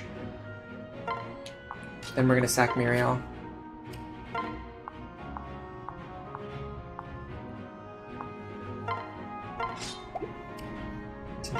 So the archer doesn't kill Lisa. Yeah, that was necessary, unfortunately. I'm not happy about it. It happened because I made a misplay. But the enemy on top having counter and us not getting rid of him on player phase like I wanted to put us into a difficult situation. There was a lot of pressure on us.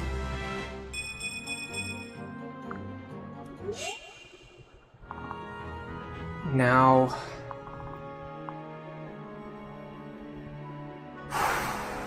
they've really pressured us more than I'm typically getting pressured. None of them have pass. That's actually very, very good for us. None of them have pass. We can absolutely use that to our advantage.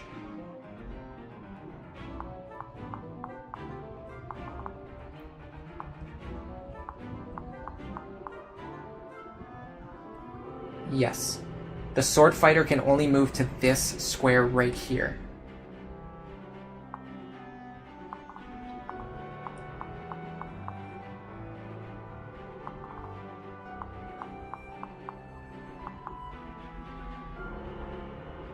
If Robin is standing here with Lisa behind him to heal him, can she get up there? She cannot.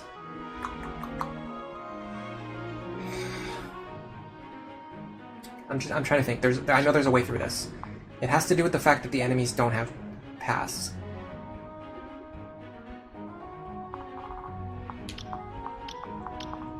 We can definitely win from this position. It's just more complicated than what I normally do because I got screwed over by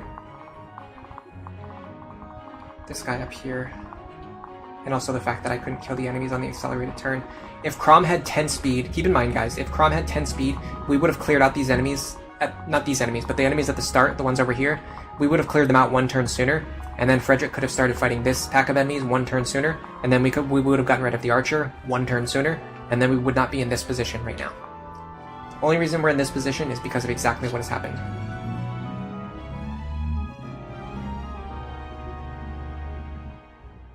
I have to find a way to get Lisa to safety.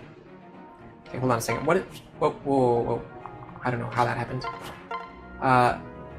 This guy deals 1 damage to me. So he is of no concern to Frederick. How much does he deal to Robin? 22. Hold on a second. Where does this guy reach? 1, 2, 3, 4, 5. Here. So he will not reach this tile.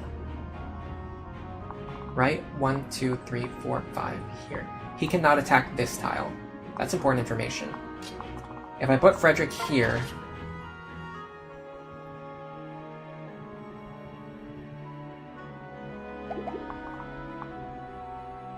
my other characters don't have safe places to stand. This doesn't work.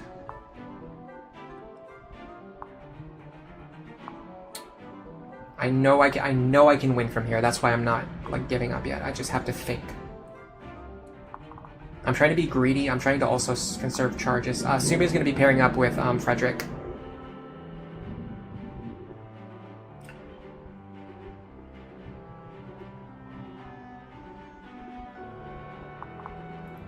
You're asking if Muriel would have survived if I paired her up with Virion. Maybe, but I don't need her to survive. Although it would have gotten rid of the archer, so that would have been one nice thing.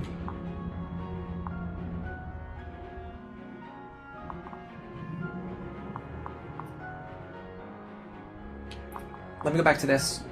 1, 2, 3, 4, 5. Here. So Frederick is here. He won't get targeted. So Frederick would be standing here. Robin can move up here. Sumi can go up here. The problem is, Lisa once again ends up in range of the archer. Can she survive with a Sumia pair up? Or can I pair her up with someone else? The reason I can't pair her up with someone else is because if anybody drops a character here, they'll get attacked by this mercenary, which we do not want. We do not want these guys to start moving yet. That's much later. That's not going to happen until much later. I hate the fact that my consistent strategies are just not working. I guess I can't call them consistent strategies. It's crazy though, like I've done this so many times, it works every time. And now today, like, it's not working. Chapter 1 strategy wasn't working. This strategy's not working. At least the Chapter 2 strategy worked on the very first attempt. This strategy is working, but it's not as clean as it usually is, and it's forcing me to waste resources that I don't want to waste. That's the big thing, it's just the resources. And this archer is an absolute menace. My god. Okay, I got it, I figured it out, It's because they don't have pass, I can do this. Does anyone have a vulnerary that I can take, though? Robin does. Okay, you go up here.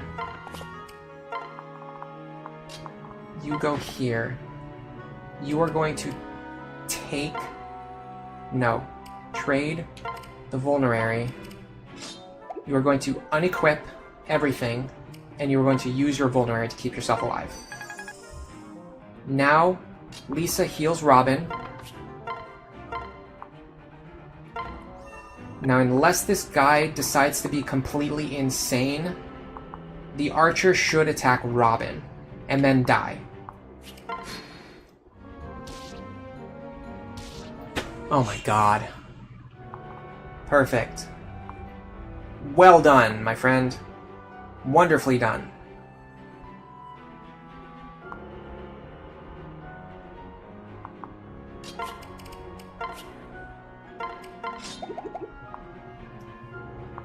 How much are they dealing? 23 plus 22. 45. Minus 19. Minus 19. They're dealing 7 damage. Frederick survives another round. But then if I get rid of this guy, then a more powerful enemy moves into the square. Oh my god, this archer pissing me off. That's about the harshest language I've ever used on the stream, so you probably have an idea of how much this archer is annoying me. He's sitting there on 1 HP, making the entire strategy not work. This one guy, because he survived on 1 HP, is making the entire strategy not work. What if we put Robin in the lead? Can anyone here kill Robin? That's a great question. That is a fantastic question. I think the answer is no. But the difficult part is that I can't empty out Robin's inventory very easily. I have to shuffle my units around. The fact that the enemies don't have past is the only saving grace here. I would want the Kellum pair up. The enemies deal 23, 27, or 24. What is the highest? 27 with Luna?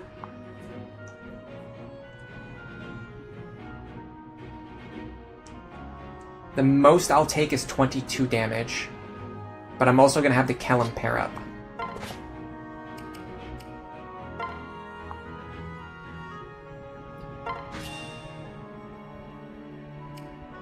Robin goes here. Gets rid of this freaking archer already. Okay. Now, the enemies can no longer attack our lead unit. So now I take...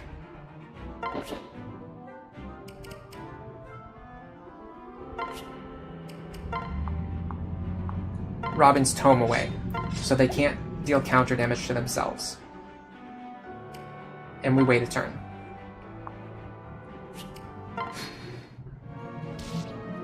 Now I can set up my defensive barrier the way that it's supposed to be set up. I'll start by healing Fred.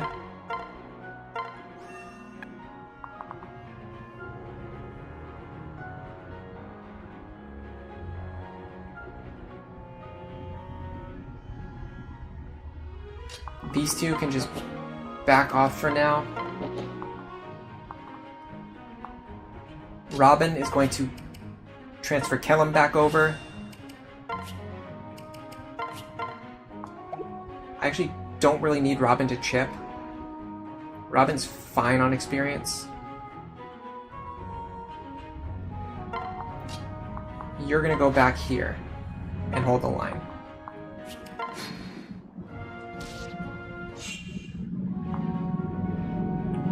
Because I don't need Robin to chip, the question is who should be chipping instead. I guess the answer is Virion. This is one of the reasons why I like using Virion. This guy is dealing an incredibly small amount of damage per turn, however I have to be worried about this guy.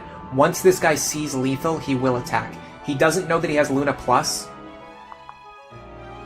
27 minus 19. But once Frederick's HP drops down to 8, this guy will move out of the way, and this guy will attack. So we have to be careful of that.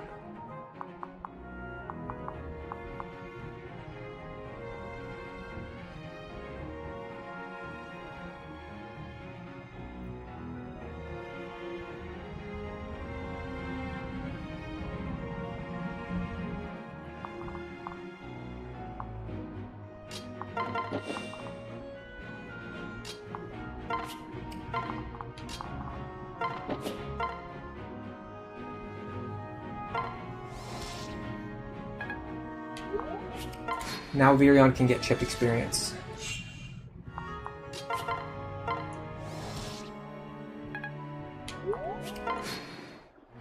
And he's getting bow rank too, which is awesome. Sumiya dual strikes would be nice here. It would help us kill this enemy faster. I'm gonna... I don't need to heal yet, but I'm gonna heal now anyway, just to do it. Just for safety. Rather than giving myself a chance to make a mistake later, I'll just make the best possible move right now. Virion is also building support with Robin and Frederick right now by attacking from his position over and over again. Yeah, we really need Sumiya to get some dual strikes here. Both to kill this enemy and to give her some chip experience.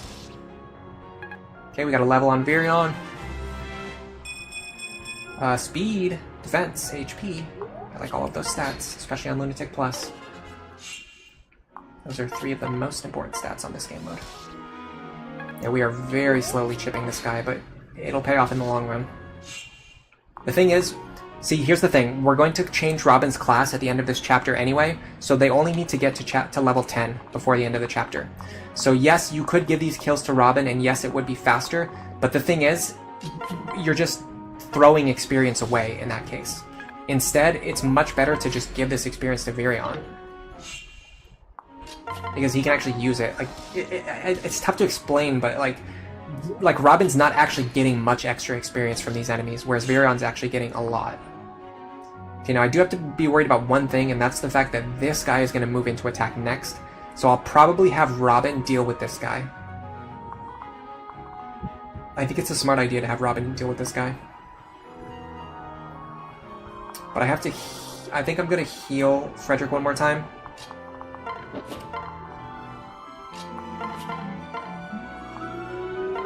Just for safety. We actually brought an unusually large number of healing stabs into this chapter. Okay. So.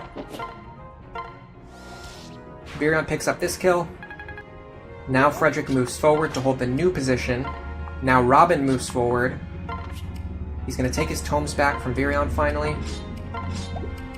And I am actually going to try to kill this guy very quickly if I can. Without wasting Thunder Tome charges. Good, we got a Rapier Dual Strike. That's perfect. Now because Frederick has no equipment, he doesn't have to worry about taking counter damage here. He is going to take 5 damage per turn. Robin can back up. We're going to heal Frederick. We're actually going to wait.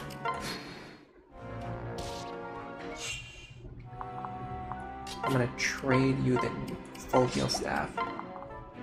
How much is Virion doing here? 7 per turn? Versus... Okay. We'll heal him one time now. This should be enough to keep him alive for long enough for Virion to kill this mercenary. Or actually, what I'd like to do is chip him down without killing him. I'm actually going to stop dual striking now. And I'm also going to transfer Sumiya over. Anytime she lands a dual guard, that will give her free support points with Frederick. But he's actually taking more damage now, so that might not have been the smartest thing in the world. He will survive one more hit, though.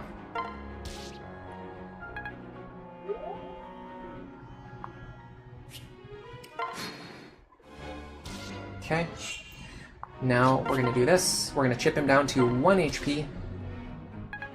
Then we're going to give the kill to Sumiya. And we can even do it. I could do it with a Bronze Lance, but I can't get it into our inventory, but it's fine. We're going to do it on enemy phase as well for highest consistency. She is not on full HP. Oh my god. How did I just let that happen? There was absolutely no reason for that to happen. That was complete nonsense. I mean, we have a chance to dodge. I don't know what it is, but we have a chance to dodge. We have a chance to dual guard. I don't think there's any possible way for us to get into a position to save her now, because we blocked both of these squares. Turn combat animations on. Moment of truth, I guess. That was very stupid of me. I could have just had Sully run in and kill him too. And we're dead. We had like a probably 15% chance to survive there. I think I just got tilted because it took so long to clear out this group because of how I screwed up at the beginning. I don't think I even screwed up at the beginning. I think the enemies just spawned with a nasty combination of skills. Yeah, it might be another reset time.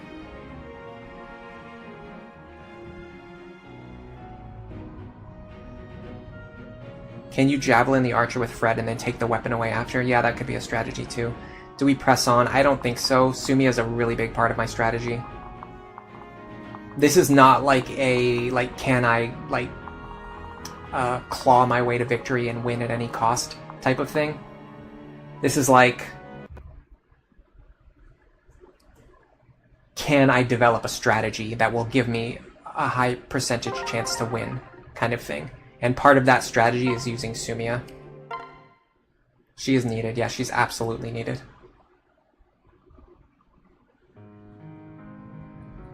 Oh, let me update the number of failed runs.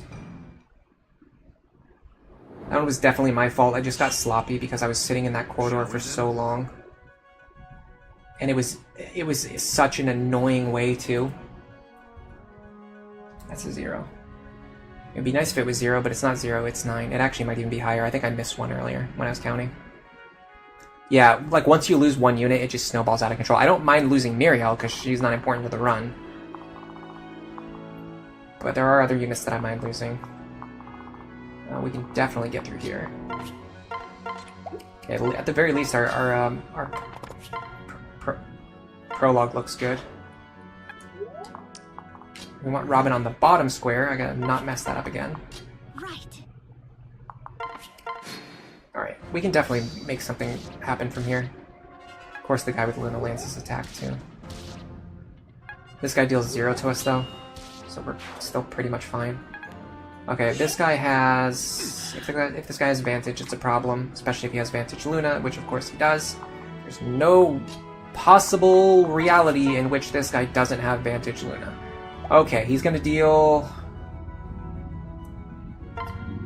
15 damage. He's gonna deal 14 damage to me. I can actually heal through that with Lisa. Crazy enough. I do want my bronze sword though.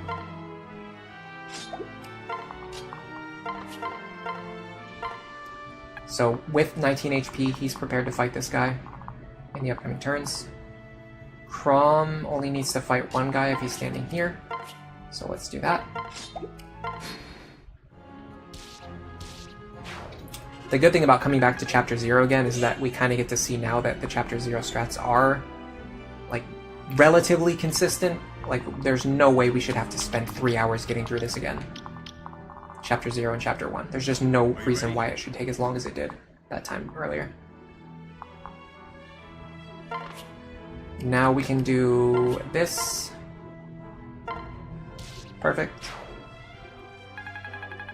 And now we can do this.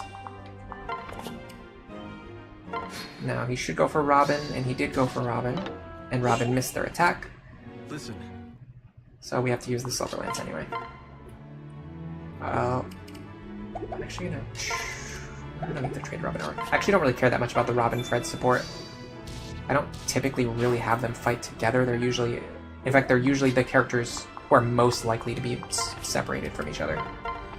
Because I always have... Because they're the two strongest combat units, I have them holding objectives on, like, opposite sides of the map. Give me something good. 26 experience, okay. You know what? This is a good start.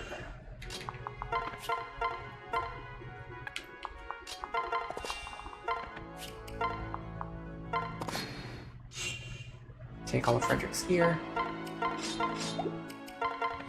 Actually, he wants the bronze sword anyway, right now. Instead of me having to take it away from him and then give it back to him in a few turns, I'll just let him keep it for now.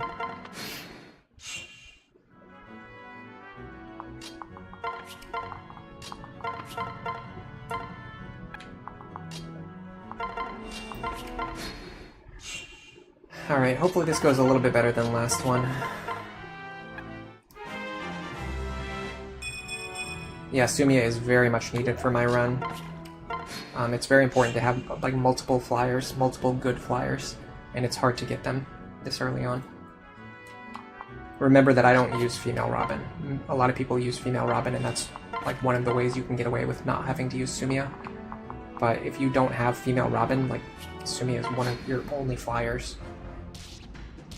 I was half expecting to just get crit right there, honestly. Like, no lie. I was very much anticipating that I was about to get crit.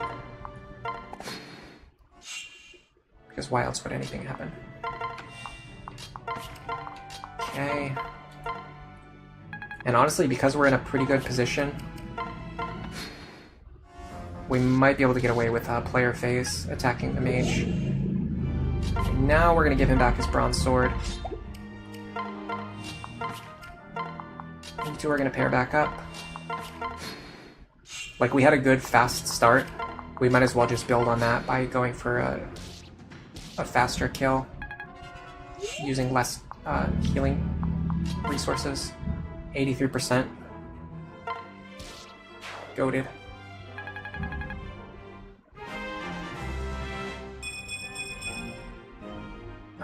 Strength, skill, and luck.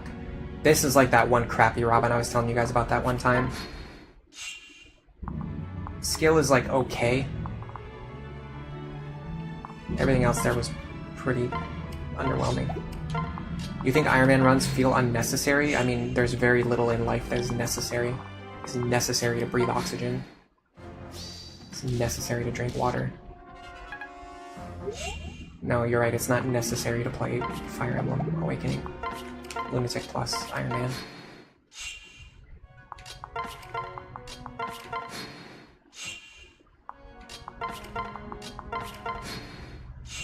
If I do this correctly,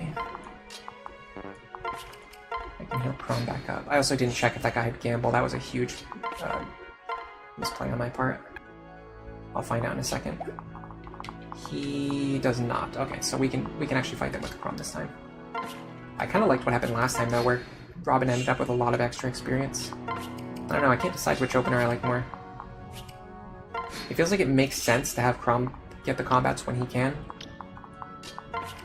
But then on the other hand, when Robin's level is even just a little bit higher, it can lead to pretty massive gains. Alright, let's try this one more time. We should be able to... Yes. Okay, let's do this then. Let's give Robin a little bit of action. We don't want crits. We did not get it. Good, because we did not want it. We'll also chip this guy while we're here.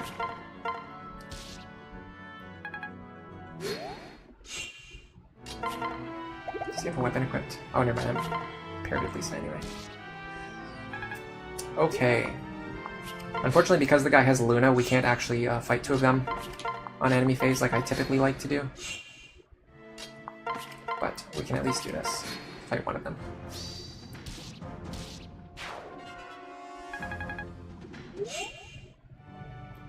Okay, which side do we want Chrome on? I think I want Chrome on the right side. Hello, Brawl fan. Welcome to the stream. I'm using the water trick on the Iron Man run to train Robin and Chrome. Yes. I don't use the water trick down here at the start of the chapter because it doesn't really make that big of a difference. But I do use the water trick up here on the second half of the chapter because it generates a lot more experience. I actually have a whole video about it, about the water trick. You can see exactly how much like extra additional experience you generate by using the water trick in specific like different formations, and it really makes a difference. Really makes a difference. Back up.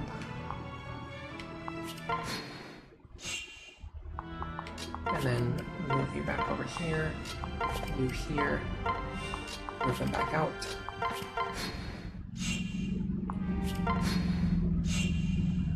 Okay. I don't need to waste another heal yet.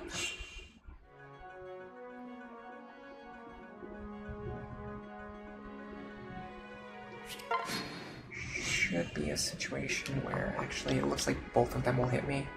They don't have Luna though, so they're gonna deal 19 plus 17 minus 1.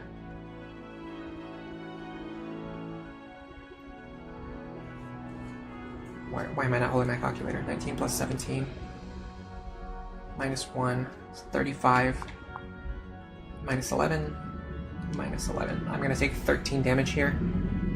I take 13 damage. Let's see. Unless I'm wrong. Oh, the Myrmidon moved it out first anyway. That's weird. I have to be careful about my movements. Ooh, this is really good. Free chip experience for Robin. Because I'm going to kill these guys anyway. Alright. I would like to give Crom one of these kills. Which one makes the most sense?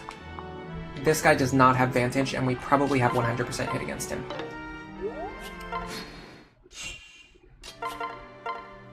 So I'm going to save that guy for last and let Crom kill him.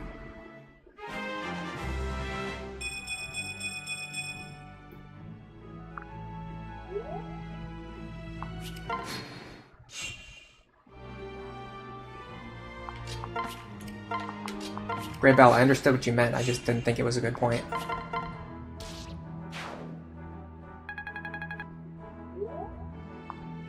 That would have been bad if the Barbarian went first. How so? I just calculated that Crom always survives.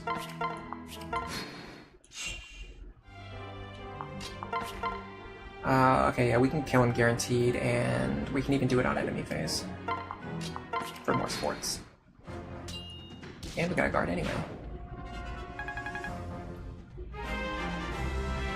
Yeah, Iron Man is just another way to have dynamic storytelling. We got a much better Crom, but still no speed level up. We've gotten so many, like, not speed level ups on Crom.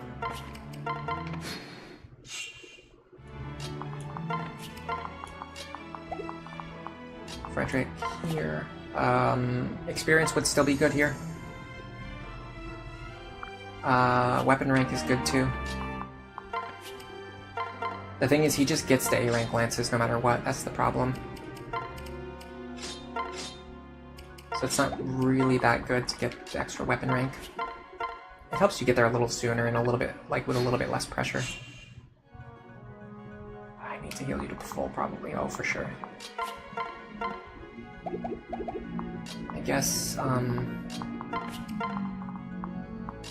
over here. And you stand here. And we also want Robin to have the other vuln. It's relatively easy to keep 3 vulneraries too, which is why I didn't like the earlier ones when I kept losing them. But yeah, you can see, like, this is a lot more consistent than what it seemed like earlier, because now I'm actually just getting, like, normal, like, average expected luck, not like nightmare luck. Now I might have 1 extra combat against this guy. Yes, it looks like well, it depends now. If I level up my magic now, I'm gonna lose it. Okay. That's fine, but I'm also below on speed now on both Robin and Crom, which really sucks. You can just never win, really. You just never win. There's always something that goes wrong. You have to find some way to adapt to it. What I might end up doing is using my Mage Robin build. Because if Robin's speed is too low, you can't go into Dark Mage, so you have to do Mage instead.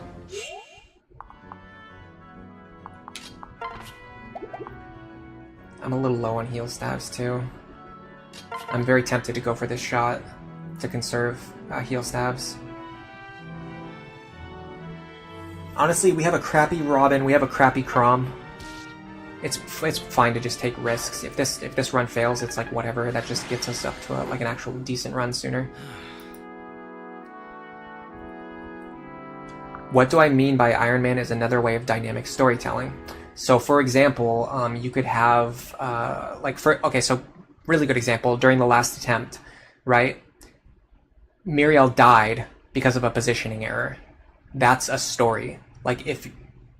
Yes, all of the support conversations are a story that was written by the developers, but there's a thing called emergent gameplay, where if you put players into a game, they will come up with stories of their own, right?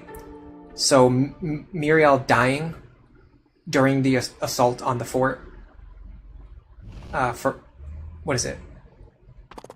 I can't remember what the name of the fort is. We'll see it in a minute. But Muriel dying in that battle is a story. That's something that happened in that specific run. That doesn't happen in every run.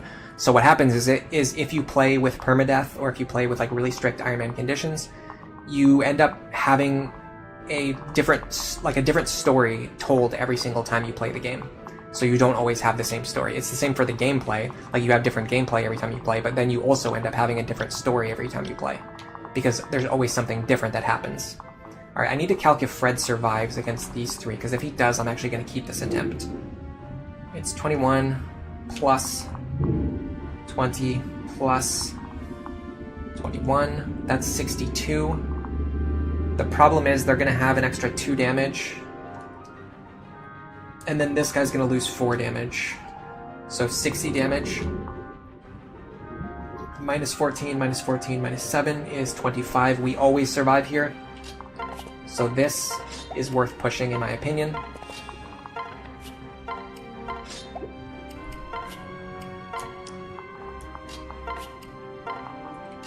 I might get proven wrong in just a minute here. We love dual strikes here, especially against the mercenary. Didn't get it.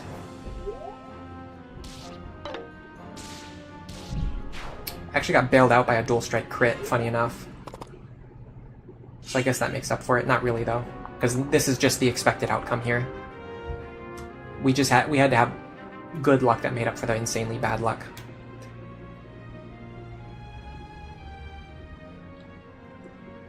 In order to raise the dual strike chance, you want to raise the skill stat. And yes, it is possible to get to 100% chance.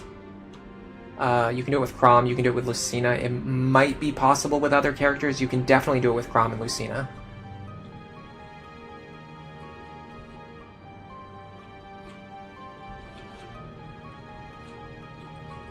But yes, if you're aiming for max dual strike chance, you typically want to have dual strike plus. You want to have a skill tonic. You want to use rally skill. You want a class that has a high skill cap. You want your partner to be in a class that has a high skill cap and gives a high skill bonus, because your partner's skill stat also matters. It's not just your skill stat. It's the combined skill of the two characters. So you want your partner to also have a high skill stat. And when you rally skill, it also increases the skill for both characters, so that also helps a lot.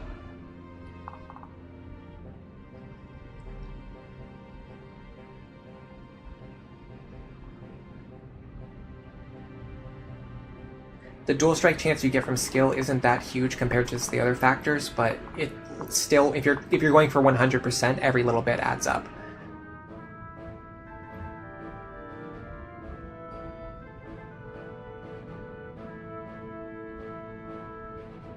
Hello Aid, welcome to the stream. You say that 120 skill is the benchmark. It's not as hard to hit as it sounds, because there's a lot of classes that have skill caps at or above 50.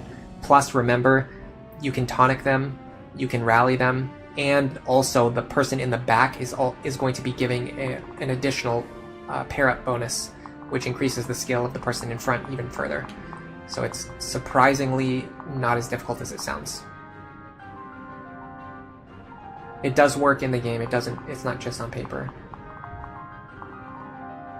I wanted to make a video about it, but I just haven't got around to it yet. I'm very, very, very, very, very, very slow at editing videos. I'm extremely slow at editing videos.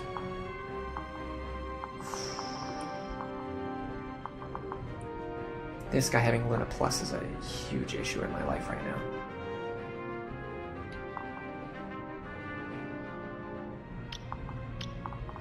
Can we get Lisa over there? guy doesn't have it, so he's actually not a concern of mine. 2 plus 7. I'm sorry, 2 plus 2 plus 7 is 11 damage. Plus 8 plus 7 is 26 damage. Okay, hold on, here's a problem. Even if I could get Lisa over here, she would just get killed by these guys. So that's a stupid plan.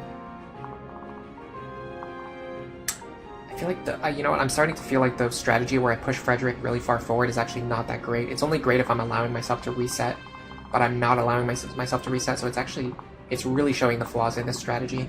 I think the fort strategy is a lot better, even if it is like half a turn slower. Because I feel like we just got caught in the same position again, where we're stuck on the open field, and we have way too little health.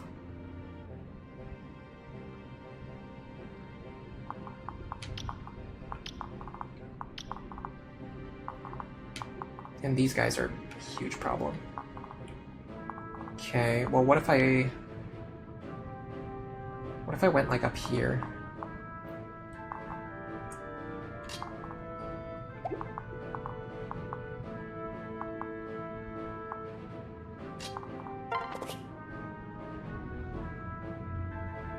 I can use a bronze sword, I don't need to use a silver lance anymore.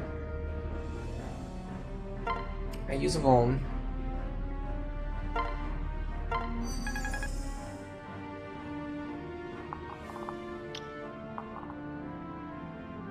Unfortunately, Lisa has to heal Frederick, which messes up my Robin strategy. Actually, no. Oh wow, they actually still can't even reach. Okay, well then I guess I'll just do my normal Lisa Robin strategy then. That's crazy. Let's just have these two go up here. Technically, it's actually better to do this.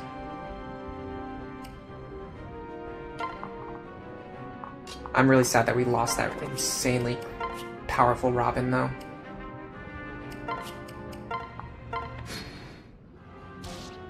There you go. That's what should normally happen most of the time here. He can't double you because you just kill him in return.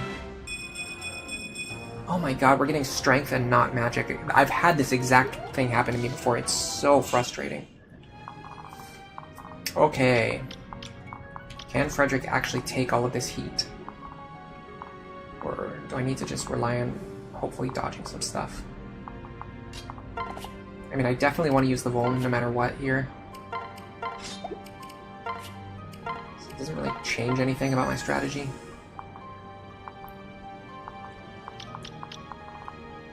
I also want to pull the archer if I can. I don't really see how I can do that. I need to do this. Robin here.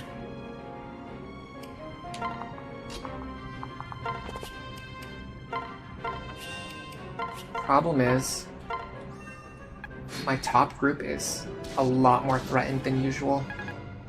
They're not going to have very much room to back off. Okay, that dual strike is clutch. That removes the hammer guy one turn earlier. When you rally, it doesn't rally yourself, no. Wow, Frederick no speed either. This is the no speed run. Now we're getting all the dual strikes. I have like no speed on any of my characters. It's crazy. I don't think we've gotten a single speed level up so far.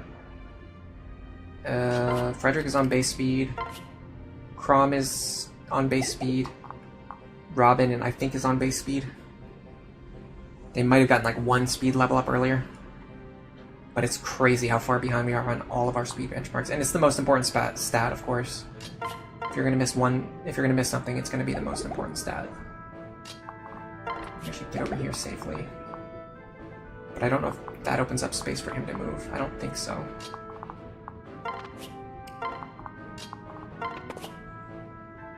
My big question now is whether or not Chrom can handle a round of combat down here. This guy has Vantage, so no, it's not going to work.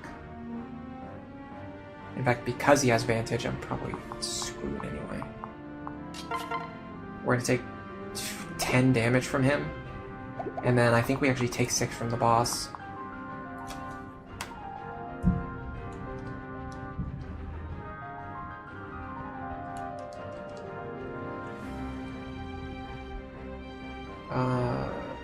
think we're gonna survive on like 1 HP, but then the archer might come after us instead of Frederick.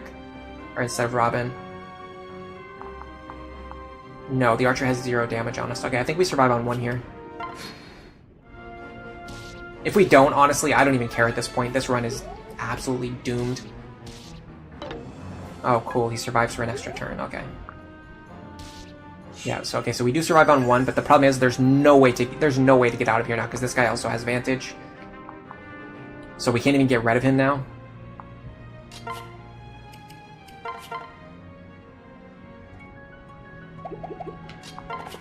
I guess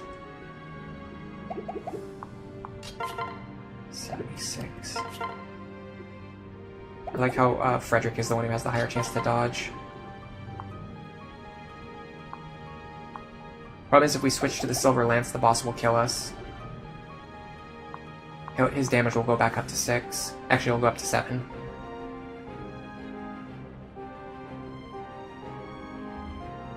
So we just have to dodge some attacks, but I don't even know if this run is worth keeping. We're minus speed on every single character. Hey Brawl fan, welcome to the stream. You started a Lunatic Plus run recently, you got to Chapter 4 yesterday.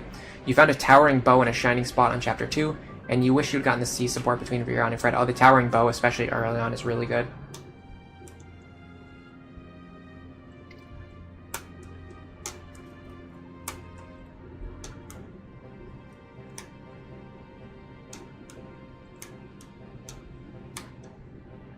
Do I Vuln here? Honestly, I think I reset here. This run is trash. This run is trash. I have like an extremely small chance of living. I'm not wasting another Vulnerary because then I'm not going to have any for next chapter. And even if I get through here, I'm stuck with all of my main combat units having -1 or -2 speed. Like, how would I ever possibly win from here? I would just waste the next 2 hours before I hit a wall in one of the future chapters.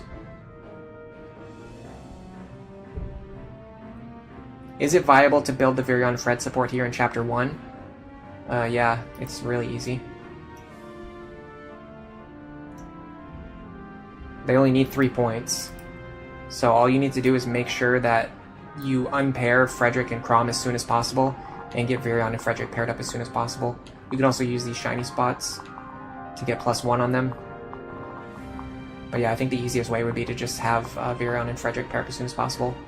Okay, this might be a controversial decision, but I'm literally just going to reset. I think this run was already trash.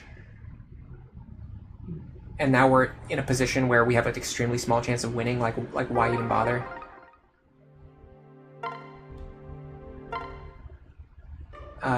Wrong file. How's it going, asks Poochievert. I mean, it's going okay. We finally got to Chapter 3, but then I made a mistake. Caused me to have to sacrifice Muriel. And then, even after I did that, I still messed up. I made a mistake, and I just lost Sumia just because of a player error. You're asking if Morgan is the go-to rally bot. So it's very complicated and very interesting. I talked about this in one of my videos. I can't remember which one it was, but the thing about Morgan is I think Morgan is the best rally character in the game. The problem is when you're looking for a character to rally, you don't really need them to be like the best rallier of all time. You just need someone who can just rally. Like, they just need to rally. They don't need to be the best at it. They just need to do it. And there are other things that Morgan can do extremely well, which are arguably better things to do. So even though Morgan is the best rally character, it's not necessarily that important to actually have them rally, if that makes sense. Because there's just better things that they can be doing. And there's other characters who can rally. Maybe not as good as Morgan, but they can do it as well as you need them to.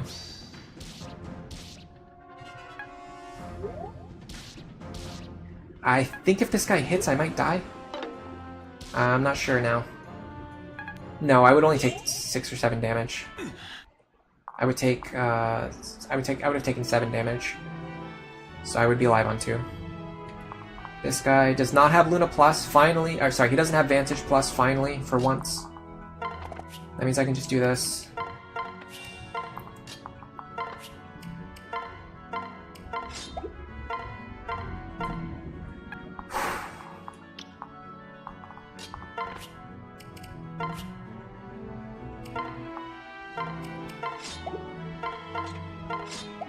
Okay.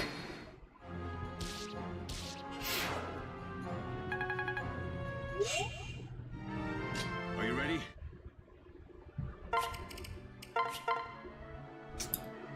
I'm gonna get my broadsword to you. Miss into dual strike there is actually optimal, funny enough. We got it once earlier. Alright, so the mage should attack Robin. We got the dual strike, that's great. That's free experience for Crom. Listen. Nice start. We're gonna trade Robin over. And then we should be able to pick up the kill with the broadsword because we lowered his health enough. Oh, wonderfully done.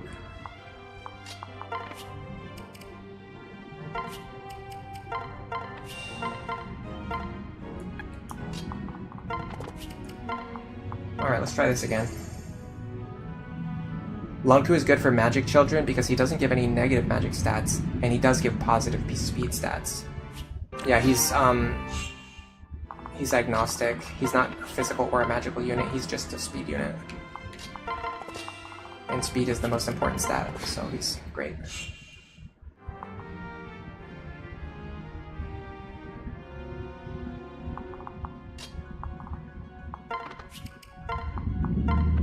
You have to keep in mind, like, speed is so important in Awakening. I think this game might have, like, some of the strictest speed benchmarks of any Fire Emblem game. Partially because the enemy quality is so high. Partially just because the benchmarks themselves are just scary. I do think Lunku Muriel is actually very nice because it allows Laurent to instantly become a Vantage Dark Mage.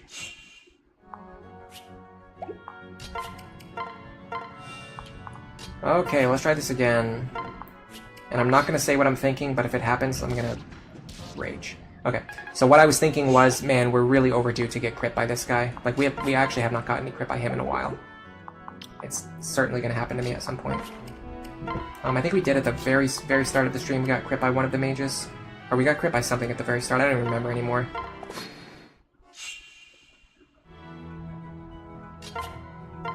Unequip. You're up here. We're going to switch positions.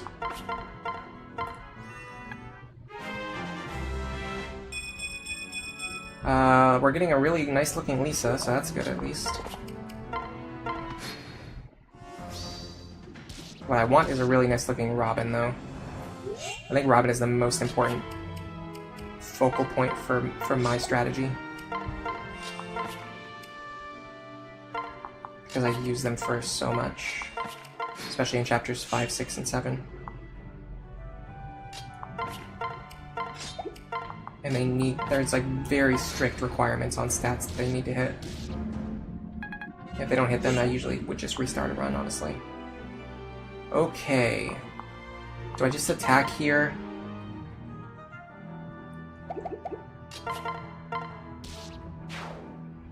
I think I have to do that. I think it's just not worth the extra time and the extra 2 heal staves.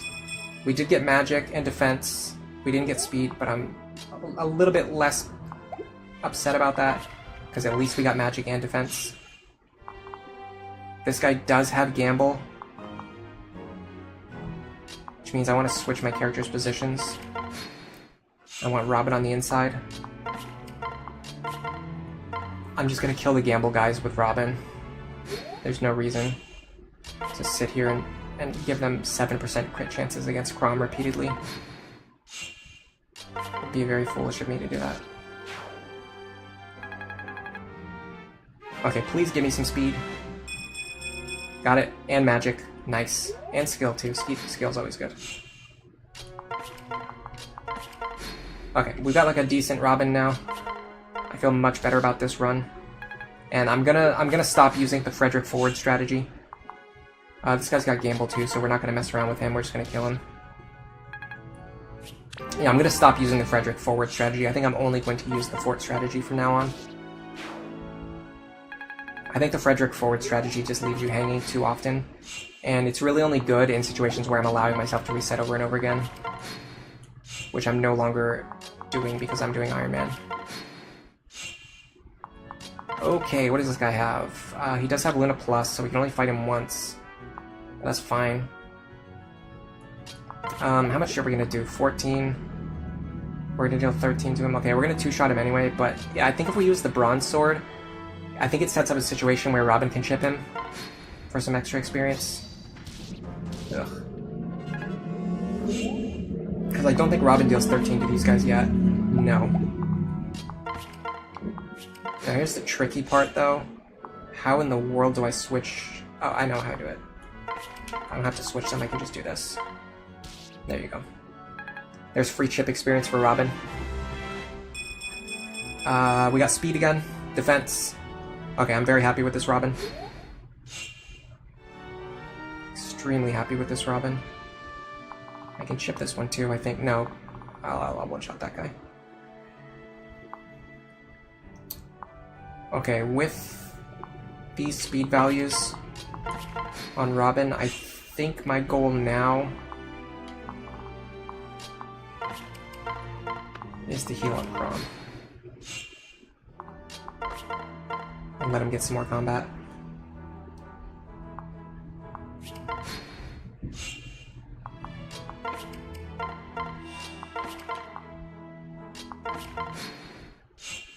I don't think we can take both attacks, so we're gonna have to go up here.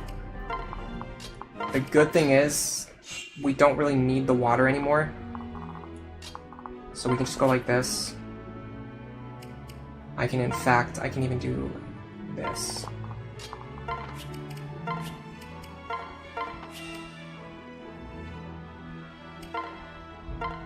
Bronze Sword is best accuracy.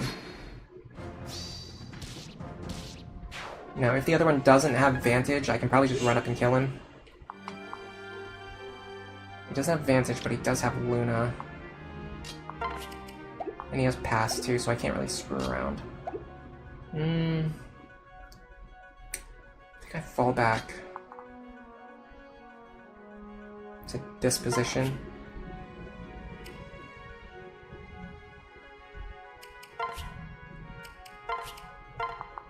Heal.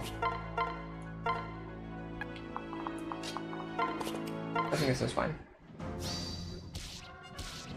The only problem now is that now that I'm in this corner, if I mess up anything that I do, which I can't because I have a 100% hit chance, so it doesn't matter anymore. Cool.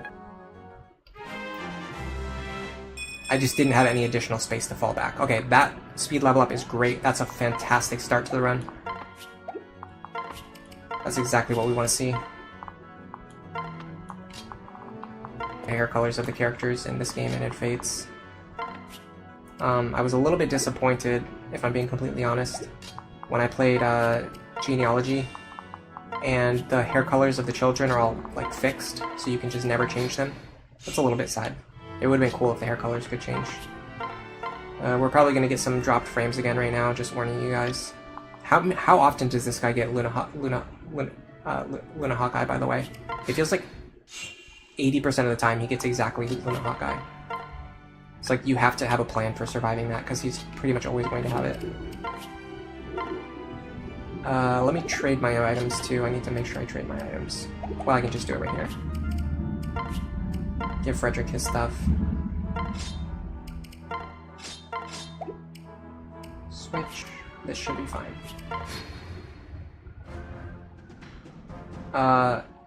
Rally Spectrum and Rally Heart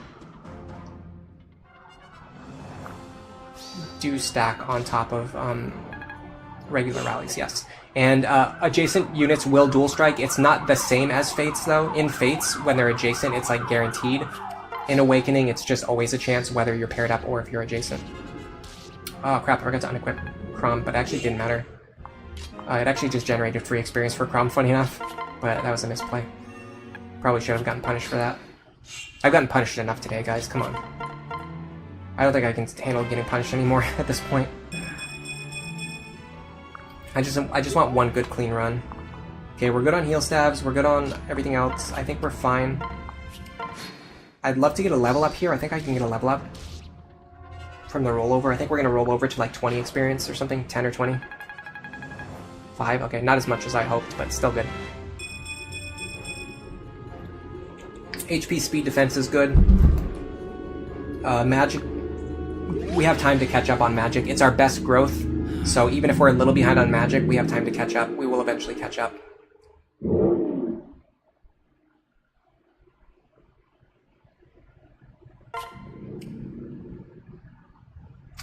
Don't save over the prologue.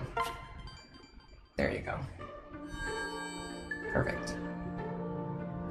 I know I'm dropping a lot of frames right now. There's just nothing I can do about it other than, I guess, moving to another city and getting a different internet service provider. It's not really an option. Do you guys still hear the audio? And the video is just choppy? Or do you just, like, does my voice become choppy as well? I'm kind of curious to know.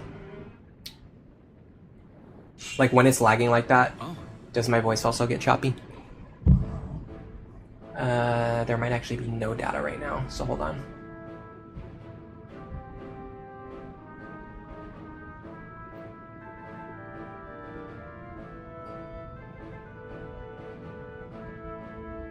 Okay, we went from no data back to choppy. The audio is actually good even when it's lagging. It's still really annoying. I hate that it's doing this. It doesn't have to, it just like doesn't have to be this way. Like I know it doesn't have to be this way. I've streamed for like 2 years now without any major issues. Like the occasional like problem with like one like specific isolated stream, sure. But this is like really bad and really persistent. It's good that the audio at least sounds good though, but I don't know, I know like with this like the visuals are important too. Like you guys have to be able to see what I'm doing. And if we're dropping frames, you're just not going to be able to see it. And also I'm worried about how the archive is going to look like. These two are like fine. They're not ideal, but they're fine. That sucks. That sucks. I'm going to reset. If the two in front both have like really difficult skill combinations, I'll probably reset. I'm down to no data again. Why is this happening? Now it says excellent connection. Sure, why not?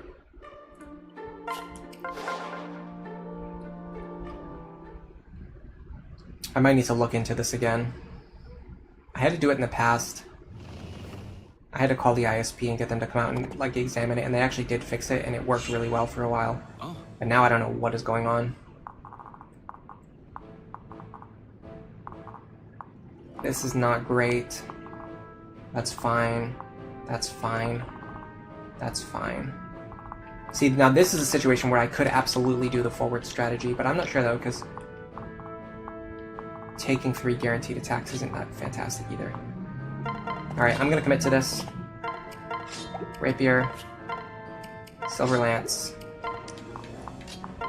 You two, stand back. Alright, let's hope this goes well.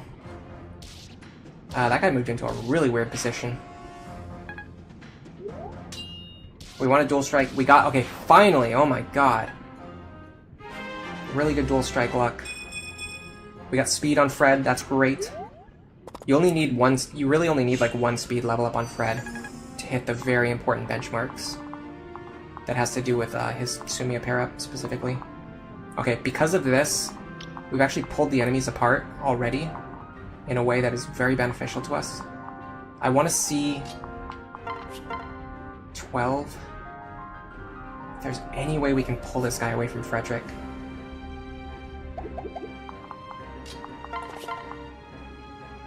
I mean, we're only taking 3 damage from him anyway.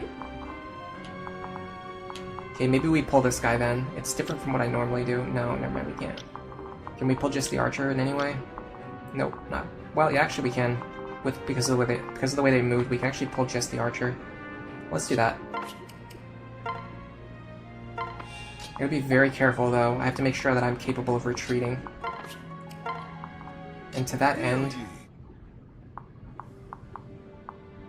I'm actually gonna go here and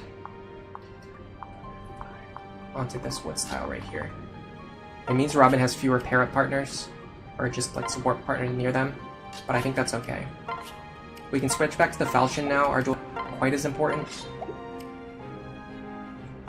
We still want to hit dual strikes to conserve silver lance charges.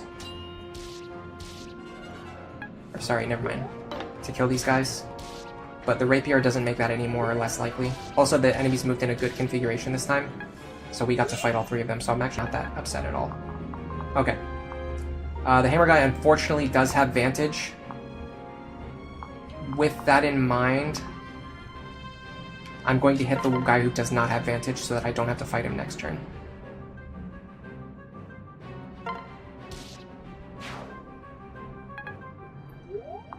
Then I'm going to fight the archer again. 1, 2, 3, 4, 5, 5. But he ends up in a woods tile. Is that fine? I guess that's okay. I think I'm going to do this. Pair up with Virion. Go here. Heal Robin.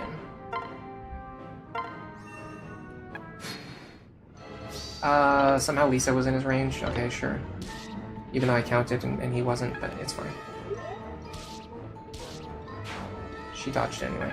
And I don't think she needed to dodge, I think she survives anyway. So it really was not that important. Okay, tell me this guy has Vantage. No, he does not. Okay. Can I kill him? No, I cannot. Perfect.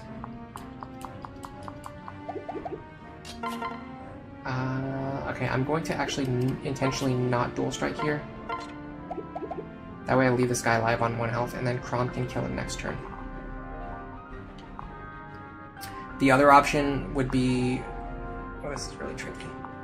He doesn't have... He does have pass. Okay, if I move Robin here, I can get Lisa up here to safety. The other option would be to get a free point of Silver Lance weapon experience, but I don't really care that much about it. Now, the boss having Luna is really frustrating. It's going to make the part where we break his weapon take... Oh, cool, dual strike. Honestly, it's weird. I don't actually know if that's good or bad. Yeah, the audio has no problem. It's just the display that's really laggy. I know. I wish I could fix it, guys. I really do. Alright, so we put Krom back in the lead. He definitely takes a hit from the boss. Now, technically, if we miss here, it causes problems. In fact, I can actually get the bronze sword for this. Yeah, I can guarantee this hit. This is just some extra experience for Krom to help hopefully get him closer to that 10 speed benchmark.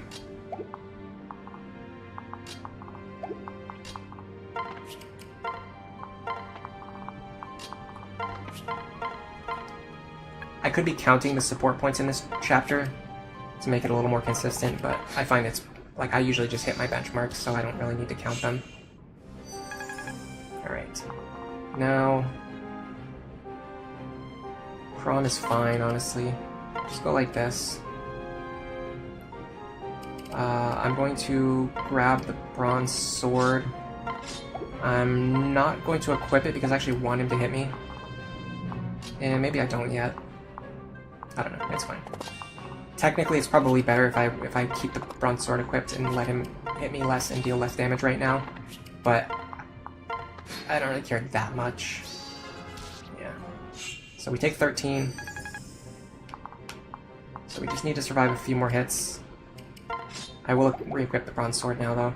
We just need to survive a few more hits until we can get Virion into position, which is actually just right here. Here.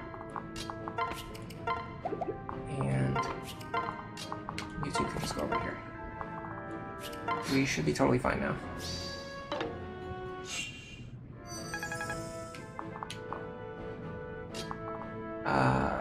Although I did just remember it's kind of nice to be able to get Sumia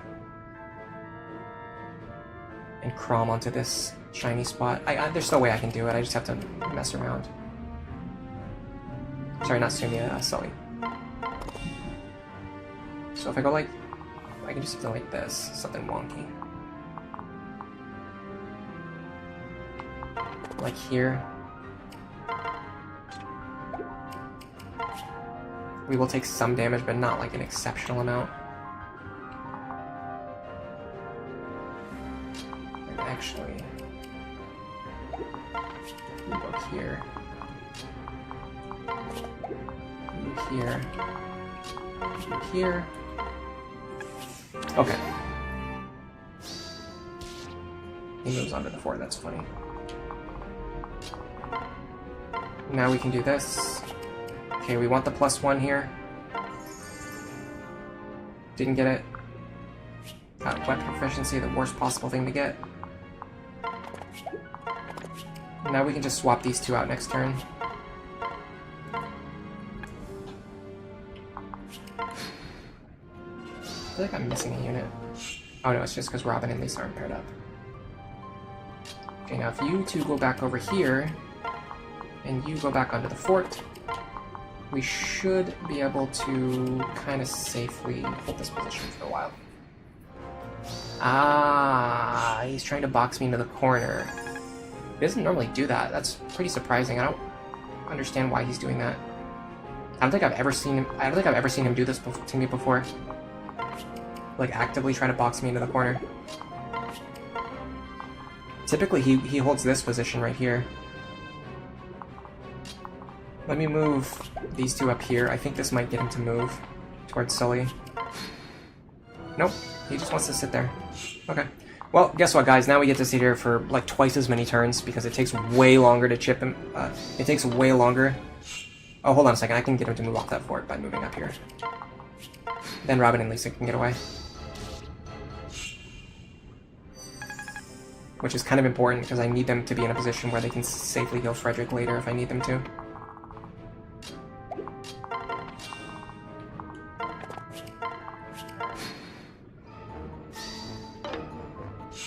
Yeah, it takes like, honestly, it takes like twice as many, maybe even 3 times as many turns to break his weapon when he has Luna Plus, or when he doesn't have Hawkeye.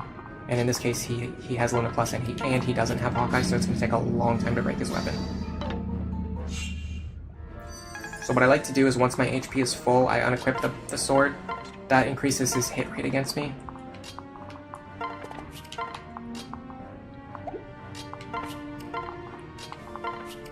Then once he hits me, I just re-equip the sword.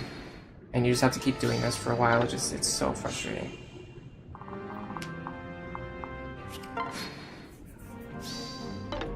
See, he's just gonna keep missing.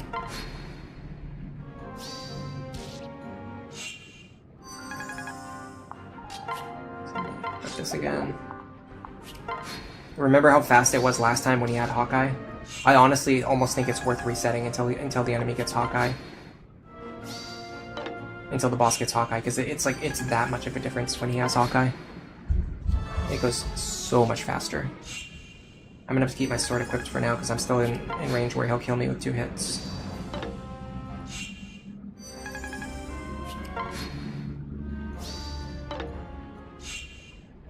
Hello Neff, welcome to the stream. Is this a long stream? Yeah, we're already 5 hours in and I don't think I'm gonna end soon.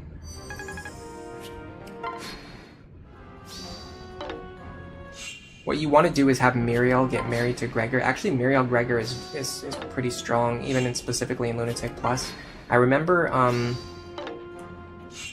want to give credit to Interceptor. I think this was from their thread, but it might have even been someone from before that. But there was a strategy where they used Muriel and Gregor for most of the run as like their primary units. So, I mean, they definitely have potential. It took all that time just to go from 19 to 16 charges, guys. This is absurd. This is nuts. How am I still on Chapter 2? We've had 9 failed attempts.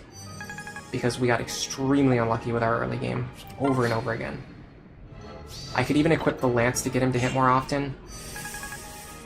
Yeah, you're right. It's a little scary though, because he's going to deal even more damage. I guess it's just 1 extra point.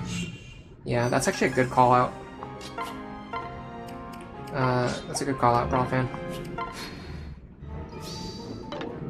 Because with the Lance, he's like almost guaranteed to hit me. And I can burn through these weapon charges faster.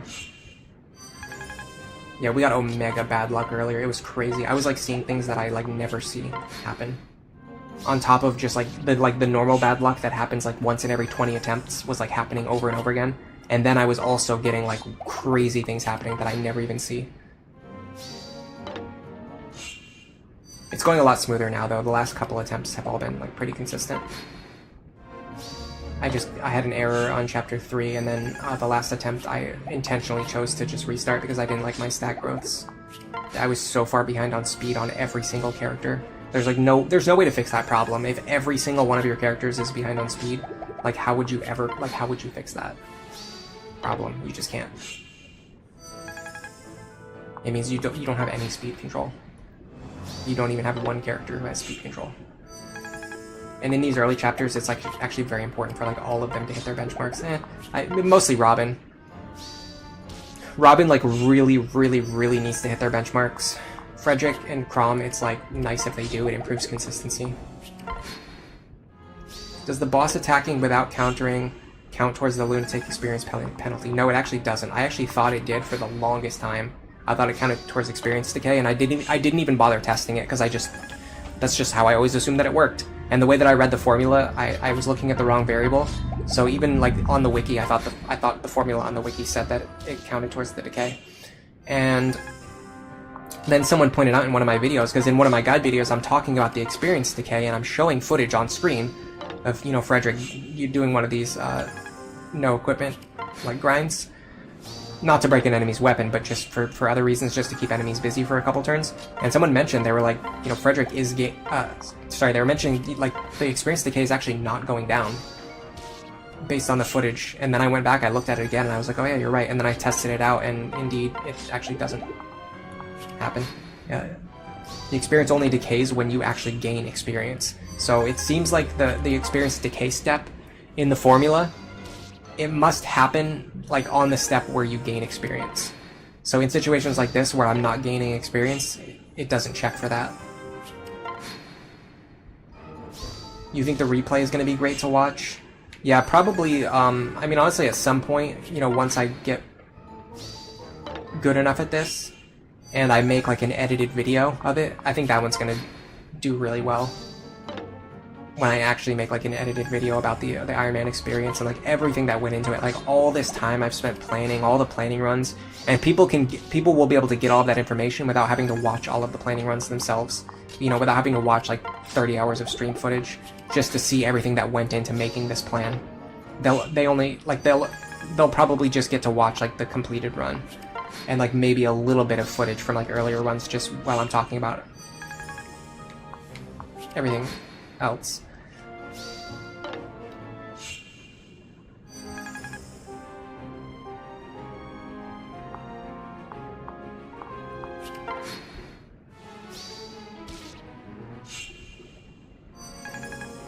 NeoWare, you have a guide on your channel.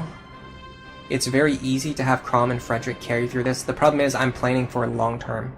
I'm not just trying to beat this chapter. I'm trying to plan for the long term.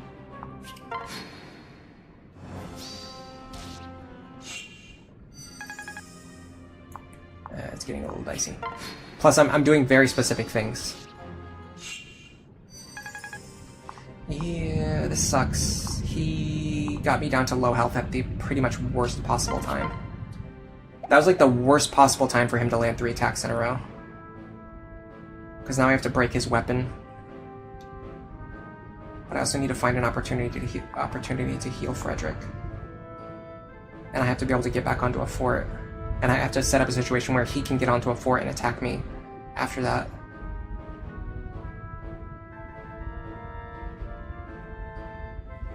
The problem is, he can body block me too.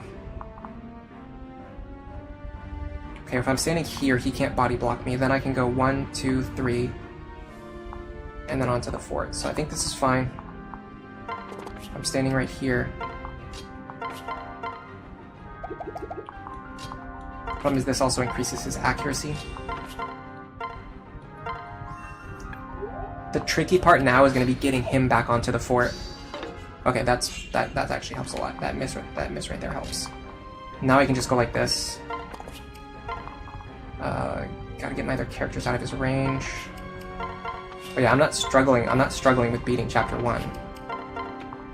I'm struggling with beating the entire game under Iron Man restrictions. That's a very different puzzle to solve.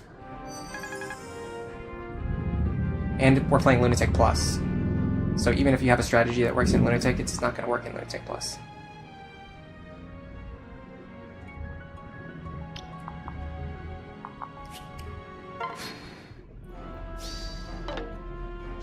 Does the experience decay count towards weapon experience? No.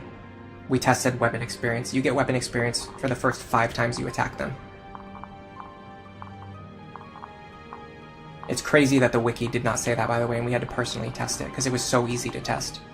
Like, how did nobody at any point in time ever, like, just check that and write it down for everyone else to know, for sure. Instead of just having, like, there's, like, vague statements on the wiki about how, like, it says, like, a few times. Like, you can attack an enemy a few times. So this is what we're doing. NeoWare, we were just waiting for the boss to break his weapon. So now we can do other things, now that his weapon is broken. There's no experience decay with the strategy that we used, so we can now get the full weapon experience and the full experience from him that we're trying to get. We're also attempting to fish for a shiny spot here on these 2 characters. Got it. Nice. Okay, that's very good. That means they're going to have their C support for the next chapter. Alright, with that in mind, let's make sure they fight together 5 times. I'll also have Robin. Is it very important to have Robin behind Chrom? I think so. We can do dual strikes here. It's fine if we get them. Missing is also fine here. You get weapon experience even if you miss. What that essentially does is it allows Chrom and Sully to build support and weapon ranks, but then you offload the experience onto a different character later, which can be helpful. Although in this case, we kind of want Chrom to at least gain a level here. Now we really want to see speed. Speed on Chrom would be epic here. Got it. Okay, we're pretty much set. If Chrom has 10 speed and Frederick has 11 speed, Chapter 3 becomes significantly easier, and we have already hit that benchmark. I got so excited that I actually stopped counting. Was that our 3rd attack? Someone will have to tell me. I think this is the 4th now.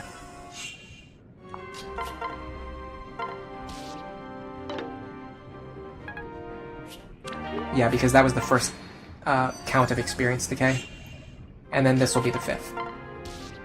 Okay, so overall, our team is not as cracked. Our Robin is nowhere near as powerful. The last Robin we had was very strong, but the thing is, the last Chrom we had was way under value, and now we have both Chrom and Frederick exactly where they need to be. So I feel pretty good about this.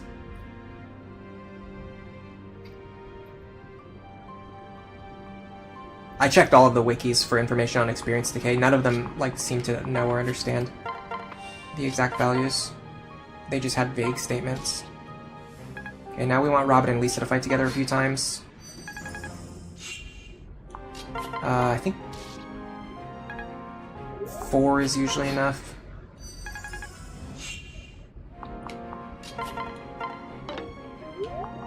Because I missed that, I'm actually going to do this. Because I want to keep myself low.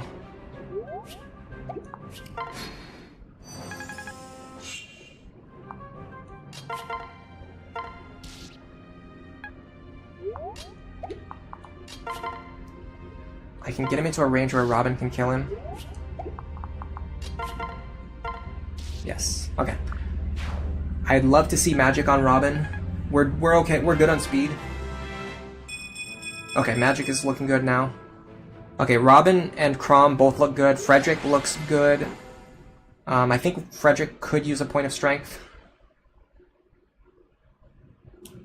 But this run feels like it can go the distance if I don't make any mistakes. Yeah, obvious mistakes too. I really messed up on Chapter 3. That should not have gone the way that it did. My Chapter 3 strats are actually way more consistent than my Chapter 1 and 2 strats. So it's actually wild that that's the chapter that we eventually failed on.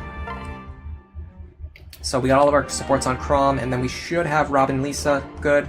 Those are the important ones. Chrom, Robin, Chrom, Fred, and then Robin, Lisa are the important ones. We got all of those. We even got Chrom Sully as well. That's the one that you get if you're lucky. Now we're gonna head into Chapter 2. The Shepherds.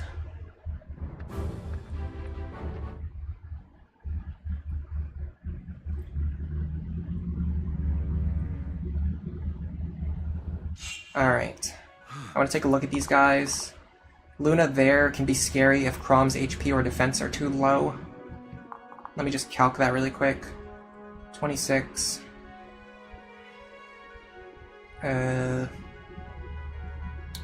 26 minus 1 will be 25. Minus 4 is 21. We actually survive on 1. And I think we'll be standing on the woods anyway. So we'll survive on 2. Okay, what do these guys have? Hawkeye's fine. That's fine. That Luna, 1 instance of Luna should be fine. I need to make sure I actually kill. I don't think I kill with the Vake pair up. I think my damage is too low. This happens very rarely. It basically happens if Frederick never levels up strength and also doesn't get A rank lances. Which, like I said, I don't worry that much about getting the A rank lances anymore. But I kind of screwed myself on that point, didn't I? Because with the Vake pair up, we're going to have 28 attack. When he moves off the forest, we're going to deal 29. He's going to survive on 1. This is not good. This kind of ruins my entire strategy. Oh, God. We just had everything else going so well, and like I said earlier, like, you get everything, like 90% of the strategy lines up, and then, like, one thing just goes wrong. One other, like, different thing goes wrong. We can get 2 defense from you. 2 from you.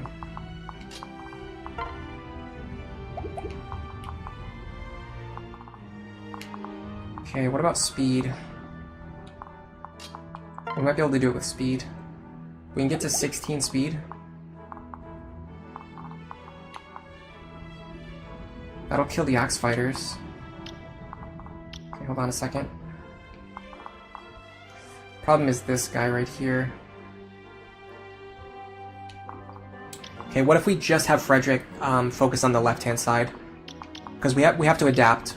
We have to adapt. We can't use our strategy that we normally use. Because Frederick's damage is too low. So we're going to have to adapt.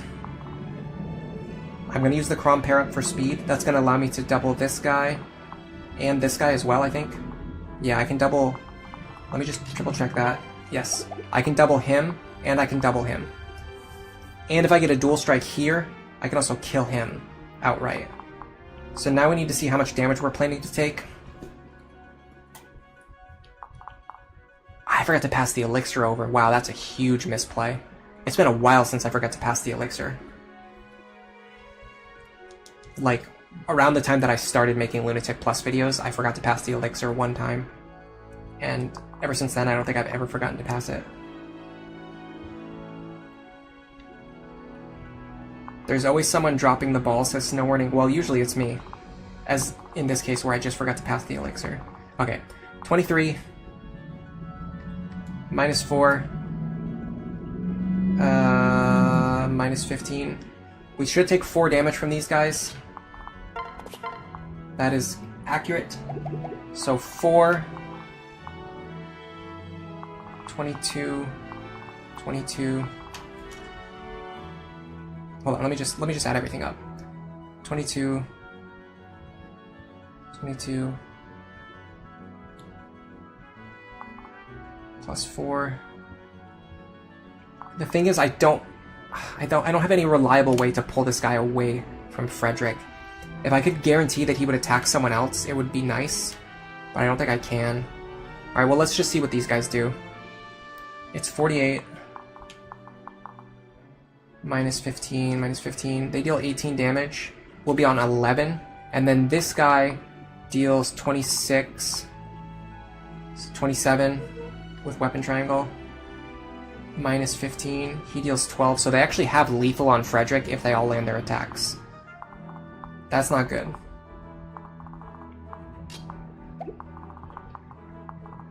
I can mitigate that by standing outside of their range.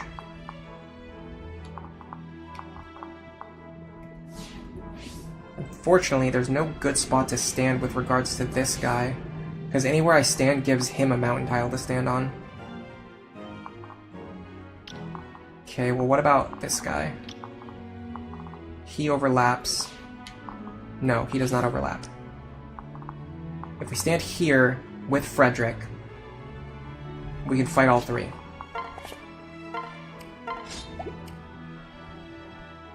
We're going to use the Crom pair up for the ability to double and hopefully land dual strikes.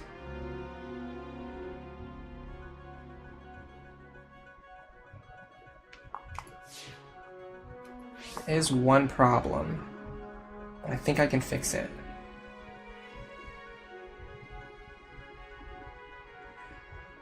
The problem is, how do we get everyone else over to the left while also keeping someone in range of him that can survive? We can definitely transport 2 characters over to the left, but that's not really ideal, because then we have 2 characters stranded on the right. If we move Stall here with Lisa, we can pair up 1 person with him, then Sully transports 1 additional person away, and then only 1 person gets left behind. So I think that's the play. So we would go like this. Separate. I mean, Robin pairing up is not really the best, but whatever. We're gonna adapt. We go like this. Here. And then Vake kind of gets hung out to dry, but he should be fine. I'm curious to see what the Axe guy actually does. Okay, he does go for Frederick. That's great. That's actually ideal for us in this situation. Didn't get the dual strike on that guy. That's the one dual strike we would have wanted, although, I mean, we did just generate some free experience. I can't complain too much. This guy moved into a slightly more tricky position. I don't know if I could have baited him over to the left. I don't think so. I think he wants to attack Frederick. That's why he's going this way. There might be a way through this, though. Because we can fight these 2 with Fred. Then it's just a matter of getting these 2 out of here safely, which I don't necessarily see how I'm going to accomplish. I could sacrifice Muriel right now. It does mean that I won't have her next chapter, but it actually makes this, what I'm doing right at this moment, a lot more consistent.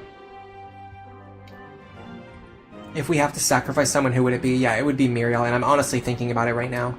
Because how else do I get out of this? How else do I get out of this situation right here?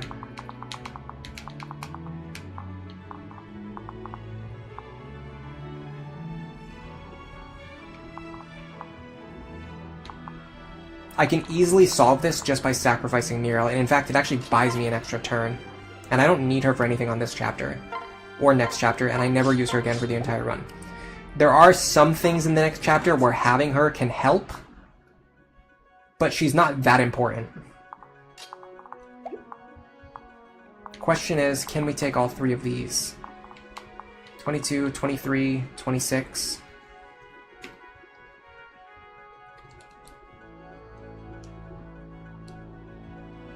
71.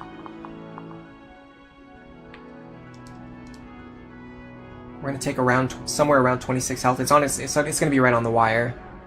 I think it's gonna depend on the weapon triangle, but the good thing is the axe fighters only get 1 extra damage from having weapon triangle advantage, while the sword fighters actually lose 4 damage. So we should actually be on the closer to the side of getting what we want. So it actually might be a good idea to stand here. Only problem is this guy having pass actually kind of throws a wrench in that plan. Yeah, no, we actually want to be at the edge of his range. We want to be like here. Silver Lance again.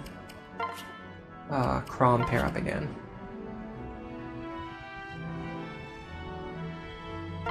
Okay.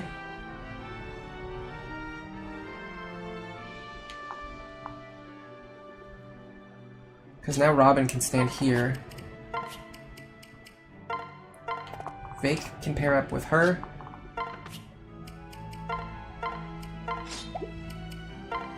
This is so different from my normal strategy, but it really goes to show why having the ability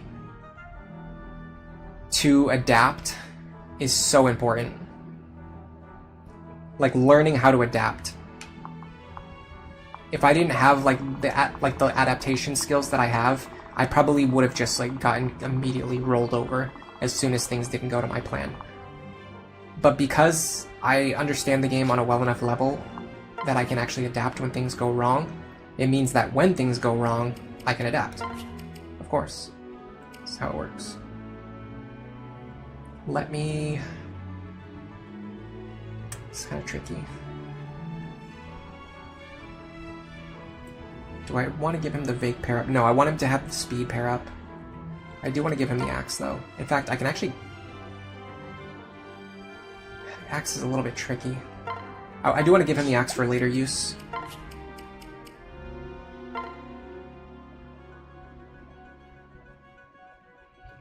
But keeping the Lance equipped for now makes more sense. Okay. Sully down here is fine. Virion, I'm gonna keep him... it's tough to say, because if I spread out my characters, the enemies are gonna start going north. Yeah, that Muriel actually helps a lot, because it slows down the enemy advance. Which is gonna give my other characters more time to reposition and get ready. Please get a strength level up. Oh my god, you buffoon. Okay, well... We're in a lot of trouble with this Frederick. I have to tell you right now, this Frederick is extremely behind where he should be. What is his strength growth? Whenever something like this happens, I always like to look it up just so I can make myself angry at how cursed I am. It's 65. I guess it's not that high. Stuff like this is what you actually love about Iron Man runs. Yeah, me too, actually, technically. Well, what I love is this part where I'm like adapting on the fly. What I don't love is the fact that Frederick is like this is happening because Frederick is behind on his strength growth. It's just annoying.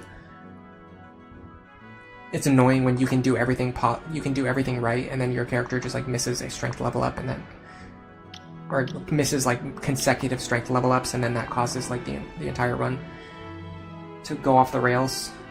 But I do like the stuff like this, where like my normal strategy doesn't work, and so I have to adapt by doing something different. I can definitely get out of here. It's just going to be tricky. I would definitely want to trade to a... Actually, how much does this do to me? 11? 58 hit chance. I probably want to change to a sword. I mean, it reduces the damage by 2.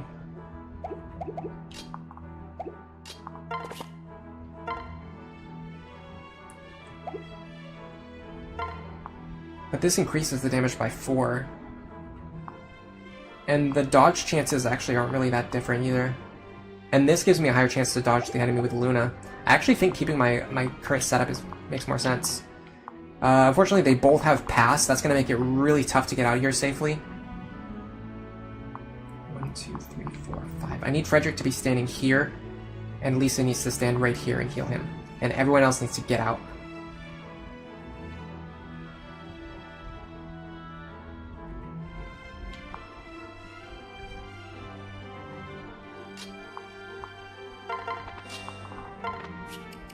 The fact that I still don't have the elixir is really rough.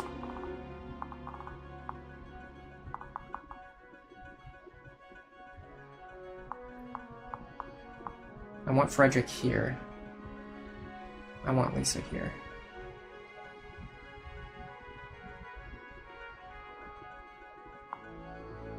Okay, in that case... Let me also make sure this guy is the only one who can reach this tile. I'm gonna send Robin here. I'm gonna use the Sully pair up. Stall can run away.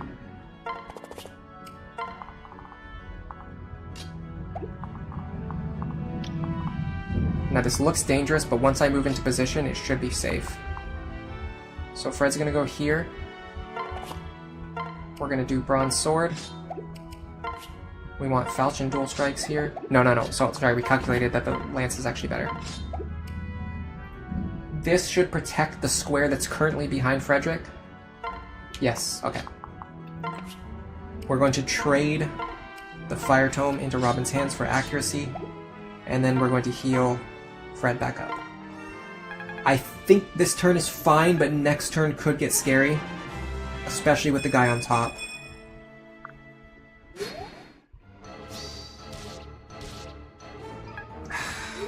It's not great.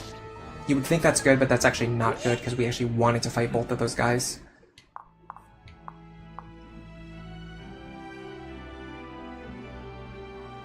Because this doesn't really resolve our issue. He has Vantage, of course he does. Also, whoever hits this guy needs to be able to take both of these attacks, and this attack from Vantage. So that's fun as well. That's also fun. That's also something that's fun about it. I can potentially get him with Virion and Robin. However, this guy would be able to reach both Virion and Robin, so that's not going to work either. In fact, I don't even necessarily know how we get out of this position. I mean, we start by killing this guy. Well, hold on. No, because that puts us also in range of this guy. God. I know there's a way out of here. Just haven't found it yet.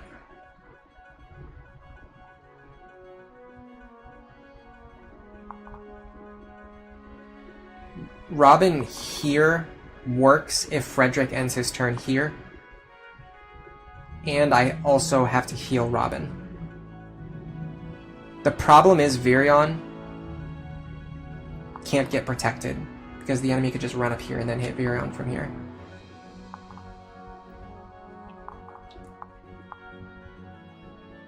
Can Robin survive against this guy then? That's the question. I think he can. So Robin here works, but then Virion gets attacked by this guy for 26. Hold on, does he double me?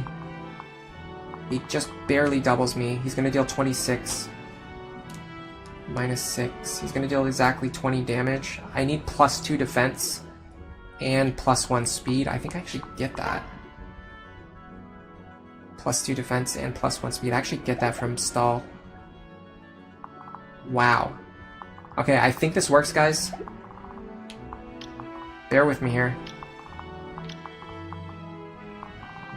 We're gonna find out in a second if this actually works, but I think this actually works. We go here. Now this is all contingent on... Okay, that helps a lot. That helps immensely. Now Robin picks up this kill.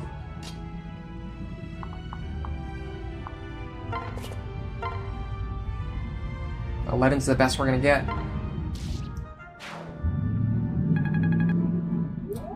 Okay. Vake can give Lisa a boost so she can reach here and heal Robin back up. Then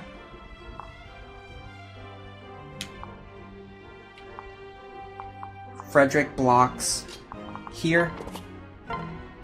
We can equip the bronze sword and use a vulnerary.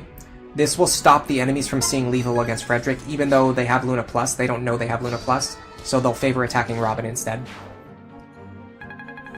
And we're out. Unless Virion goes down here. If Virion goes down here, I have to think about if I would continue this run. But I think Virion's safe. Survives on 1. You absolute demon. How did you get out of there? How in the world did I get through that?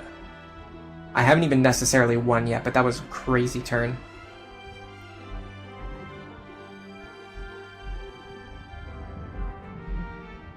Hello, Mobius Metalloid. Welcome to the stream.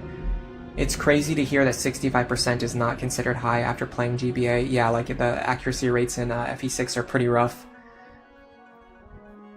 It's 12% of the time you'll miss both strength level ups.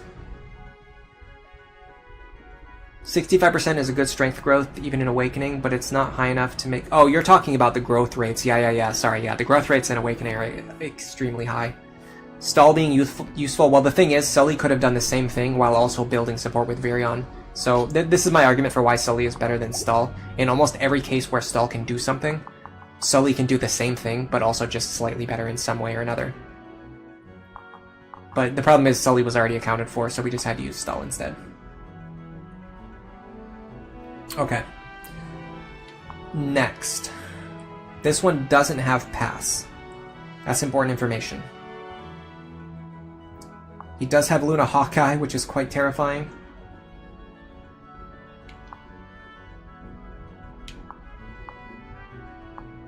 If Virion runs over here, and then someone moves in front of him, he will be safe. Then Robin can pick this kill, but then both enemies can reach Robin, which I don't like. That I do not like. I only essentially have 3 actions. That's not going to be enough to kill all of these guys, even with one of them being weakened. So what's the next best choice? I guess it would be to get out of here safely, but that's a pipe dream at this point.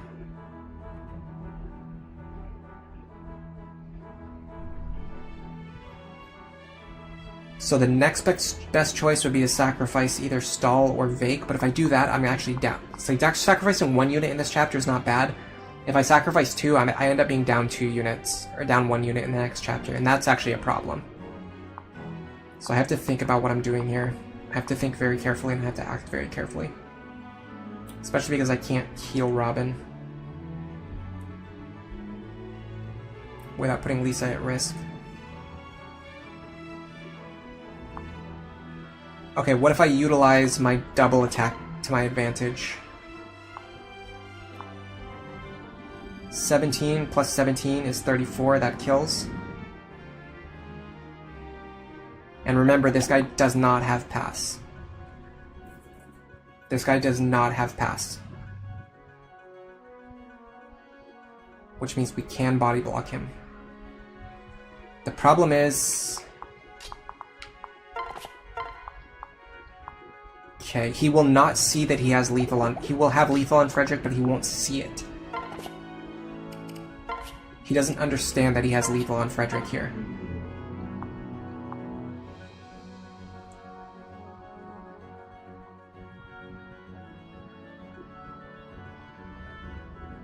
So...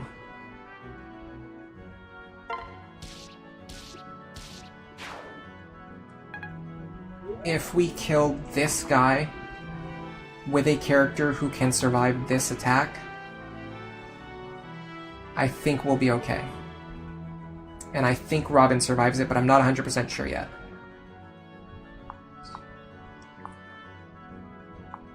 Okay, he cannot get to this tile. That's very important information. I think we're fine from here. I think we found it. This looks insane. This does not look safe at all, but it's actually completely safe. Lisa can heal safely from here. Let me move Virion first.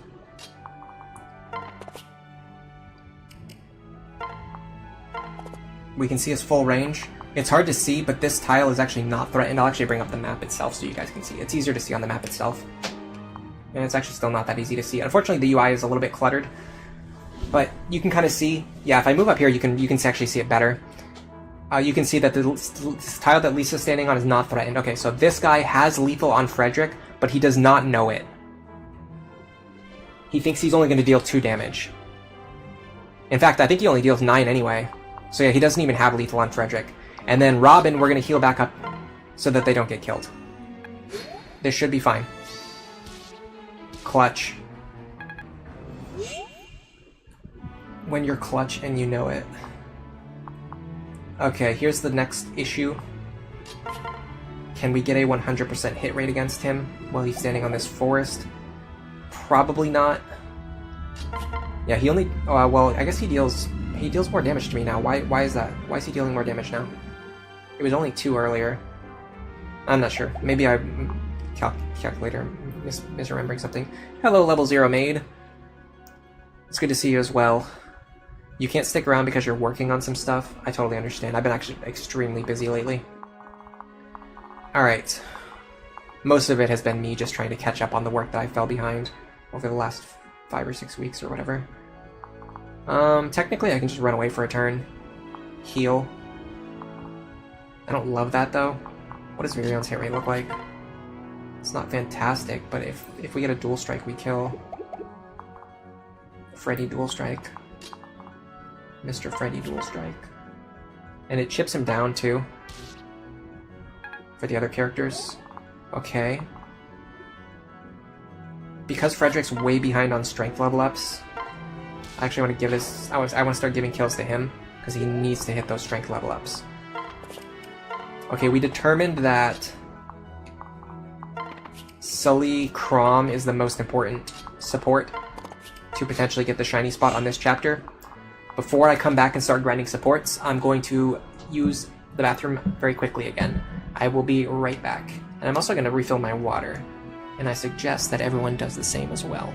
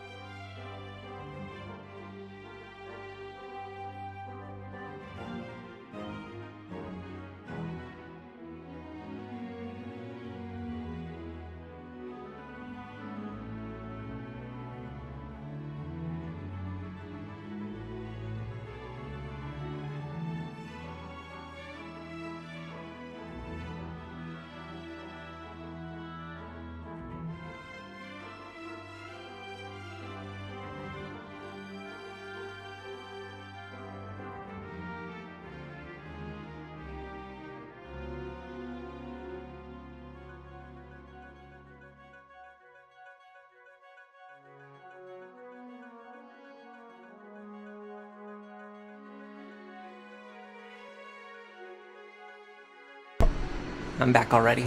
That was fast. Bronze Vixen asks if Lisa has leveled up strength more than Frederick. I think so, yeah, that's pretty funny.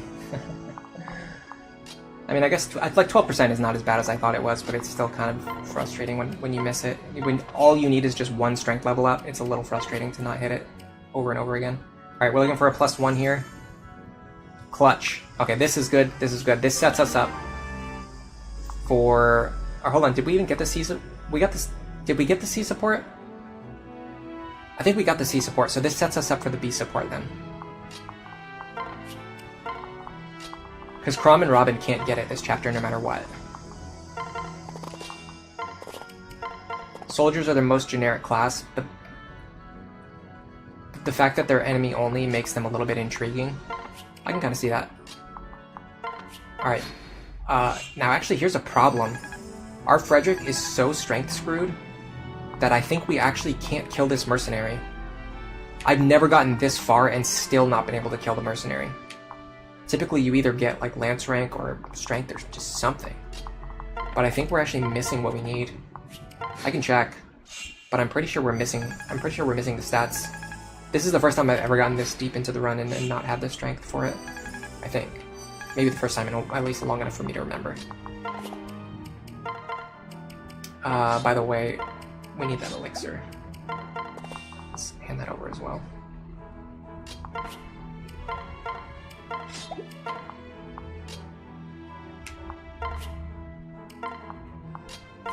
Okay.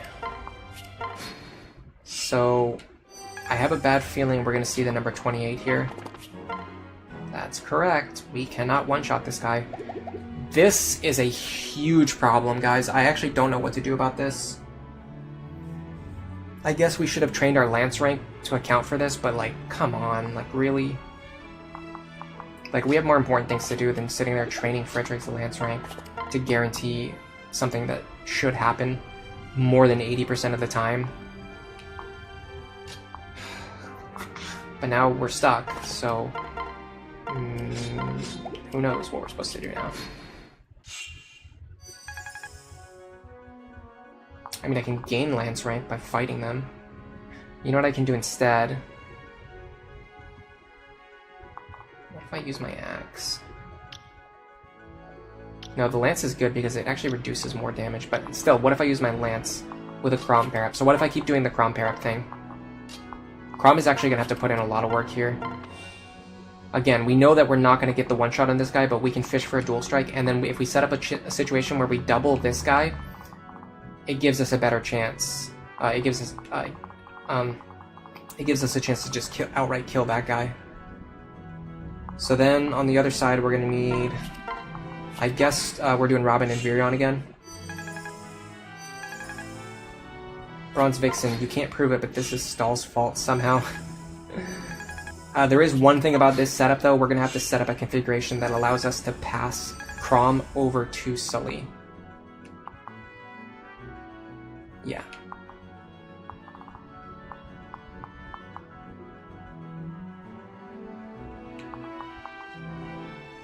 I can definitely do that.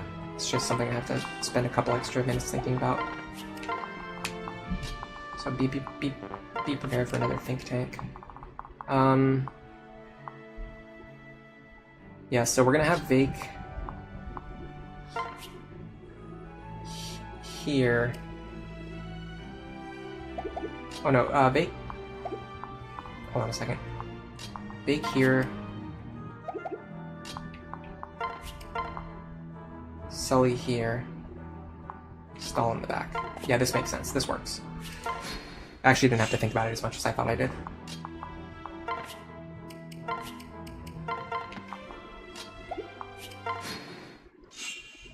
Okay. I would love a dual strike here. Didn't get it. You guys should count how many times you've heard me say that. Can we fight this guy? I am almost certain we can fight all three of them. Am I willing to calculate it, or should I just run it? I've done this before, I know I survive it. The only problem with this route is that I think it sometimes causes the boss to move a little further to the right and prevents you from pulling him along the river. But I think this is important because I have to, because I can't one-shot these guys, I have to do something. I have to do something else. I have to fish for, yeah, dual strikes, for example. I have to just set up some way to reduce the enemy pressure. And I'm using way more Silver Lance charges than usual too, so that's another problem. Which is weird because if I was using more Silver Lance charges, I should already be at A rank. Okay, so here's the problem. Yeah, the boss moves in such a way that I no longer can draw him away. Whenever you put Frederick over here, the boss moves over to the right instead of moving down. That's tricky. Because now I can't pull the boss away from everyone else and keep him busy. I mean, I could. Let me see, what's my speed? 13. Okay, I don't get doubled no matter what. 25. I don't get killed no matter what. So I actually don't need a para-partner. I mean, having one would be nice. I don't necessarily need one. So I think I can do it in this position. Now I have to be careful. I'm not going to move I'm not going to move Lisa yet, because I might be able to get someone paired up with Robin anyway. In fact, I'm pretty sure I can. So you're going to go here. You're going to go here. Yeah, this works. The only tricky part is... No, this works because Crom is acting as the C support now. Okay, this is, again, this has been a really weird clear because everything I'm doing is different from what I normally do. Okay, there is a way for Frederick to fight just this guy.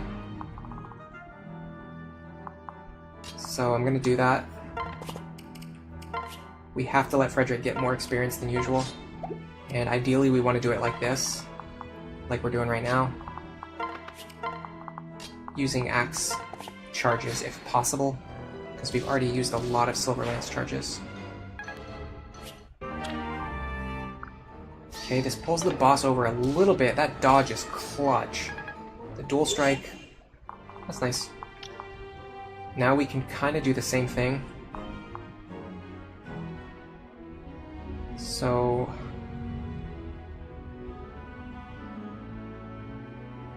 actually love for them to fight together more. In fact, they're actually the only ones who are threatened by the boss, but I have to move them back one square, right? Yeah, I have to move them back one square. But if I do that, they should actually be completely safe.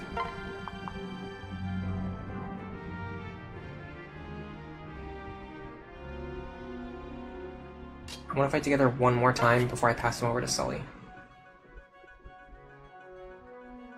I'm also very inclined to use the Thunder Tome. Okay.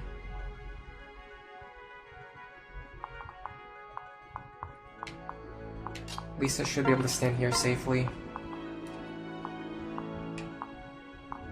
And then...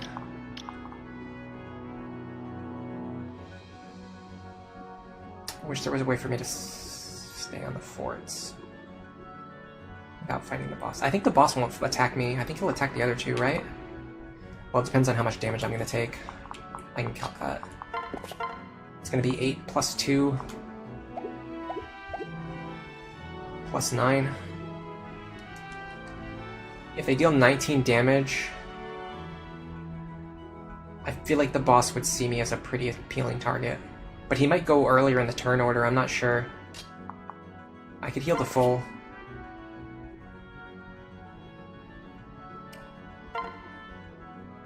This is scary because if I trade, it kind of locks me in. I almost feel like it's almost a certainty that he'll attack Robin, right? Why would he attack Frederick? Alright, let me just sandbag for a turn. None of them can move onto the fort, and I can move onto the fort next turn. So there's no real rush to fight them right now. Alright, this should be fine. Another dual strike here would be... oh, a miss is the worst possible thing that could happen. A dual strike there is what I wanted. Okay. It's fine.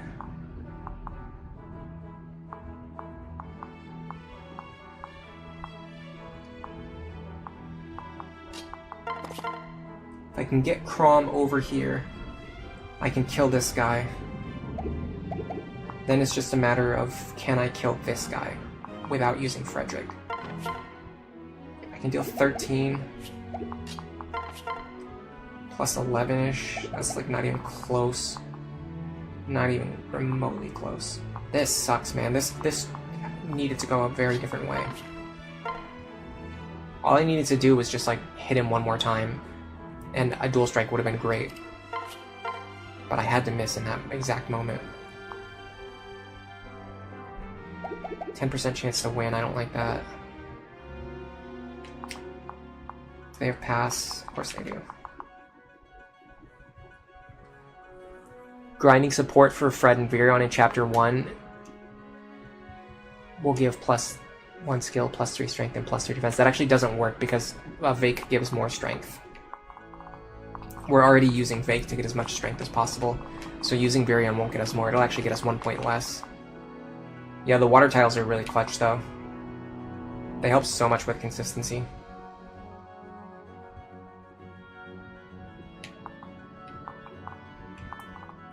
Alright, well this guy... oh, well, none of them have Vantage. That's important. That's important information. None of them have Vantage.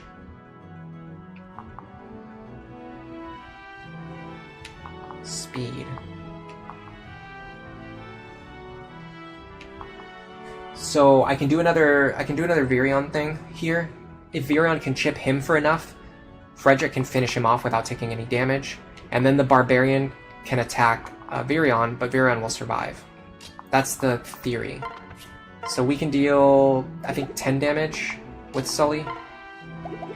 Yeah, 10 damage with Sully, and then 20 with Fred is not enough. But we could deal 28, so that would be enough. Waste another Silver Lance charge, why not? I can't use Robin for this because Robin needs to back off and heal.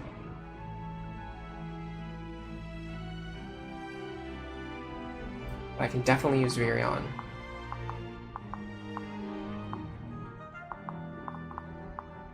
Alright, so let's try this. And I think if we get a dual strike, it actually saves weapon charges too. We could save a Silver Lance charge here if we get a dual strike. Didn't get it. How many times have you guys heard me say that, by the way?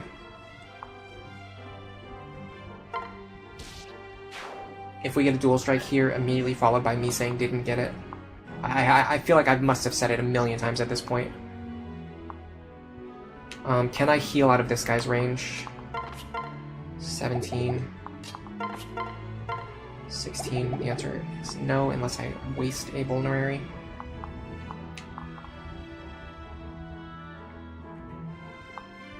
Even the woods won't save me. I'll still die beyond exact lethal. Right? Yeah, I'll die on exact lethal.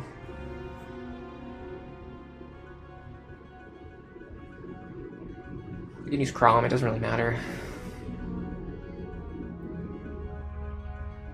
So I'll Crom like here. Probably further back though.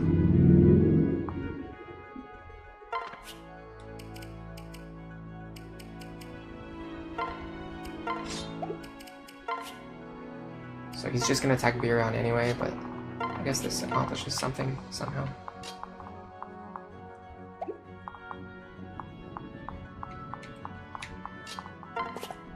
Okay, so he attacks Virion, puts him down to 1. Now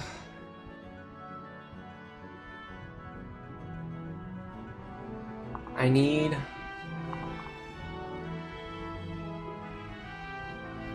to grab Crom.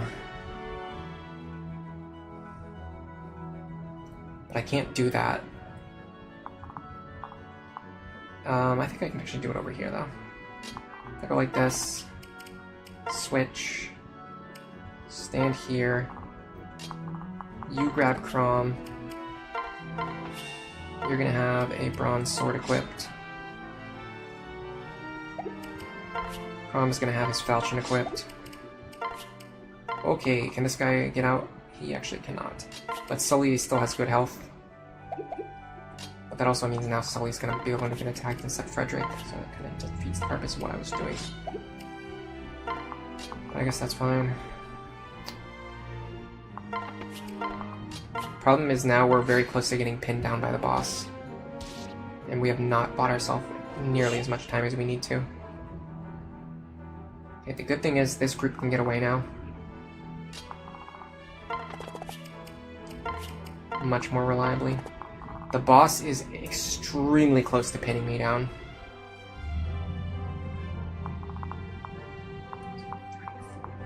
Here, I want Frederick here. I think I've guaranteed lethal on him now. Yes, I do. Freddy goes here. Robin here. We can even drop Vig on the mountain.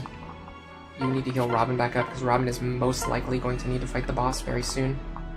And then Stahl's going to just run over here and just do his thing. Okay, this guy's gone. Now, the direction the boss goes is going to determine a lot of things. Wow. Oh my god, this Frederick sucks. This is the worst Fred I have ever seen. And that's saying a lot considering how good his speed is. You can't do anything with Frederick if he doesn't have lethal on any of it. The whole point of Frederick is that he guaranteed kills enemies that you need to get rid of. And we have a Frederick who cannot do that. God, this sucks. Okay. Let me just... heal Robin again. Pass Crom over. I'm gonna pair it with Sully just in case. Okay, Robin can go here. I actually think I don't want to dual strike now, because he doesn't have Vantage. So if I dual strike, it actually just costs me experience. Granted, that's predicated on the fact that I can guarantee kill him next turn, but I think I can.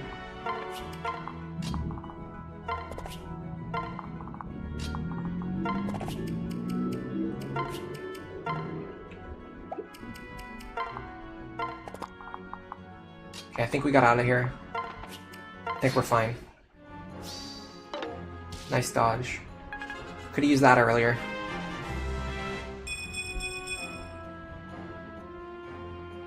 Yeah, the Frederick Virion support is really good. It's just, it doesn't help solve the problem that I find myself in right now.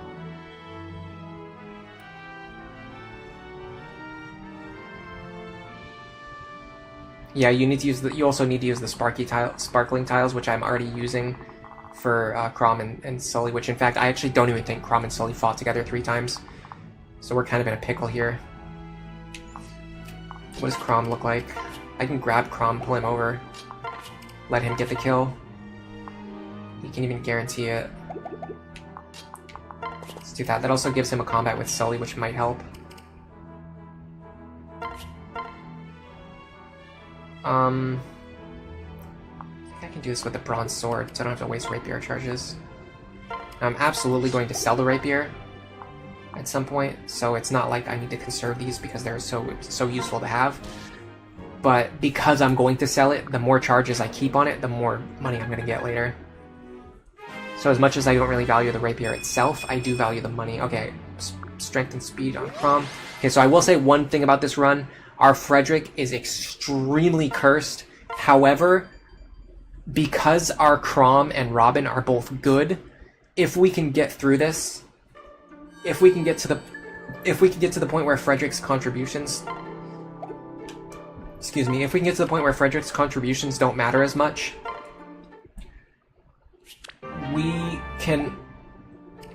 we'll have much better long-term success. Okay, so yeah, because everything was so chaotic in that battle, we didn't get a chance for Sully and Chrom to fight together enough times, so even though they got the shiny spot, they still didn't get the +1. However, this does mean that I need to make sure that Chrom, Robin, and hopefully Chrom, Sully both get their C supports next chapter. If not, Chrom, Robin is definitely the highest priority. So we're going to make sure these two fight together 5 times. We're going to make sure these two fight together like 3-ish times. And then try not to have Chrom fight with anyone else, just to prevent any rounding errors. Although we're probably going to have him pair up with Frederick some more, so to get through this next chapter, because our Frederick's completely sucks.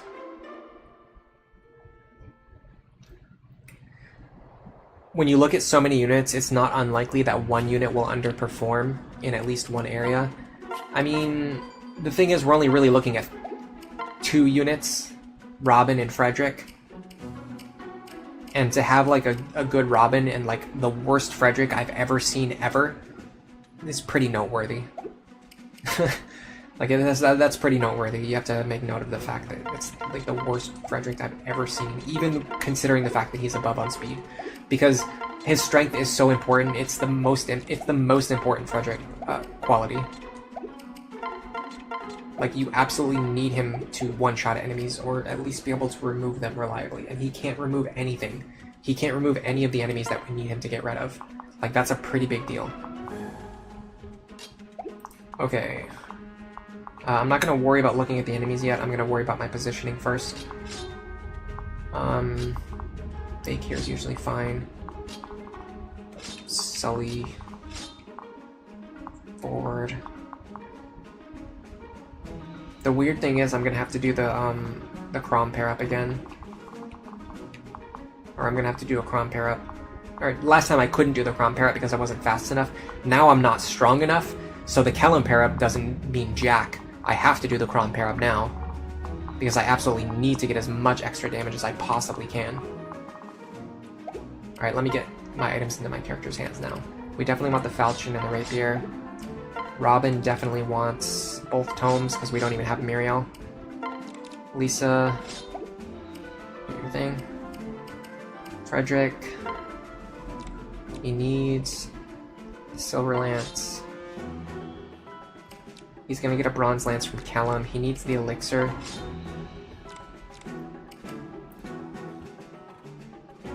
I like having either the Bronze Sword or the Iron Sword. Let me sort that out first. This is the one item that we know he's going to need.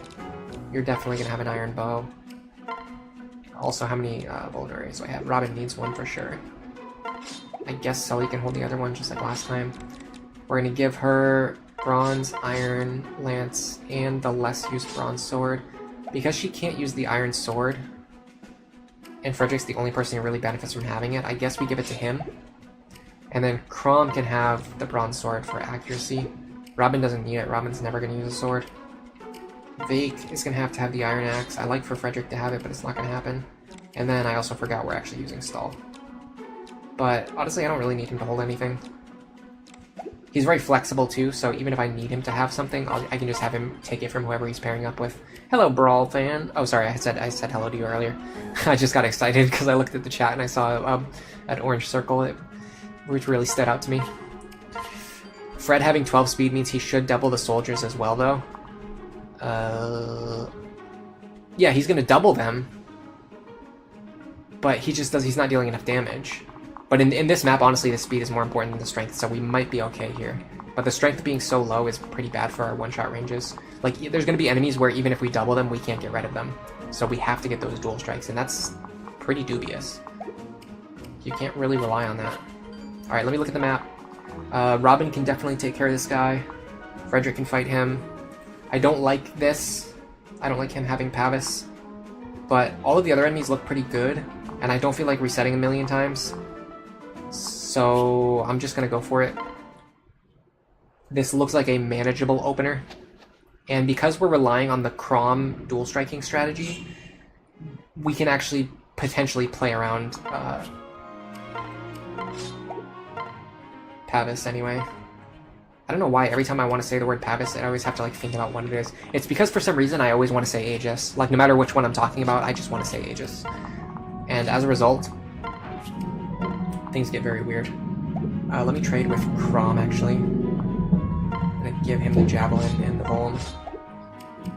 Transfer him over to Fred, and then pair up with Sully. Okay. Fred is gonna go here. I think he's guaranteed to survive. I could math it out, but I mean, there's not really any reason to do that. Because I'm either gonna win or I'm gonna fail, so it doesn't really matter.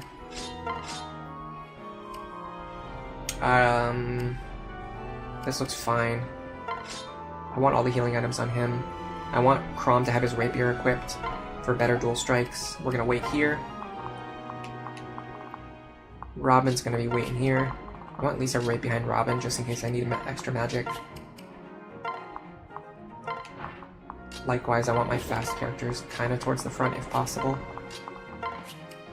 I possibly could have pushed Callum further back. Yeah, see, even if we hit twice and we get a dual strike, we still don't kill these guys. That's the problem. Our strength is absurdly low.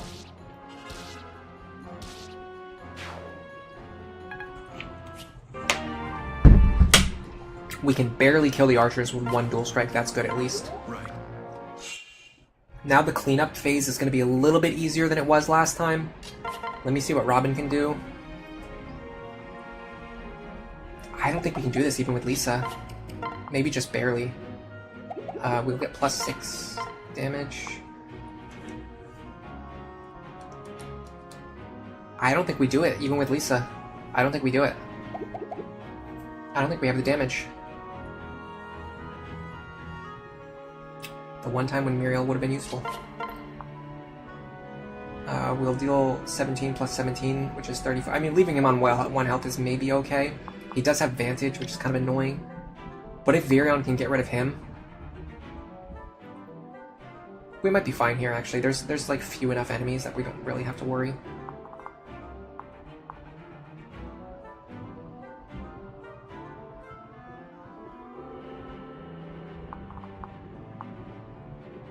I want Virion to fight this guy here, for sure. Can I pair him with Sully? Yeah. I don't necessarily know that I'm going to kill here, but chipping here is very important. I also think accuracy is better than damage. Ooh, he is a fellow archer and he doubles me. I should have considered that fact. The problem is because he has Pavis Plus, I really want to get rid of him. Alright, well what if we... I'm surprised I actually don't have the speed with the Sully pair up. I have 6 speed, yeah, they're just too fast. Okay, what if I do this instead? Well, this doesn't solve the problem because then he still has Pavis. How much do I deal? 10? If I can hit him for 9 somehow. I don't know how I would ever do that. But if I can hit him for 9, I can get out of here. I probably should have paired up Kellen with Sully instead. That was an oversight on my part. I was thinking this was one of the Lancers. And I was going to chip him down so someone else could finish him off.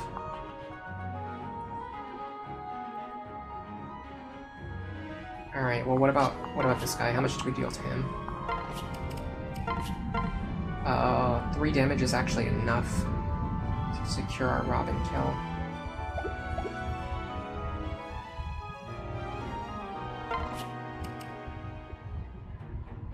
Here, Iron Lance is better. Didn't happen. No shocker there. So now we can guarantee the kill, and we can even save a tome, Thunder Tome use. Bray Bell, thank you for the super chat. Another big, exciting flash of orange on the screen. Let me put a heart on that. You're gonna go make some dinner? Good idea. I want to make dinner at some point in the near future. At some point today I want to eat real food, not just eating 1 carrot.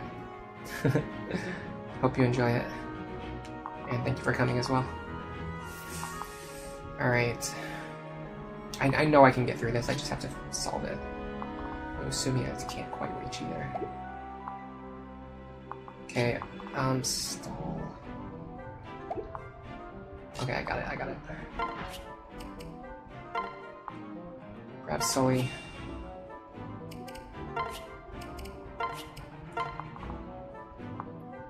Now you grab Sully, switch her into the lead. With the Bronze Lance, this is pretty safe. I don't feel confident in Sumia's ability to finish this guy off, so we might need to have Frederick do it, which just causes the same problems as last time. But I feel like we have to do this. I don't see any other way out of here. And we're also going to deal a crap load of counter damage to ourselves while wasting even more charges on our Silver Lance. Honestly, it's at the point where maybe we do this. We might be able to weaken him down enough. We can do 6 damage, or yeah, 6 damage. Plus a big dual strike would be kind of clutch. Didn't get it. Hey, you've heard that one before, haven't you? So now I only need 26 damage, which of course I don't have.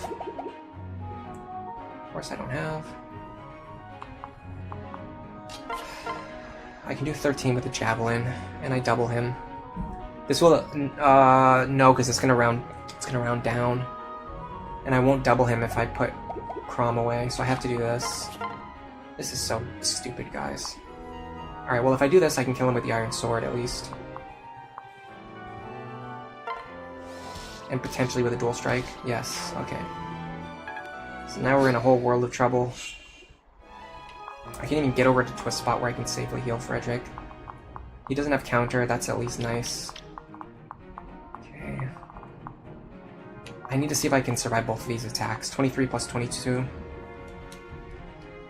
45 minus 16 minus 8 is 21. We can survive if we can get our health high enough.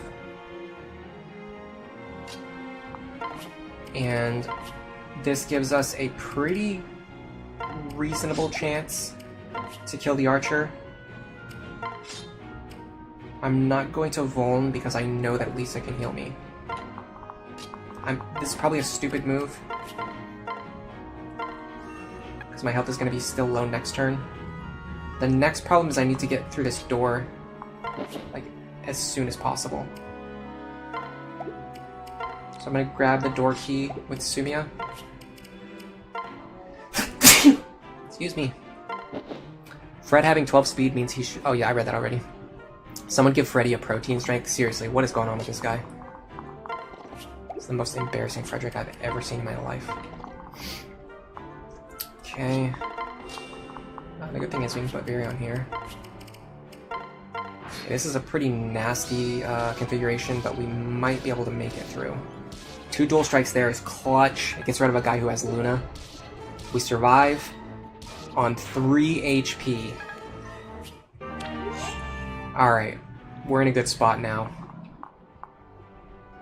He's not dangerous. He's not dangerous. He is only dangerous on enemy phase if we hit ourselves with counter damage. With that information in mind, I just need to worry about cracking this door open. And I think we've got it, guys. I think we finally found the way through. What's crazy is that I haven't changed anything. I'm just doing what I already know works, and I just had to, like, not screw it up. I can feed these kills to anyone now. I can feed these kills to Virion. Red Watcher, you had to actually unlock Lunatic Plus again? What are your plans for Robin? Yeah, that's always a good question, because I feel like that's very centralizing. Alright, can I actually body block this guy or do anything about him? I just have to make sure whoever goes up there can actually survive. What does he deal? 27? Minus 7 is 20 damage. Callum definitely survives if I put him up there for a turn. He won't take any counter damage. What about Vake? Vake survives. Doesn't take any counter damage. His crit chance is pretty high though, it's 5. So I need someone with like 5 or more luck. Assuming a pair up does not give luck either. So there's always going to be a tiny crit chance here. I see what I need to do. From here. I need you to pair up with Callum anyway, because you're going to be body blocking. You're going to be wall blocking. You have no plan, you're going in without a plan.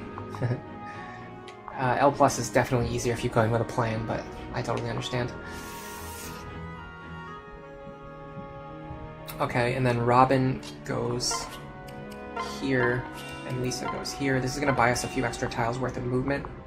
Now if I open this door, I've got a couple of things that could potentially happen. But Frederick only needs to block this tile. Does this guy have pass? Of course he does. Stop asking that question. You know he has it every single time. So Frederick. 1, 2, 3, 4, 5. In fact, Frederick doesn't even need to block these guys yet. I can come back and block them in future turns. So why don't I just have Frederick go up here? Other than the fact that because this guy has pass, but you know what I mean. Like, I can just start setting up the rest of my configuration. I need to make sure that this guy can't get out, though. So 1, 2, 3, 4. I think that actually blocks him. 1, 2, 3, 4. That should block him. And even if not, Robin here makes sense anyway.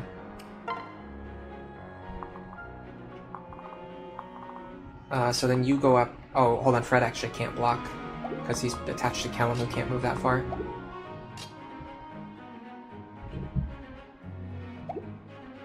Okay, what about Sully? She takes exactly 20 damage, and then with Luna Plus, she'll take even more. So that's not gonna work. 16 plus 6 is 22. I think Crom survives on 1. And if I unequip my sword, I'll actually take less damage. Crazy as that sounds.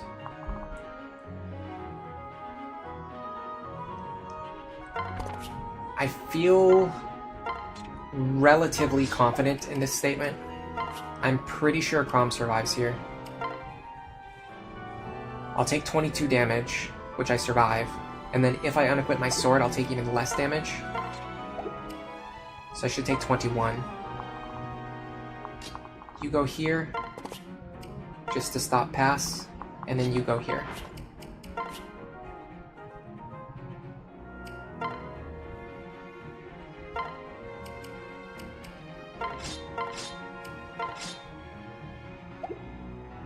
Probably should have traded those items to Callum.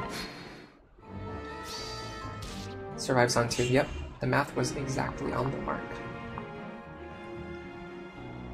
Yeah, double sweeping with double attacking with brave weapons makes absolutely no sense because you don't get them until like the very last chapter. But Vantage is still pretty good. Vantage Vengeance works pretty well. Counter doesn't really work. Counter is like really disgusting when enemies have it. And when the players have it, it's actually not that scary. Although it can actually be pretty good in Lunatic Plus because you can just sit there and let enemies hit themselves with counter damage. and then you never hit yourself with counter damage because you're only letting them damage you, and it helps you get their health low. Yeah, selecting characters first is usually a good starting point. Alright, let's get Robin up here.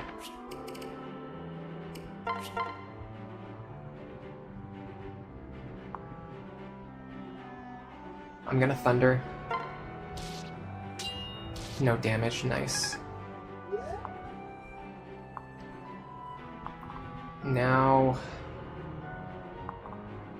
can I one-shot with the Rapier? It's not necessarily guaranteed, but it's pretty high accuracy. In fact, it's 100% if I stand here. Let's do that then. Gotta get rid of this guy. Okay, what about these guys? Do any of them have pass? Yeah, they do. So I'm gonna have to play around pass, but that's fine. I can Vuln here, and then heal with Lisa, and I should be safe. That'll save the elixir for later.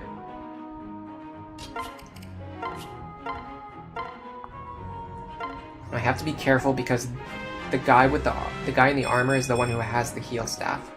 So I have to come up with a plan that allows me to kill him within a reasonable amount of time.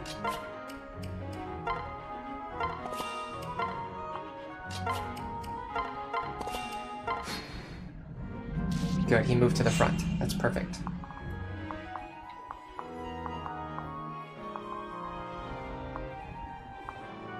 I'm gonna heal Fred one more time, just so we're closer to full HP.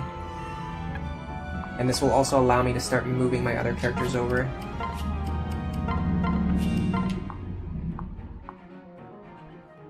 Because I need to make sure that we're not gonna get hit by pass. So I need to make sure that this square right here is blocked at the end of the turn. To that end, I'm actually just gonna transfer Robin over. One space at a time.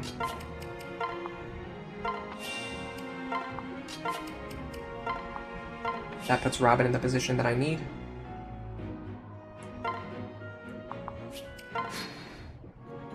And with the Lisa pair-up and the extra magic, I should be able to do some devastating work. I cannot one-shot even with a Thunder Tome still. I think it's okay. Just go like this. Oh, we crit. Even better. Okay, now these guys can't really deal damage to Frederick. I needed to fight together with Crom, though. That's a little tricky. Okay, so let me make sure Sumi is on full health so I don't have a repeat of last time where she ended the fight on low health. And then I tried swapping her into the lead and I didn't realize that she was about to die. That was very foolish of me, and I could have easily been prevented. I'm just gonna stick to where I'm standing right now so I don't have to worry about pass. And these guys can't really damage me anyway. I mean, they do. Minuscule chip damage. Minor chip damage.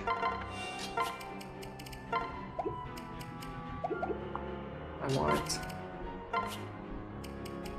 to move Virion closer to the front. And I want to keep Sumi here, I think. Okay, if I do this, switch Robin, go like this. I don't want Robin to dual strike. I do want Virion to attack. There you go. Okay, now who do I actually want as Virion's partner? I mean, he's going to be pairing up with Cordelia later, so whoever he pairs up with right now isn't super significant. So I guess Robin's fine.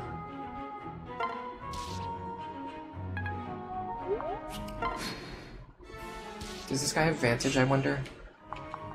He doesn't. Okay, interesting. I can set something up where I get him down to like an exact specific low health value. Although that'll be tricky because I can potentially crit him here. But I think if I can get him down to 1 HP, which I can, I might be able to set something up for Sumia now. So we move Sumia forward. Yeah, these guys are doing 1 damage per turn. Okay, the problem is once I transfer Kellum over, they will be able to damage me for more.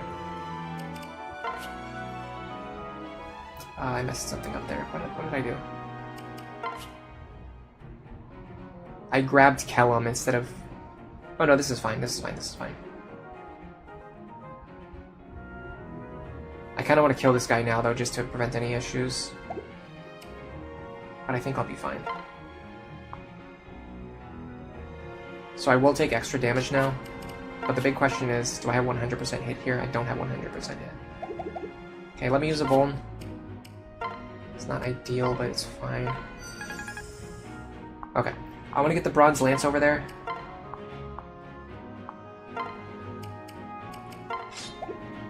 Actually can't get it very far.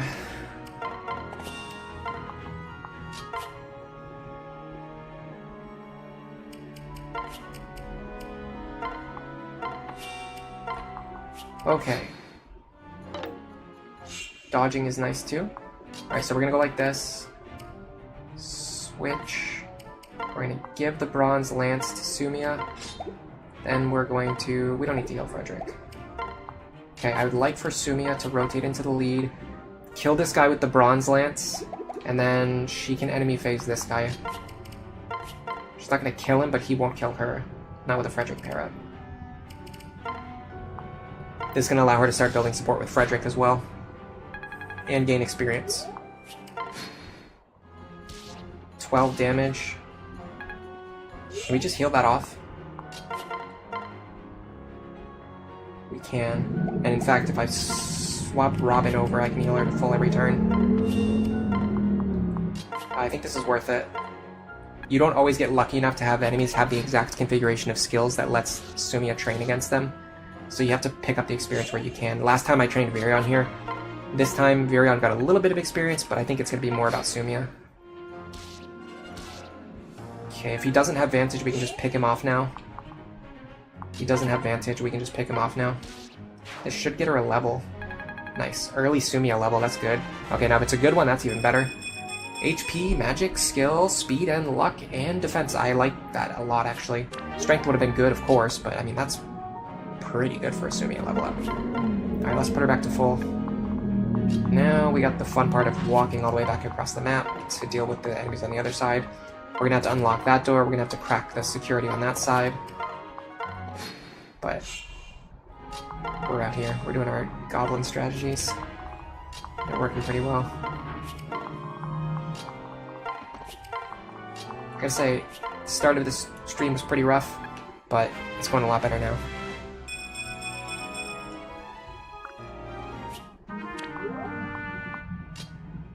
Sully can marry Crom and pass down Vantage.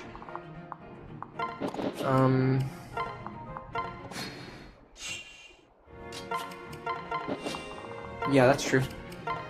But I don't think it's very easy to train her through Myrmidon if you're doing no grind. It might be possible. I like her just because she passes down Discipline, honestly.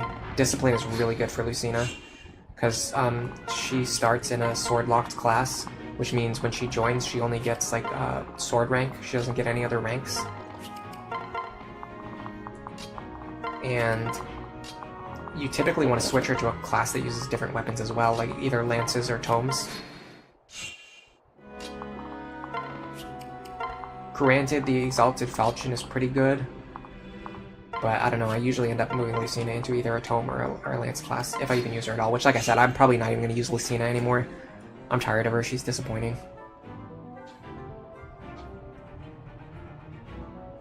This is the furthest we've gotten so far today, yes. Which is really sad, because I could have gotten so much further today. It's not even funny how much further I could have gotten. I know without a doubt in my mind I could have gotten way further today. Alright, let's reorganize our inventory. A lot of characters are like not holding the weapons that or items that they need. I need this good heal staff. Now this chapter, I have to go back to the support tab. Chapter 3, you want to get, I think, Fred Sumia. Let me go to the support page and confirm this information. Supports, support growth. I think Fred Sumia need 4 points. Fred Sumia, yeah, they need 4 points for their C support. So what we want to do is give all the shiny spots to either Frederick or Sumia. While paired together. The ideal situation is that Frederick and Sumia proc a +1 conversation. Experience on Frederick is fine too, though. And this is another one where, like, yes, getting them their C support as soon as possible would be really nice. But if they don't get it, we still have other workarounds. Like, you've already seen us have to adapt, how to, like, scratch and scrimp and crawl and just do every single possible thing that we could to, like, adapt to the nonsense that's been happening in these battles. So it's certainly not a situation where, like, their C support is essential. I think the Chrom Robin C support is the most essential thing on this map, by far.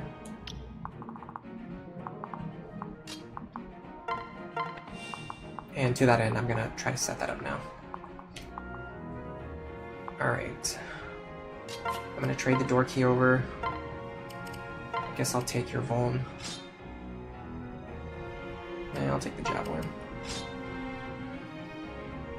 You're not gonna need it right now. We're gonna use Callum again as a wall. I mean, I guess technically we're using Frederick as a wall. Open the door. And if we do this correctly, I'm curious if this guy can actually kill Robin. So let's see. We have 26 plus 9. We have 35 effective HP. He has 27 attack. There's no way he kills us. Okay. So if I go like this, I don't want to dual strike here. I just want to use my regular Fire Tome. I just want to chip him while he damages us. Yeah. Now we can back off. We can let Frederick hold this position for a turn.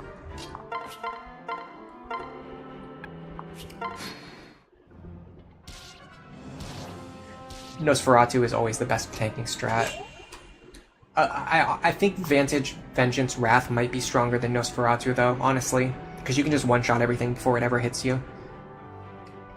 So you don't really need to be on full health. In fact, it's better to be on low health. Oh, I accidentally left a Frederick equipped. That was a mistake. That's going to reduce the number of times we can have Robin fight together. That was actually a huge mistake. Chrom Dual Strike there would have been good, though. It's just 6.5 hours in, guys. The mistakes are going to start flowing.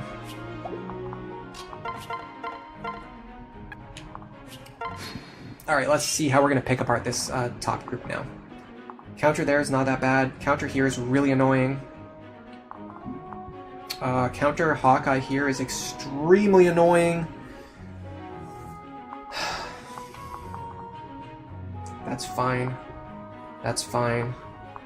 That's pretty annoying. I don't see a lot of pass. Actually, I don't see any pass. The problem is we have to get rid of this guy, and I just don't see how we can do that. 1, 2, 3, 4, 5. 1, 2, 3, 4, 5. Okay, I think I see a method. I see a method to deal with this absolute goober. I'm gonna try to split them up if I can. This is what I call a chicken strategy. It works sometimes. Most of the time it does not. But it's very funny. The best tanking strat is grinding to level 20 promoted with Limit Breaker. I mean, that's not really a strategy. That's just using brute force. Alright, we need to heal Frederick back up. My question is, will we kill ourselves with counter damage if we have the Sumia pair up? I suspect that we won't, but I'm gonna check. So I got a few options too. I can use Silver Lance, or I basically have a bunch of different options actually. I have Bronze Lances, Iron Lances, Silver Lances, and Javelins.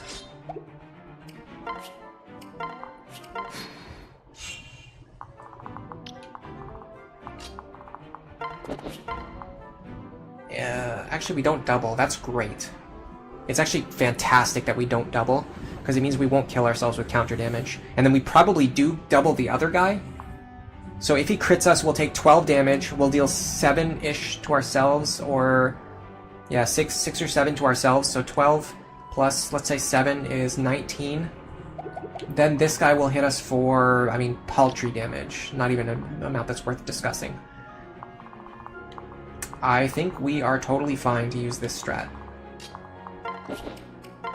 And I will also set her up for potential dual strikes then, if we're doing this. Bronze Lance is fine, we don't need it to get the... Well, actually, considering how dumpster his strength is, we actually might need it to get the kill. But either way. Alright, so we're going to be here. Now this is going to be a very complicated sequence, so I have to put a lot of thought into what I'm doing here. What I'm trying to do is stall in his chicken space. Yes, he is. Okay. So what I'm trying to do is stall is going to be in his chicken spot. When I aggro these enemies, which is right now, I want these 3 characters at least to start going west. Possibly more. This guy, I want him to go east in 2 turns when he goes 1, 2, 3, 4, 5, 1, 2, 3, 4, 5. When he's standing right here, I want Robin to run forward and hit him with a tome. If I can't kill him, I need Crom and Sully to move forward to finish him off, hopefully. I can use the Vake pair-up for some extra damage if I need to. Then, I'm going to move Frederick in front of them with a Kellum pair-up to plug the hole, so that nothing can get through and attack the characters who just fought this guy. Because he doesn't have Vantage, if I do it properly, I can plug this gap and kill him without ever letting him attack me. Let's see if it actually works. That's important. This is important. Now the archer's a problem, especially the fact that he's still alive. However, if we back up exactly 5 spaces, we can repeat exactly what we did last turn. 1, 2, 3, 4, 5, and we can even heal. The issue now is that we're gonna have to punch through the guy with the guy with counter somehow. I don't know how, but we have to find a way to get past him and to be able to target the fighter. Okay, they went after the chicken. That's great. Check this out. We just pulled these 3 enemies away. Now, because we used the chicken strat, you have to clear these guys out fast. You can't back away forever, because then you'll eventually get caught in between the 2 groups, and that will be very bad for you. It'll be very bad for me. It'll be very bad for everyone involved. Alright.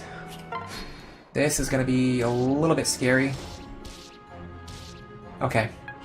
That might be clutch. That dual strike might have actually really helped us.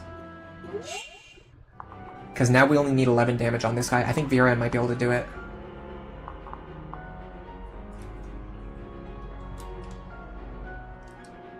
We're dealing 7 right now. The Vake pair-up will give us enough.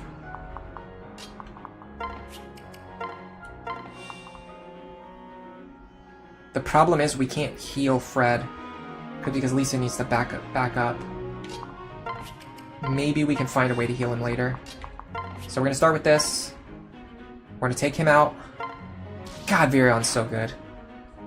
Being the only character who has access to bows early on is so important, because they're so strong in this game mode. And look at that beautiful level up. What a marvelous level up. What a marvelous level up. Okay, our chicken is going to continue running away. Now, the issue I see is that Robin can't actually target this guy in the way that I wanted to. What is his speed? 10? I have 9. I can't double him. Frederick can, with the right pair-up. Is this the play? Okay, how much damage does Robin do? That's the question. Robin deals... Oh, here we go. This works. This works. This works. This works. We got it. We figured it out. We got it. Robin can 2-shot him. This means that we won't counter damage ourselves. We back up.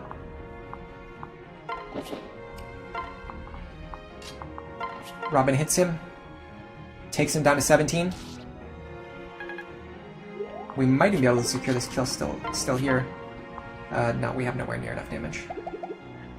Okay, so now he's going to attack us. Even if he hits us, which he will hit us because he has Hawkeye, it doesn't matter, because when we hit him back, we won't deal any counter damage to ourselves. I'm going to stay over here. I want to look at the chicken. Alright, let's go. Sick. Alright, we got through that. Okay, we're in a very good position now. These 3 enemies are of little concern to me. They do not scare me in the slightest. However, I do need to heal my buddies.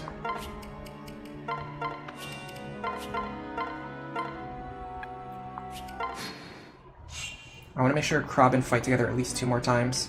Okay, right now this guy doesn't have any overlapping range. I would actually love for Sumia to fight him.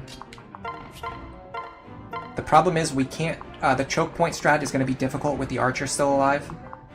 And these 2 having overlapping range is kind of annoying, especially because one of them has counter. You can actually play around this. It's very annoying. It takes a long time, but we can do it. And we're probably going to have to, so let's just resign ourselves to the fact that we're going to have to do this. Let's get all of our highest movement characters. Alright, okay, so Sumia can fight this guy. We used way too many javelins, by the way. I used an absurd amount of javelins. Actually, I want to train my sword rank here.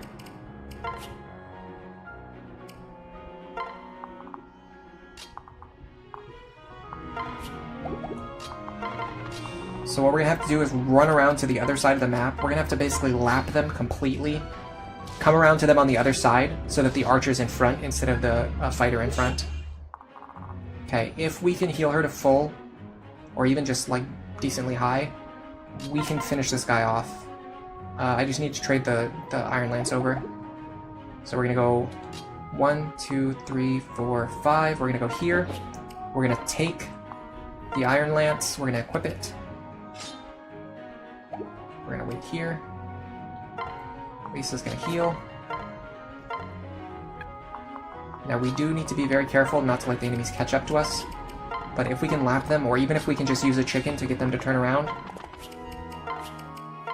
there's a very good chance we can basically just turn around their formation so that the archer's in front.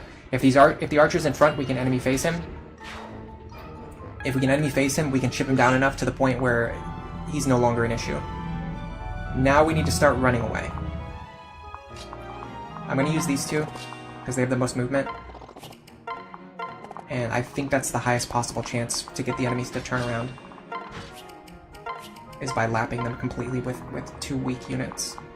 While we do that, let's get our other units out of here. All we need to do is just get them to turn around.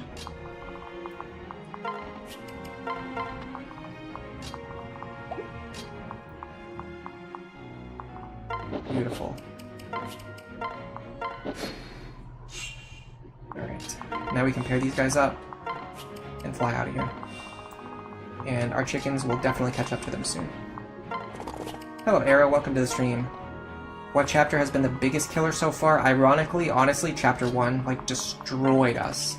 Which is crazy, because I've spent the last, like, 9 months optimizing that chapter, and I did not feel like it was going to be an issue at all. I seriously thought we were going to spend 10 minutes on the start of the game, and then maybe get stuck on chapter 2 or chapter 3. Make, like, maybe once, and then have, like, a really good deep run. Pretty much immediately. And instead what happened is we just sat there and like played chapter 1 over and over again. And then after I got the first time I got through chapter 2, I immediately made a misplay and then failed on chapter 3. So it's not been my most definitely not my best moment or my best stream for showing off my skills, but it is what it is. We made some progress. I got a lot of experience. This has been very helpful in terms of just gaining experience. Because, like I said before, the only way to get better at this point, the only way to get better at doing Iron Man is to just practice doing Iron Man. I'm not going to be able to just keep doing like theory and strategizing. I have to actually do the run, and this is why I'm doing it. And if you wonder what I'm doing right now, I'm trying to lap these guys so that they turn around so that the archer is the one who is in front. Because right now with the fighter in front, they have overlapping ranges that I can't deal with. So I have to run all the way around the map. It's very rare that you have to do this, but every once in a while you have to. It's just a fact of life. It's very stupid. Let's swing in front. Okay, we got them to turn around. In fact, we actually got them to split up, which is crazy. With that in mind, actually, with them already being split up, we actually don't really need to do anything else. because they're already split up. It's like we don't need to do any additional, like, anything to get them to split up because they're already split up now. So let me do this. Let me heal Robin up. I would love for Robin to level up without needing to fight the boss, because then we could get the boss kill to other characters. Once Robin hits level 10, they're done for this map. I'm gonna leave the chickens here for one more turn. Is it very difficult to get the bolt axe in this game? There's a guaranteed bolt axe that you get like way later on. We don't deal enough damage. Okay, he doesn't have pass though. So if we can get Frederick in front of him, which we can definitely do, we can block him for a turn and then just win that way. Yeah, the fact that none of these guys spawn with pass is it made this strategy just a little bit more bearable. Okay, so we're gonna unequip Frederick so that he doesn't deal counter damage to himself. We're gonna have... let's actually have Virion shoot once. We'll have Virion shoot once. Then we'll transfer Robin and Crom over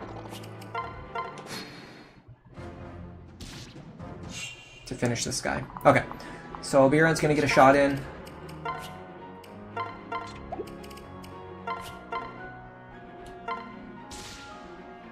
Did not want to get that crit. That actually hurts us way more than it helps us. He does have Vantage. That sucks. But we're on full health, right? Oh crap, I almost dropped my calculator. That would have sucked. Alright, hold on a second. I can do this. Yeah, that was not what I wanted at all.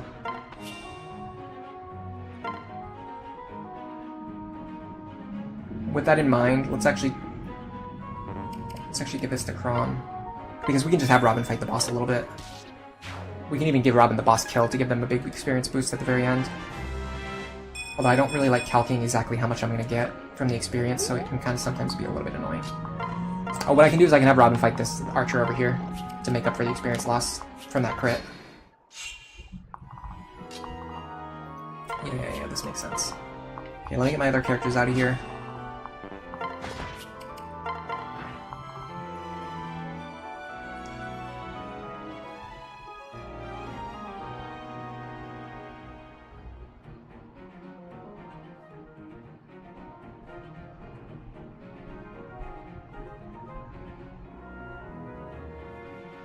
Wrath seems juicy, but it's not that good, says Koto Clan. Even though you love Vengeance Wrath, really, I think Vengeance Wrath is like the best build in the game.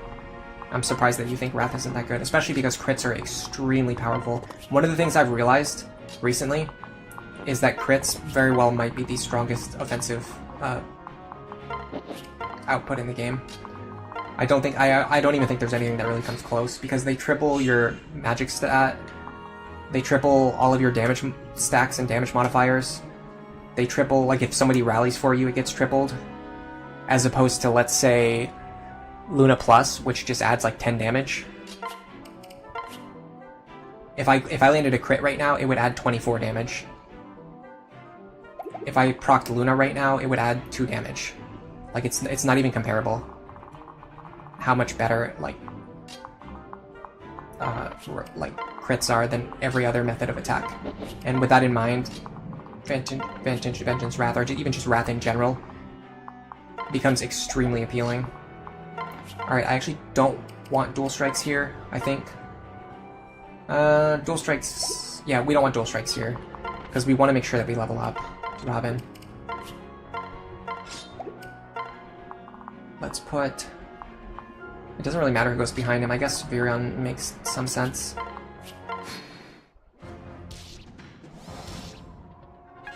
Okay. Here. Here. Now Lisa can heal him. Which is not great, actually. That's kind of a little bit of a waste of a heal staff.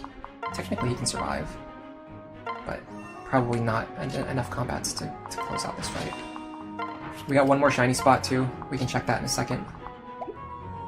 If we can get Robin enough experience, we can possibly give this kill to Sumiya, otherwise.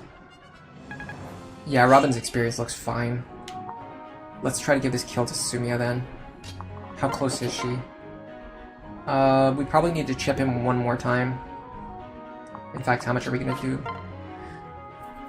We're going to deal 7. We actually need to chip him like 2 more times. Alright, what about Virion? Problem with Virion is we need to actually get him to double, or to not be doubled. Which we can actually do with Sumiya.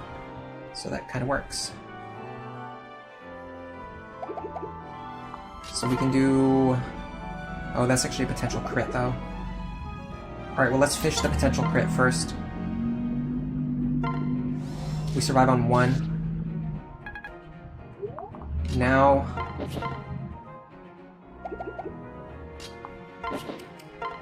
pair up here. We remove Sumiya's gear. Now Virion won't get doubled, and he won't get one-shot. He can deal 4 damage. This brings the enemy into the range where Sumiya can finish him off. We pull her over with Fred, because this is her dedicated partner. And we might even be able to do it with the Bronze Lance to save more valuable weapon charges and just for consistency and all that stuff. Bronze Lance is just enough. Exactly. Perfect. Okay, we do not need to heal anyone else with Lisa, because we are going to be breaking the boss's weapon again. For that, let's go up here. Sumiya won't benefit from this because she's already on 99 experience. Actually, Frederick is already on 97 too. Okay, hold on a second. Let me get Frederick a level really quick, and then I'll have him stand on this a moment after that. After I do that, give him the Iron Axe. We can also fight together with Sumiya one more time. I sincerely doubt she can deal damage, and I'm correct about that, so don't bother. We need to make sure Frederick can survive, although he's actually looks really good in that sense. Yeah, he'll be perfectly fine. Alright, I'm just gonna do this for 1 turn.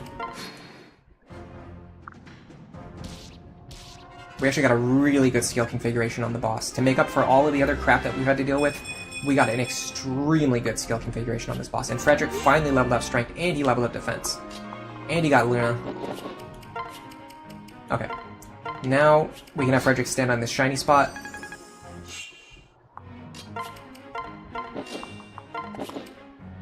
So that if he gets experience, it doesn't go to waste.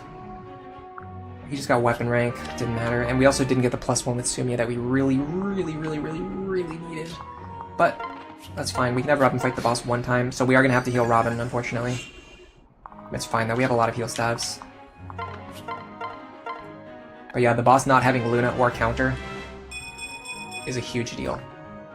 Those are like the 2 worst things for this boss to have.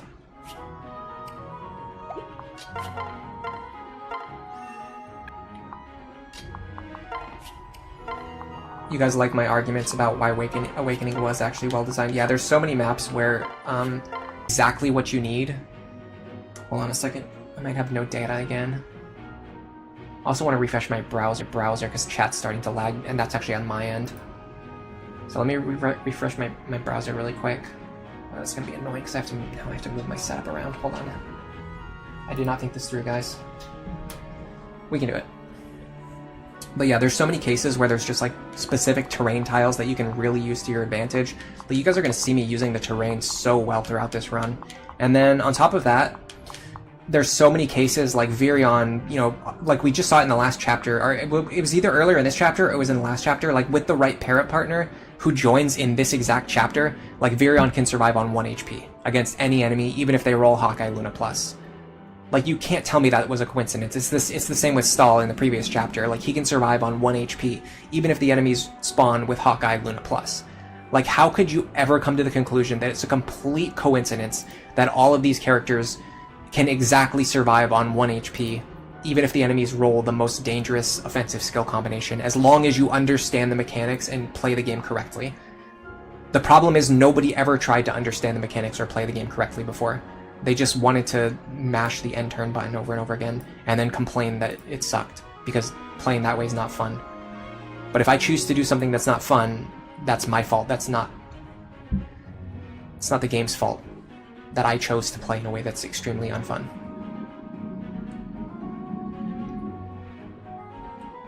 Alright, I'm just waiting for my chat to reload now. While I do that, I'm gonna start breaking this boss. No, hold on, I have to have Robin fight the boss one time. I want to make sure they don't crit or anything. Okay, they don't crit. And they could actually even dual strike here. It wouldn't kill the boss. But I can't deal any damage, so that's a problem. I don't want to dual strike twice with the rapier, especially because it can crit, so I'm just going to not...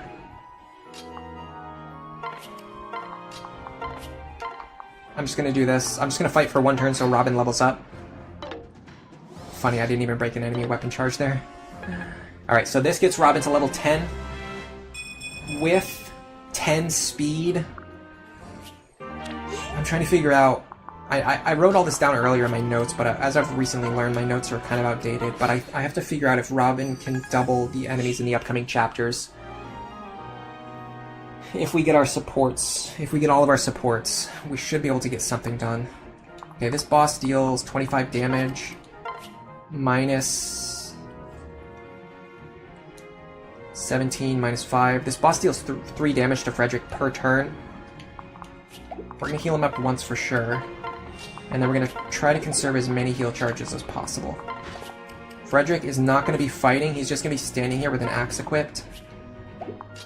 So that the boss can eventually break their weapon. I can't remember if he gets support points with like Sumiya and Chrom in this situation because he's not actually fighting.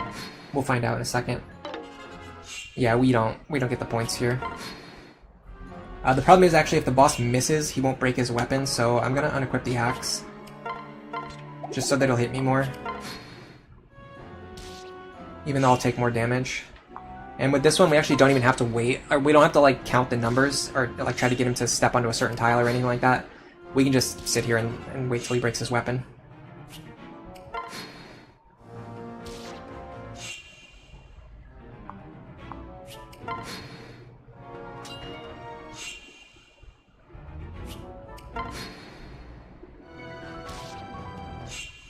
I'm reading some really long comments in chat right now, and I just remember I just had to refresh the entire chat window, so it's taking me a second to get caught back up.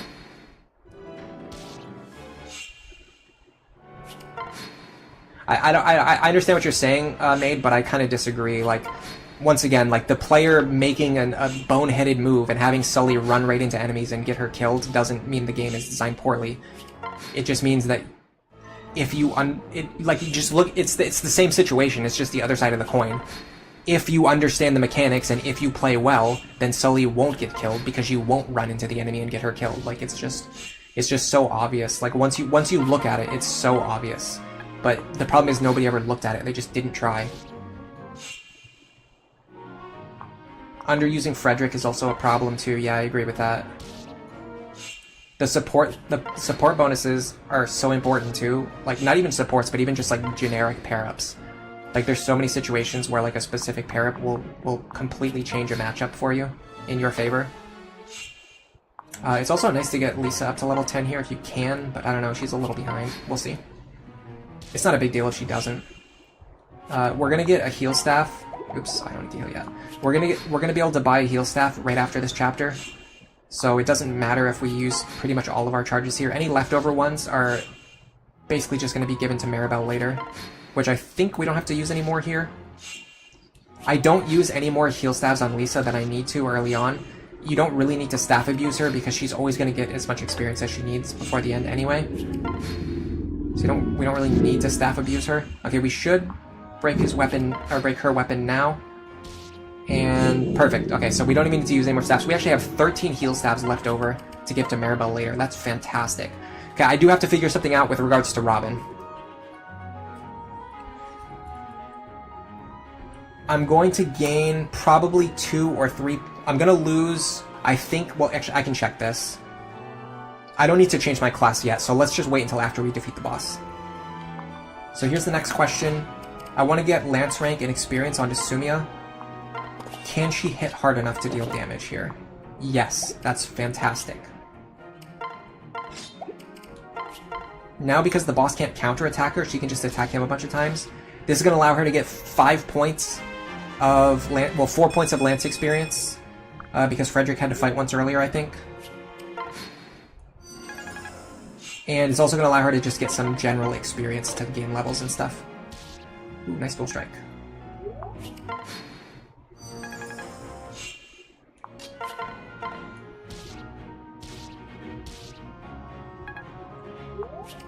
And then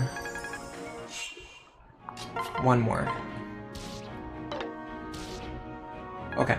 This gets her much closer to the point where she can use the Killer Lance, which is kind of important. Arguably, we could have given it to Sully, but Sully is kind of... The thing about Sully is, like, she... Look at what she does already. She gives +3 strength, +2 skill, +2 speed, and +3 defense to Crom. That's, like, literally the only thing she would need to do to be worth a deployment slot. So even if she never levels up ever again, she's already, like, very good. But the thing is, she's going to continue to level up more in the future anyway, so she's going to get even better.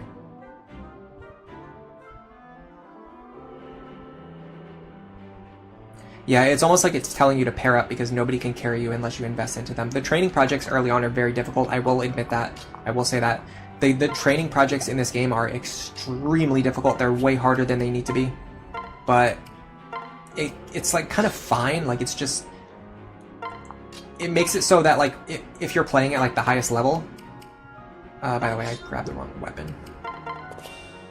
It makes it so that if you are playing at the highest level, like it actually gives you like a reasonable challenge. Like it actually challenges you, which I like. I feel like I need to fight with Sully some more, but I don't know how I'm gonna do that. I guess I can just use the Falchion, right? Does she deal any damage? No. Okay, I'm just gonna unequip her then. Yeah, so the good thing is you can actually continue to gain support ranks. So we can just fight with Sully a bunch of times. Gain some free experience, gain some support ranks. That's going to get them closer to their C support or B, whatever one we were working on. I think it was the B support or the C support, something like that. This should give us support up for both Robin and Sully, but it's going to be tricky with the rounding. One of them might get screwed over. And we're really hoping that it's not Robin. But no, because Robin's at the top of the priority order. So really the only thing bad that can happen here is that like maybe Sully will get screwed out of getting the experience that she's supposed to get. Okay. Hold on a second. Give him the hammer. Switch. Transfer Crom over. Okay. So now I'm strongly considering using the rapier and maybe the hammer. Or just using the falchion and the hammer. So Falchion, yeah, Falchion Hammer makes good sense, I think. Because then if we do land hammer attacks, we'll kill the guy. If we land crits, we'll get their health lower. And it just works toward the end that we're aiming for. Crom will have to get the experience on this kill, but that's fine. Man, that hammer has got some pretty amazing accuracy, huh? Yeah, the good thing is, because we're using the Falchion here, we're actually not wasting any weapon charges either. Like, we can just do this forever. Until we get a hammer dual strike that actually hits. Got it. There you go. This might even be worth a full level, but maybe not, because we drained so much on experience decay already. So Robin would have gotten 60 there instead of 40. That's why Veteran is so good for killing bosses. Yeah, I like Seren's Forest as well. It's the main one that I use.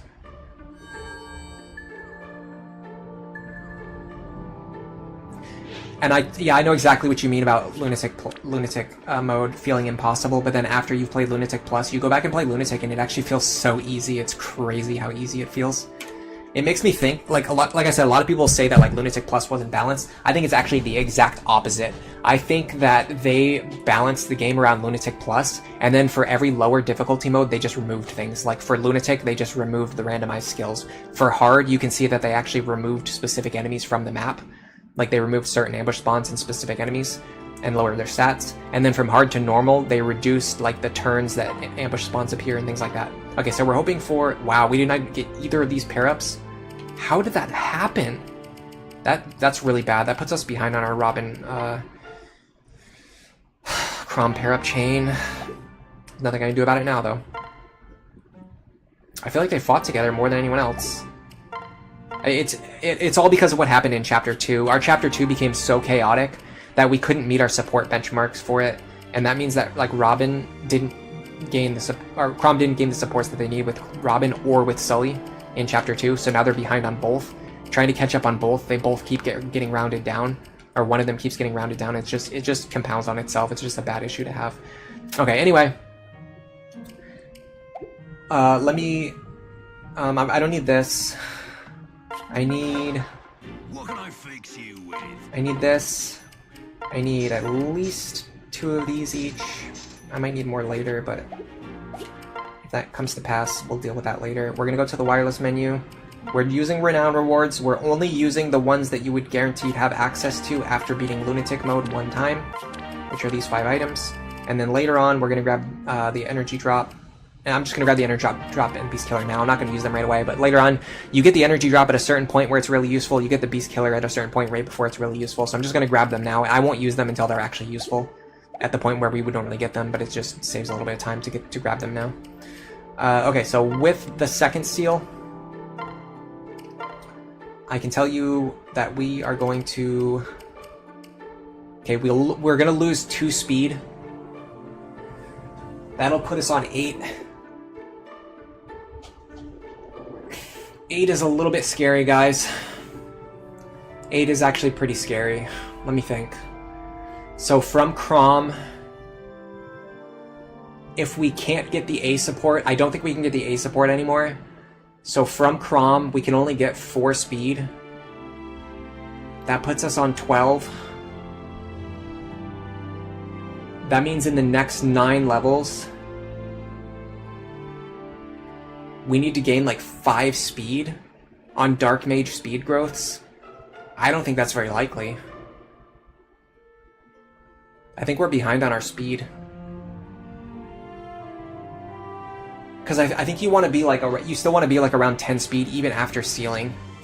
And even if we use the mage build, we're going to be like a little below that.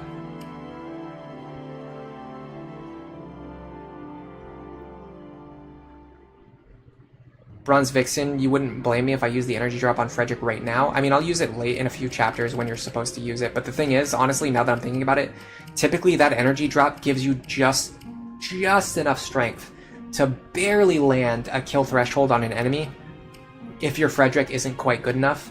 The fact that our Frederick is so far behind on strength now makes me think that even the energy drop's not going to save us, but I guess we'll see. Yeah, so you can't unlock Lunatic Plus until you've already beaten Lunatic mode, so the game naturally is balanced around the fact that you're gonna have a certain amount of renown, so I just picked those items.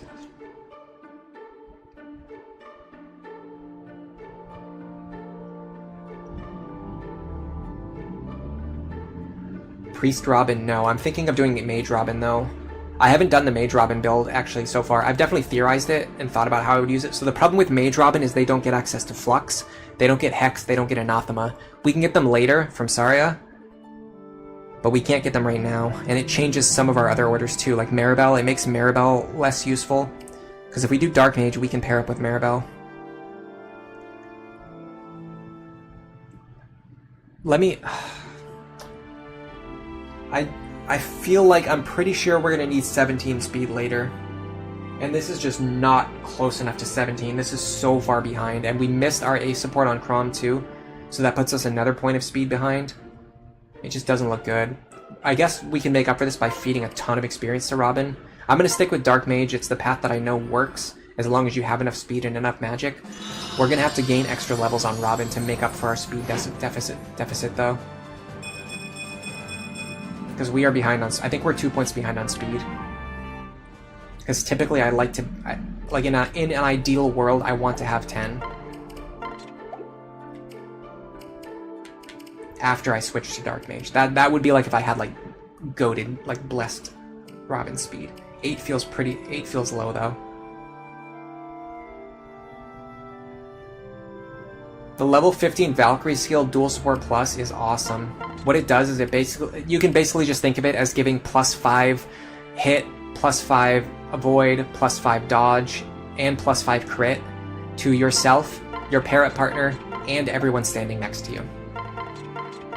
I don't know why I'm emptying my inventory, by the way. That's a stupid move. It's just going to cause me to spend more time reloading it.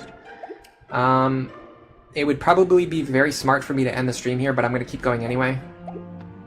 I do have to do one thing though. I'm gonna have to set the clock forward to get this guy to move, so we can buy our Flux Tome and our Wind Tome that we need. It's very stupid that this guy can spawn before you're ever allowed to shop here. Very, very horrible game design. My least favorite thing about Awakening by far. So give me a second.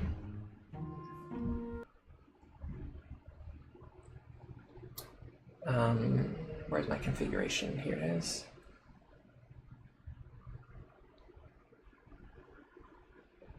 We had to set the clock forward 11 days last time to get rid of that guy. 11 days. We had to do this a lot. You have to do it 1 day at a time, so we had to do it 11 times to get rid of him. That might be my last two combined, but it's still pretty bad. Oh, nope, it didn't get rid of him. It just spawned another guy on another Essential Shop, which is another thing they can do. They can literally spawn on the other Essential Shop, even before you have a chance to shop there. Isn't that great game design? I will never understand the random spawning Risen thing.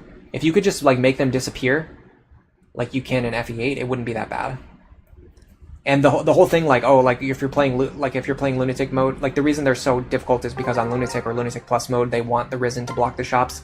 That's idiotic to me. That's so stupid. That's like, just because that was their intention doesn't make it a good idea. It just makes it even stupider, because it's a really stupid idea, and they did it intentionally. Why would blocking the shops like be a good thing? How, in what world is that like a feasible amount of challenge? Yeah, I do play a lot of dungeon crawlers. Etrian Odyssey. I already said that I'm probably never going to stream Etrian Odyssey though, because number one, I don't think it'd be that exciting to watch, and number two, I've already played it. I've already played like so much Etrian Odyssey at this point in my life. I've played as much Etrian Odyssey as I'm ever going to play in my life, like straight up. So I just find it unlikely that I'm ever going to play it. We're going to forge at least one might onto this at some point, so we might as well just do it now to get the value immediately. And then we're going to head into here. You like the Persona Q games. That's actually surprising to me. I'm not saying that they're bad, but the thing about Persona Q is that it doesn't have any of the qualities about Etrian Odyssey that Etrian Odyssey fans love. And it doesn't have any of the qualities of Persona that Persona fans love. And as a result, like neither Persona or Etrian Odyssey fans really liked it very much. Including myself, I didn't really like it that much. But that doesn't necessarily mean it's a bad game, and if someone else enjoyed it, that doesn't, you know, hold anything against them for liking it.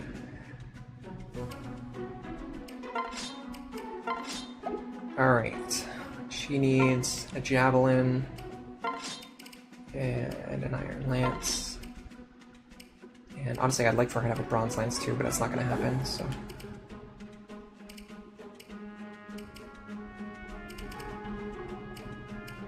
how many characters can we bring again? Just these 6, okay.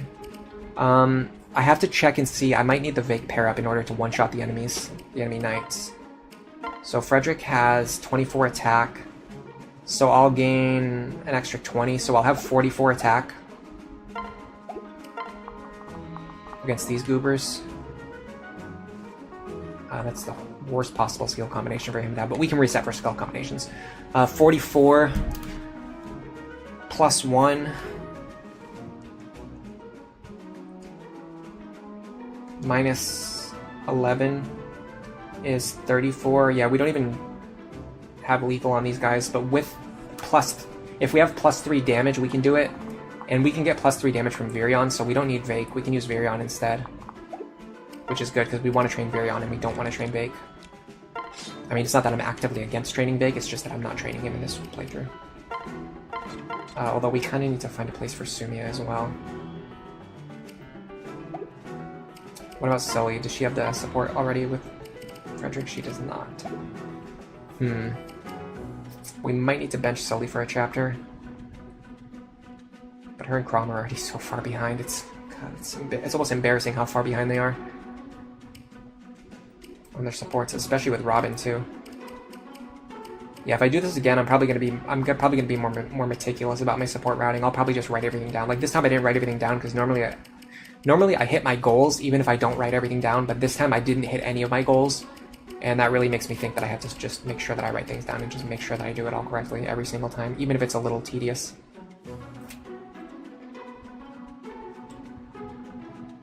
I love Etrian Odyssey 1. Still. And 2 as well. 3 is okay.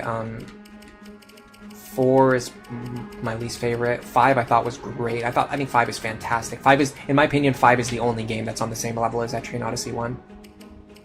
And the HD remakes made Etrian Odyssey 1 and 2 a lot more playable as well, so that's also great for those games. Because you can actually play them now. They're a little bit overpriced for what they are, but they're great games.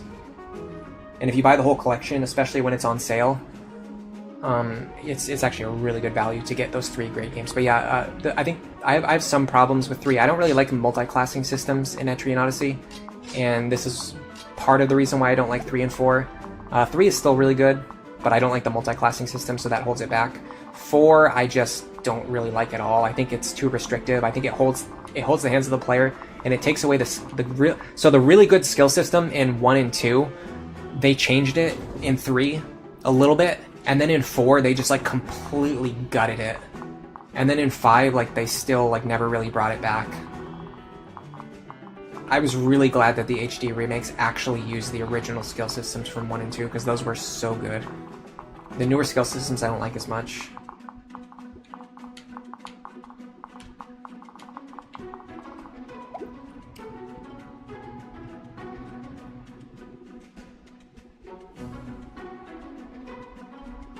Everyone's got different answers. Yeah, I mean, Etrian Odyssey, the whole series is great. Even, I'm saying 4 is my least favorite, but I still like 4. One of the things I don't like about it is that it's laggy. The other thing that I don't like is that, like I said, it's just too hand-holdy. It just doesn't let the player do what they want to do. So not on top of having a worse skill system, it just doesn't give you an option to do anything. Like, honestly, you know what? This is worth doing. This is worth the time it's going to take me to do this. I'm going to bring up the Etrian Odyssey 4 build calculator. I'm going to blow your mind. It's disgusting how basic this is.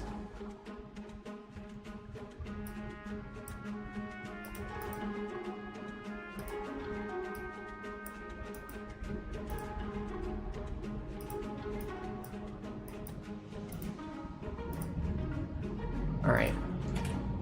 If you care at all about Etrian Odyssey, go here and just look at the skill trees and just see how ridiculous they are. And keep in mind, the game...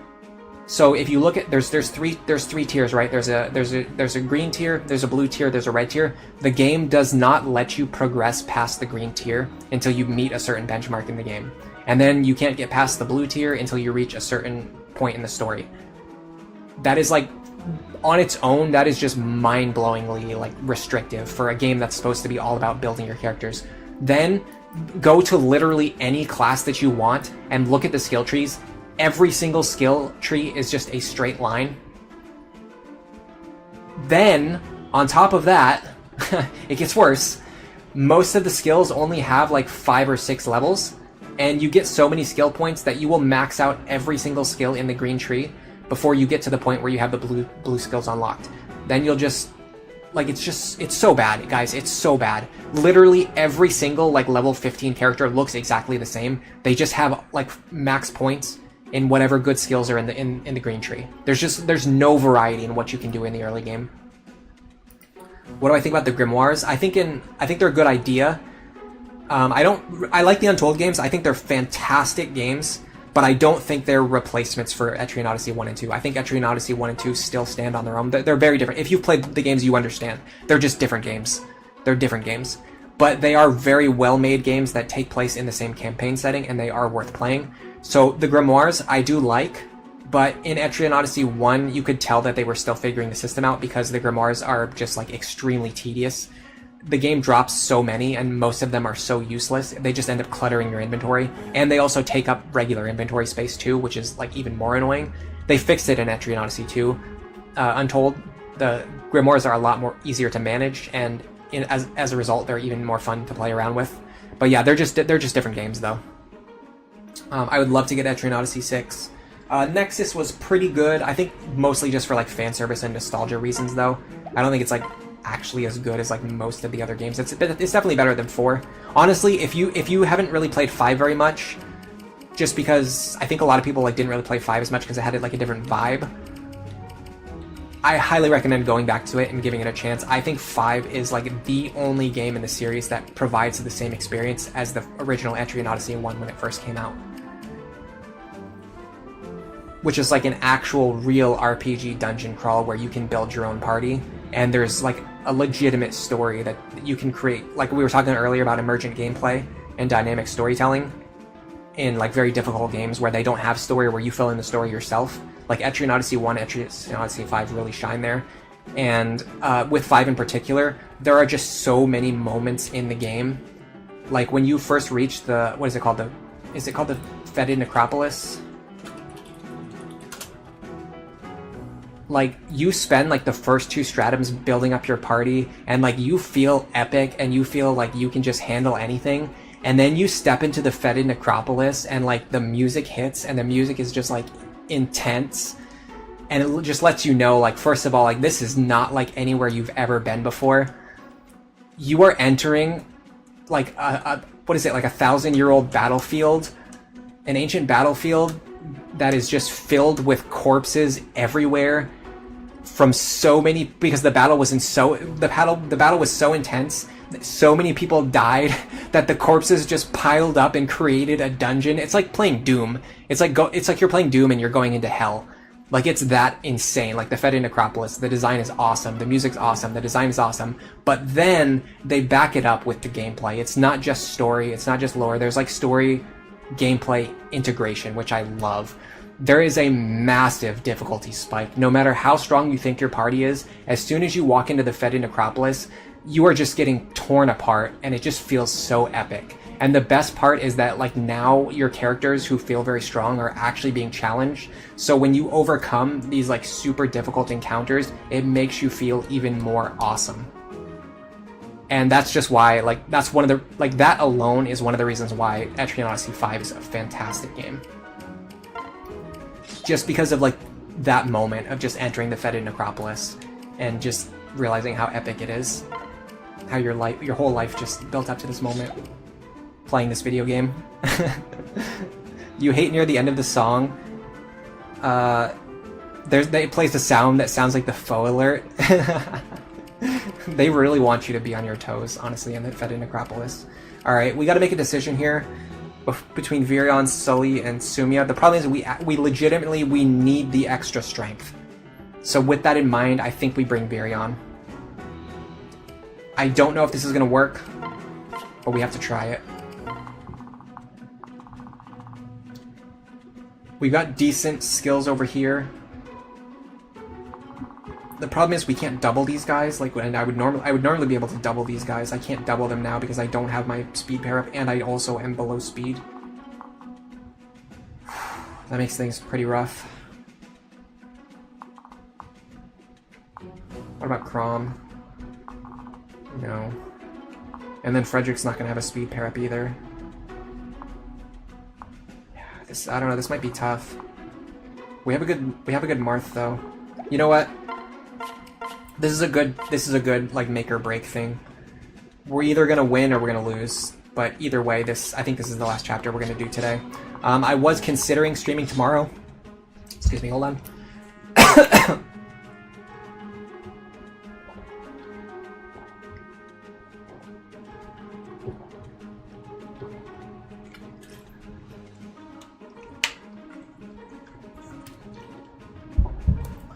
People in chat are at excuse me. Yeah, I've been talking too much today now. My acid reflux, and then like it's just started cause damage to my throat. I knew that would happen. Anyway, I was thinking of possibly streaming tomorrow, but I decided I'm probably not going to. I think it's better to save this for next week. I do want to continue this. I'm just going to continue this next week. I know people are excited for me to finish up the main Lunatic Plus playthrough, but I really want to work on this Iron Man stuff right now. So I think it'd be really cool if I could beat the Iron Man run before Fortune Weaves comes out. Anyway, people in chat are saying Etrian Odyssey sounds awesome, or they're asking what it's about. It's a first-person dungeon crawler. It's like wizardry, but like it's like the most modern and most awesome version of what wizardry is, basically.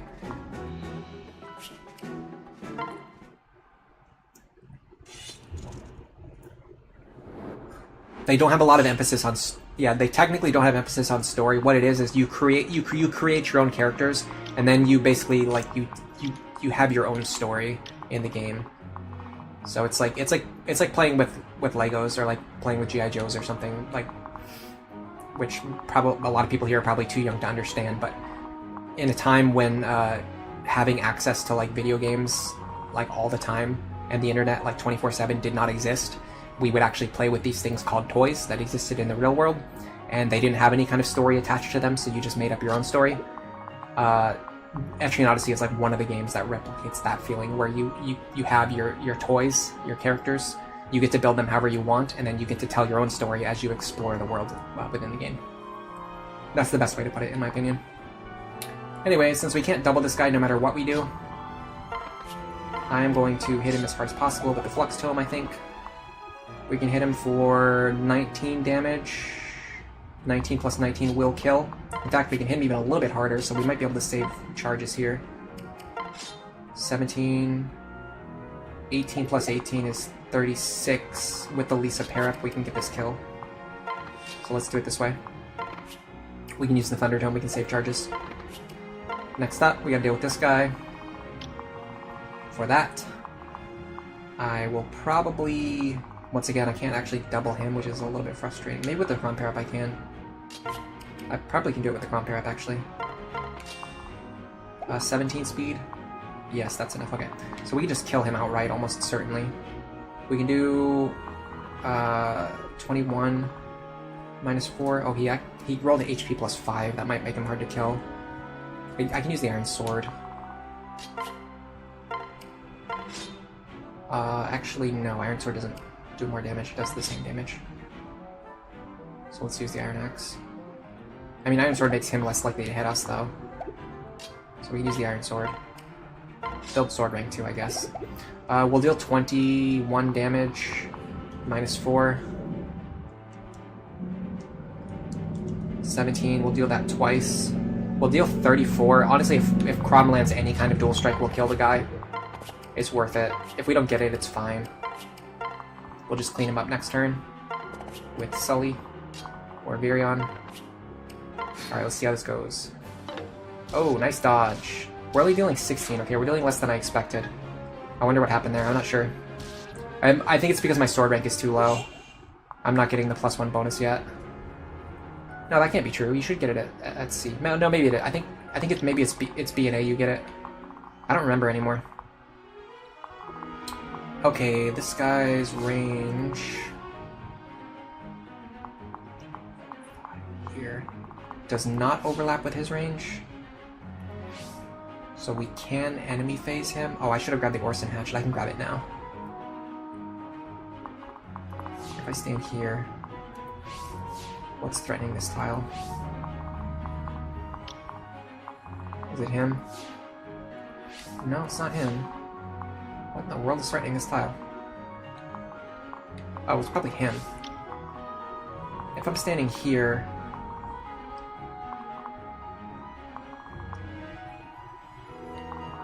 Problem is, I don't think I can take 2 Thunder hits. I mean, I can check, though. 16 plus 16, actually exact lethal. That sucks.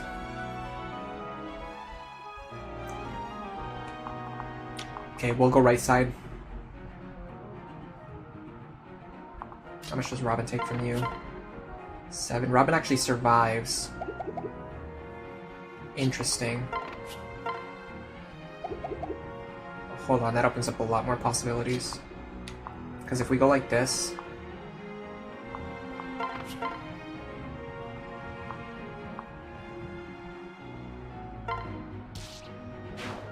Robin can enemy phase you and just chip you down even though we won't kill you. And then Frederick can enemy phase you and almost definitely kill you while also actually surviving instead of dying, which is kind of fun. We will double. I need to get that Orson Hatchet from the convoy. Equip that. I'll put, actually, Virion here. And Sully here. This is fine. Nice dodge. Man, Frederick's been dodging like a loon. Alright. Now Robin will be on low health, but oh, nice crit. Okay. And we got rid of that enemy, so that's clutch. That crit was huge. Without that crit, we would have been in a lot of trouble. Ooh, we did not get speed there. That's very bad. Speed is the #1 thing that we need right now. And we did not get it.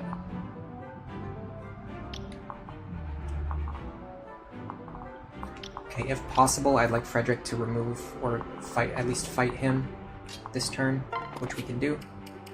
We're probably not going to remove him, unfortunately, because he has Pavis Plus. Can we get to the other side? No. And we can't get Robin over there either, especially not in the sense that we also need to heal them. What we can maybe do is have Robin just kill this guy, and then have Lisa heal him. Okay, 19 plus 19 should be enough. Yeah, I'm not trusting my own ability to do math right now in my head, so I'm gonna calc everything. But that's important. Okay, now because we kept Virion close, we can do this. Just scrounge up a little bit of healing. That will probably allow us to safely fight him next turn. If that's the case, what if we Orson Hatch at this boy? No, that's not gonna do it. And then the hammer's not enough damage, right? What about, hold on a second, Sully pair-up's not going to do it either. We need the Virion pair-up to be able to one-shot this guy. But we need to get rid of this guy first. Okay, hold on. I'm going to do something a little... I'm going to have to sandbag a little bit here. Get Virion on the ground, too. Yeah, I'm just going to unpair everybody this turn. That will allow me to...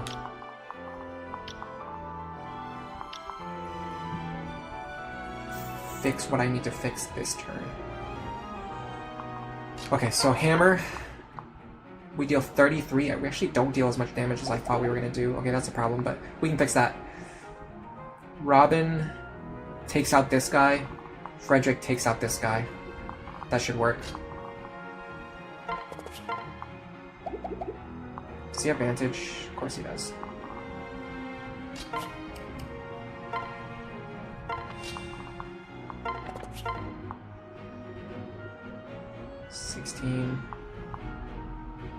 Hammer would kill him, but the accuracy is trash.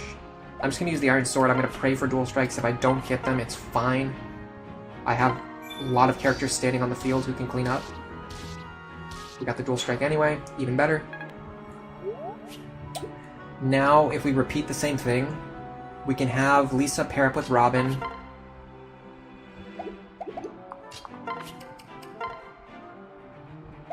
Is that +1 speed really making a difference?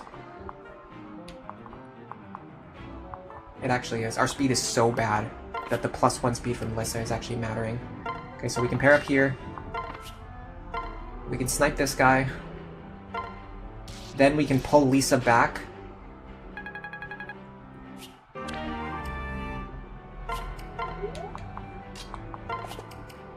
Use her to heal Robin back up so that he's safe. And then we can even pair Virion back up with Robin. Now the big problem here is that Robin and Chrom did not get any chances to fight together.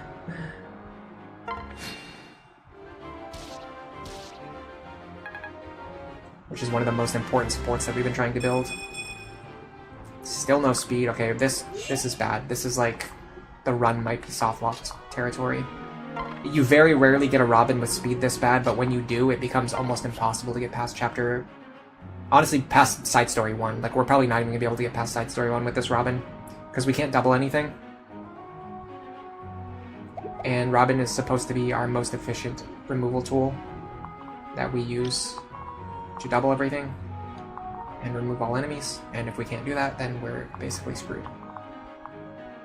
Bringing Virion was a bad idea here, by the way. We should have brought Vake. I guess it's fine. We can use the Forge Flux Tome now, I guess. Although if we miss, it's going to be very crucial. Oh, Virion. Virion actually trades favorably here. And it means that we don't have to spend a turn healing. Although if we don't, then we're not going to have low. Then we're going to still have low health next turn.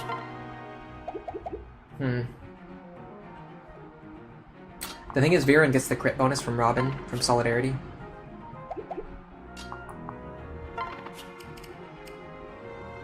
Let me make sure he can't one-range me. He can't one-range me. Honestly, I kind of like this. Call me crazy.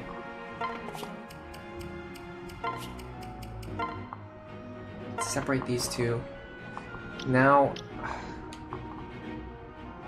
I want to pull Lucina the other way, but I don't know that I can safely do it because I feel like this guy will also attack me if he sees lethal. So what do they have together? They have 25 plus 29. They have 54 damage together.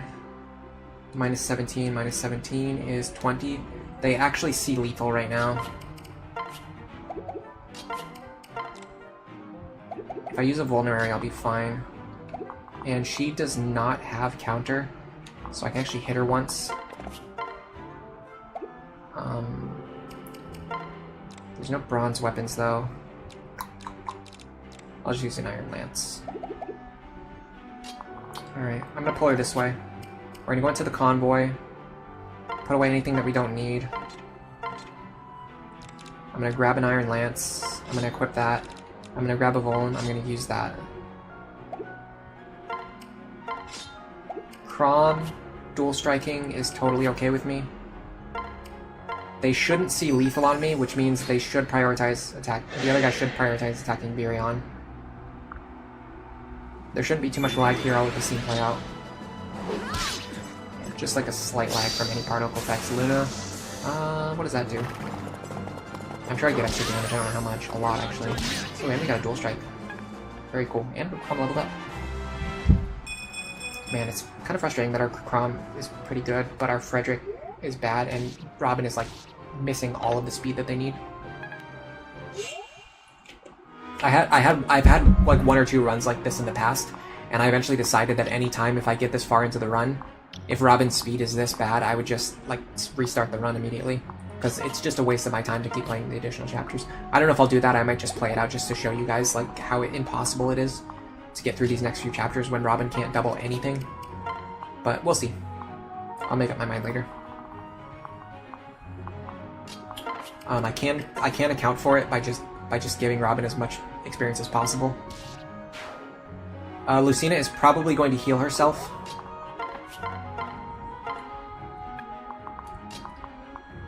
Hello, Koto Clan Lighthouse. Thank you for joining the membership. Make sure to spam the miracle emote. It's my favorite one. That was pretty fast. That was like immediate. Okay, Lisa's available. I'm gonna do the same thing as last time. We're not gonna be able to grab these shiny spots. So our goal here is to chip Lucina down enough that Robin can pick up the kill. Uncontested. I'm gonna start skipping now. Okay, 6 damage is perfectly fine. We can definitely pick up this kill with Robin. They don't have Vantage, and with the Wind's Home, and well, I'll try to use a Crom pair up if I can. I'll switch to a Virion pair up if I have to. I would like for these two to fight together at least once. But with this Crom pair up, we should hit 100% accuracy. Okay, and like I said, I mean, I know you guys would like to see the animations, but I need to skip them, especially on Magic, because Magic lags the game a lot. Marth survived on 1. Because I didn't pay attention to the fact that they had Aegis. I could have just used this more powerful tome. God, that was stupid of me. Okay, we can give the kill to, I guess, Sully or Virion. It's fine. I guess I'll give it to Virion. What is his hit rate? It's 100%. Yeah, his hit rates are really good.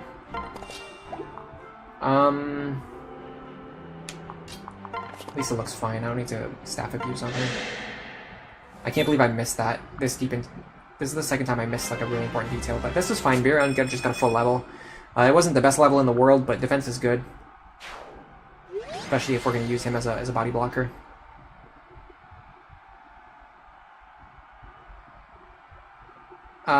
No, the only way to fix Robin's speed is to pair up with Crom and also get the A support fast enough. And even if I do that, I'm still like 1 or 2 points behind the benchmark that I would need to be at Like, I'm so far behind on speed right now that even the Chrom A support would not fix my speed.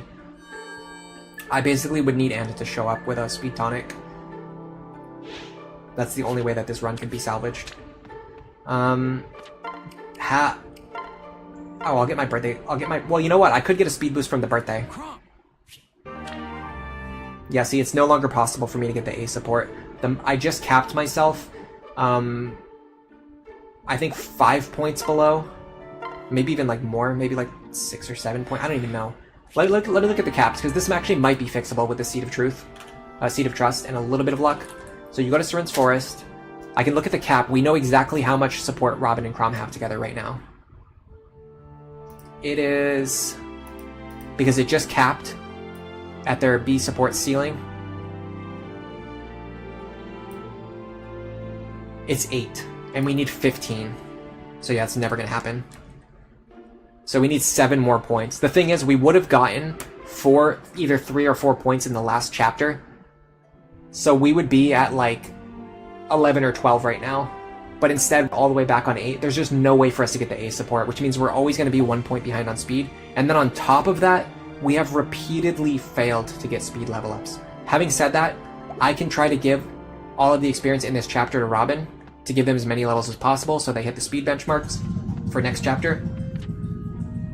The problem is, literally even just getting through this chapter is actually pretty rough. However, we can use the barracks here. Nope, we set the clock forward because I'm an idiot. Because I had to set the clock forward, we don't get our birthday bonus. So we won't get a surge of speed. I mean, we might, technically we might, but it's probably not very likely.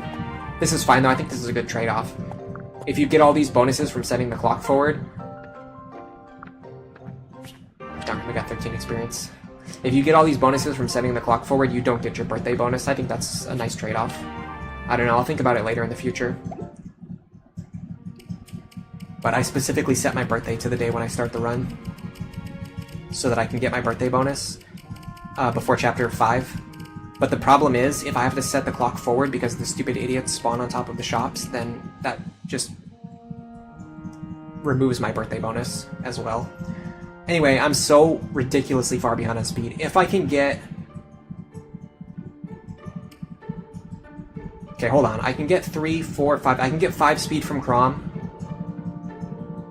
If I can get 4 more speed level ups in the next chapter, I can catch up to the enemies. The problem is, even getting past this chapter is going to be extremely difficult, because I can't double anything, and I need Robin to remove the enemies in this chapter, but Robin can't do it. So, like, you know, like what is the solution to that? If you need Robin to remove the enemies, but Robin can't do it, you're just basically stuck. We failed before Chapter 5. This was the worst possible... I did not even think this was going to be a possible outcome. I just put it on the poll just for the haters. And the haters were absolutely right today. I got destroyed by the game today. Yeah, you guys hear Motorcycle Guy out there? 25 Robin with 12 speed incoming? I hope not. Motorcycle Guy is out there. Dude, he was revving it out there for like a full 2 minutes. At this point, he does it so much I didn't even notice. I didn't even notice him out there until you guys said it.